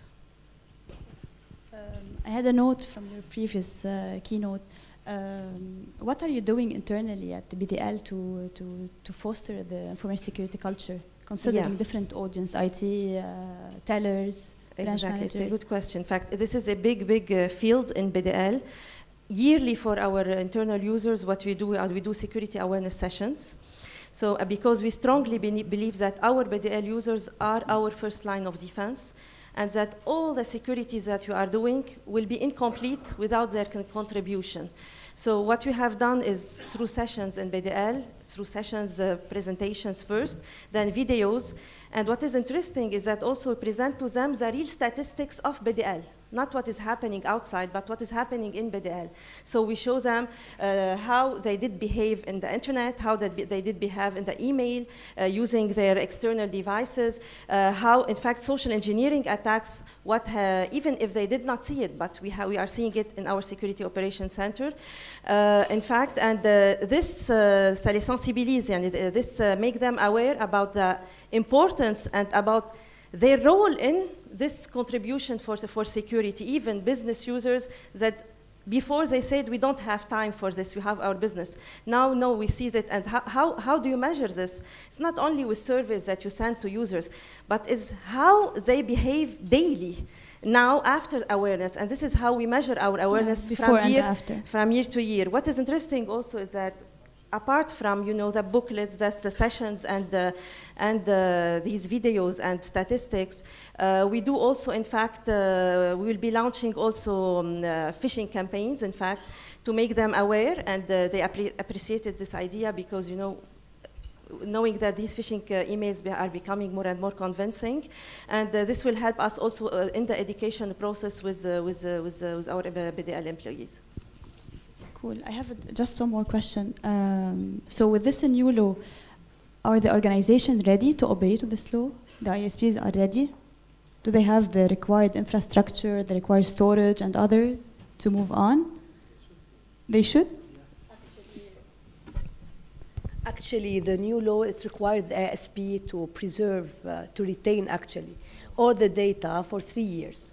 Yes, they can do this. And there was an article in the law that was proposed to oblige them to inform the government if something breaks in their system. And they removed this article so they don't have any excuse.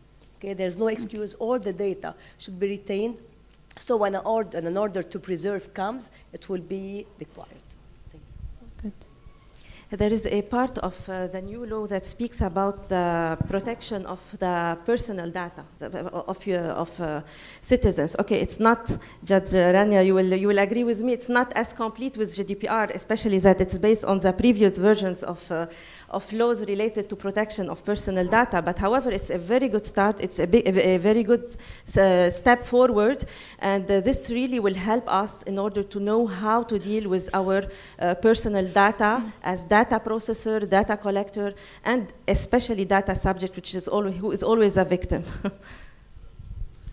I think when we talk about ISPs, the problem is of reserving data. It's not reserving data, it's metadata. It's metadata, not the content. It's only the connections.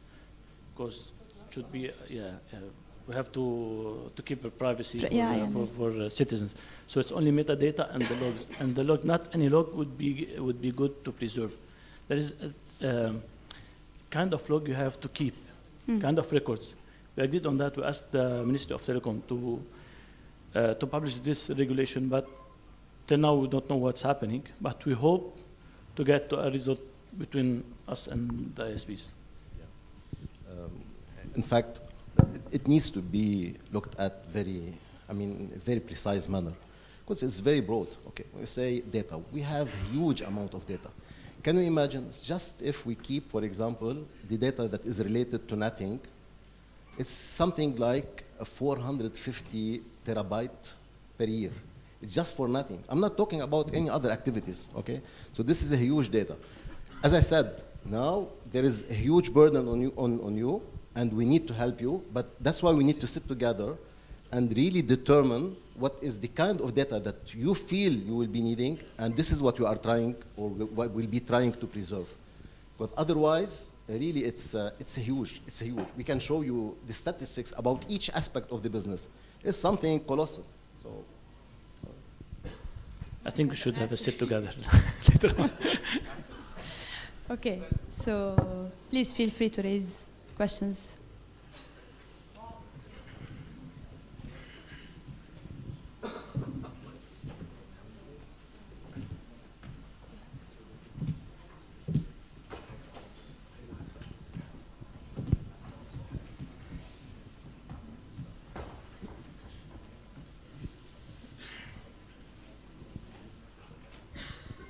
Hello, I'm John, an AUB graduate and self-employed.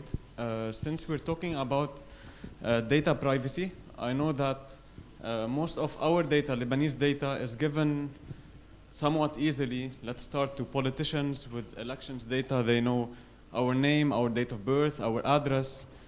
We have unofficial databases like the CARS database, which is public, and another database which is the Order of Engineers, which is officially out, which has a lot of information about people. What is like the government's role in protecting the people in this aspect? Because this is information that can generate passwords from, can have a lot of security issues on us. Another question is for cryptocurrency. I heard that maybe rumors about BDL, that they're thinking about cryptocurrency in Lebanon. Where are we from it? And digital currency, it's different from cryptocurrency. Okay, so I know that maybe cryptocurrency is illegal in Lebanon, or I don't know what's the legality of it. That's it for now. Thank you. Answer the second part before I will let my colleagues answer the first part. Yes, BDL, سعادة الحاكم, in fact, announced, in fact, that BDL will be dealing with the digital currency, and this is very important not to have this confusion between digital currency and cryptocurrency. So the digital currency, we are working in BDL. There are a lot of workshops and work groups that are now ongoing in order to put in place the infrastructures, to put in place the private cloud related to this, and in fact to put in place mainly all the security measures that will protect this digital currency, digital currency in BDL. So this is there are work in progress. You will know about it more when we can speak about it.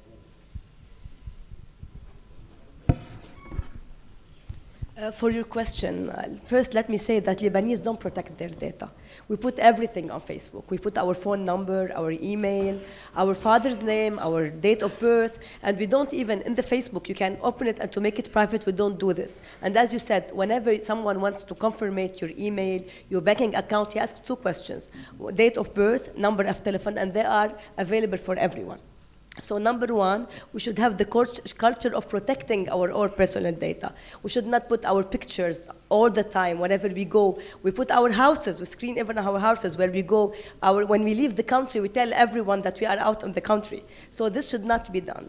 For the other part, the law, it legalized the form of when we, how to manage the data. It gave a certain authority, but it needs decree to be applicable, to check whether the person that wants to analyze the data, he had the right to do this. Why does he want to analyze the data? What are the objectives? And even after analyzing the data, it gives the persons, I think 1 or 2 months, I forgot exactly how long, to be able to change or to say that the data is wrong or right. Actually, this is the law that actually coming on. We need some decrees for it to be applicable, so it's not going to be applicable starting tomorrow. And Judge, to add to Judge Hanya's technical part, sorry, Colonel, it's just that it gives also obligations for the data processor to protect the data that is hosting your information. So here in fact, you will have integrity, confidentiality, and accountability in terms of data. So this is also an added value in terms of law. Let me here add one thing, that each government agency or each ministry should adopt an IT security policy in order to protect the digital data of its digital data or regarding the citizens. So this is a must that every government agency or ministry should adopt, or an IT security policy that is updated and enforced on its networks. Besides, in the national strategy, there will be a national cybersecurity center who will take care of implementing and enforcing all the cybersecurity strategies that will be soon established. So this is. Yeah, I would like to add also that the Army has a couple of applications, Left Shield and Left Hero, and we also have a privacy policy that specifically states any kind of data that we're taking from your phone or from the website is actually stored with your knowledge. Even if, like in Left Shield, it's an application for the citizen to announce maybe a call request for help if he's in trouble or something. We definitely need the GPS location. We take it expressively with a pop-up box. So it's like, okay, I want to call the Army, and yes, I want to give the Army the GPS location. We do not take even if the application requires by default from the system, the GPS location, the phone number, we do not take these unless the user expressively states that. Plus, there is also, like what Hania said, the user has to know that they're actually just putting their data, their personal data on the internet. There is some responsibility on the user, not just on the government. Yeah. The last part is actually the government has no access to the personal data of the citizens just like that. Like people think we just go barge in the door, ISP give us the log. We need a subpoena signed by a judge with a probable cause. We cannot just go in and then just take the data.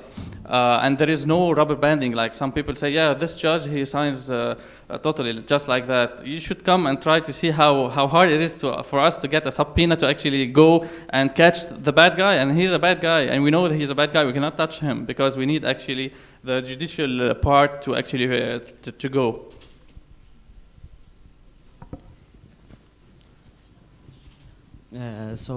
My name is Maher Shahab, and I'm talking here, and I work as an information security analyst in BankMed, and I have just finished my research, which is about legislation of cyber law and digital forensics in Lebanon. And from there, I need to ask 2 questions. You just stated that we have a cyber law now today in Lebanon, and it's activated today. But from a judge's perspective, do you think that the courts are ready, taking into consideration that cyber law was not given as a major core requirement in universities?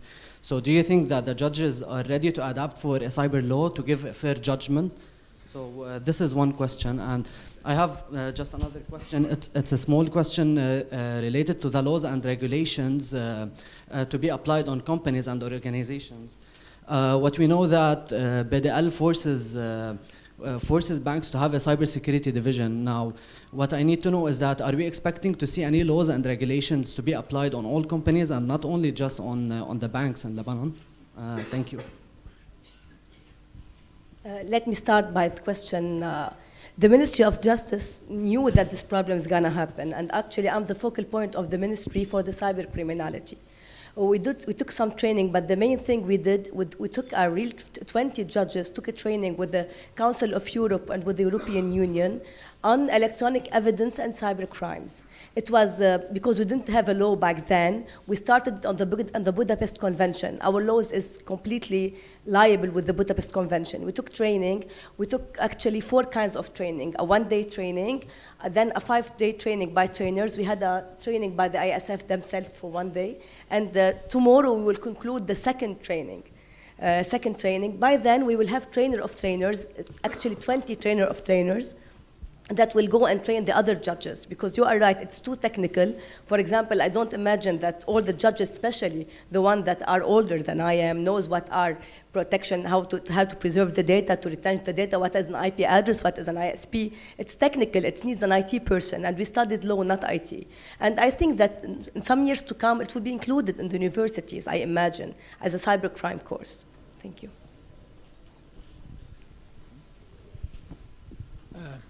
Regarding if you are ready for the new law, as you said, since 2009 we created our digital forensic department. We are following international procedures, but the problem is that no one is taking in consideration what are the procedures. And if you want to say, the procedure is not followed as it should. So we are ready as law enforcement, but the problem is with other law enforcement, because it's only one department in our department. It's on the level of every police station to do this process, and also how to be followed from the first response to the delivery to the court. This process and chain of custody is not yet implemented and respected in Lebanon. This is a problem, yes, as you said.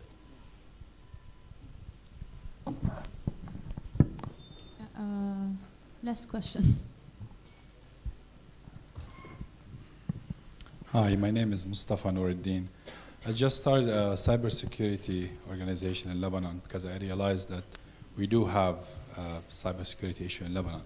My question to you as a Lebanese citizen, what are you doing, whether in ISF or in the government or in the army, to make me feel that my data as a citizen is protected? What are you doing to protect citizens' data? I know you talked about the laws to privacy and all that, but are there good protection measures within ISF and the army to protect against hacking and, of course, our data being breached? I think it's a shared responsibility. Exactly. So from our side as Lebanese citizens, and from the security apparatus we have, like ISF, army, and other apparatus. So actually, we don't interfere with other ministries' data. We only protect the data that hosted within our agency.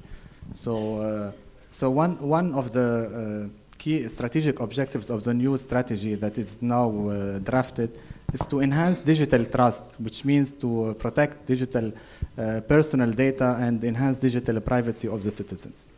So I cannot answer the whole question, but for ISF, we are doing our job. I think the other agencies are doing the same. And so it's to protect our cyberspace, it's a collective effort of all stakeholders. It's not only one side responsibility. Just to add to my colleague here, we also are actively trying to hack ourselves because, as Sebastian said in the morning, you cannot actually defend from. You can try to defend in the cybersecurity space. We work with our partners like Protac and others because you always have to run after the cyber terrorist. One thing said by my military trainer told me that we're fighting a losing war. But I told him, why is this bleak view? He told me it's not bleak, but you can always be right, but it just takes one mistake to actually obliterate you in the cyberspace. We are actively trying to harden our systems. The other security agencies as well, we are also cooperating in local and international levels. So as they said, it's like a shared responsibility, but we're trying to do our job the best we can. Sorry, but one last remark that whatever security solutions we adopted, there is no 100% security. Should be understood. There is no 100% security, even if we adopt or implement the whole security solutions available in the industry.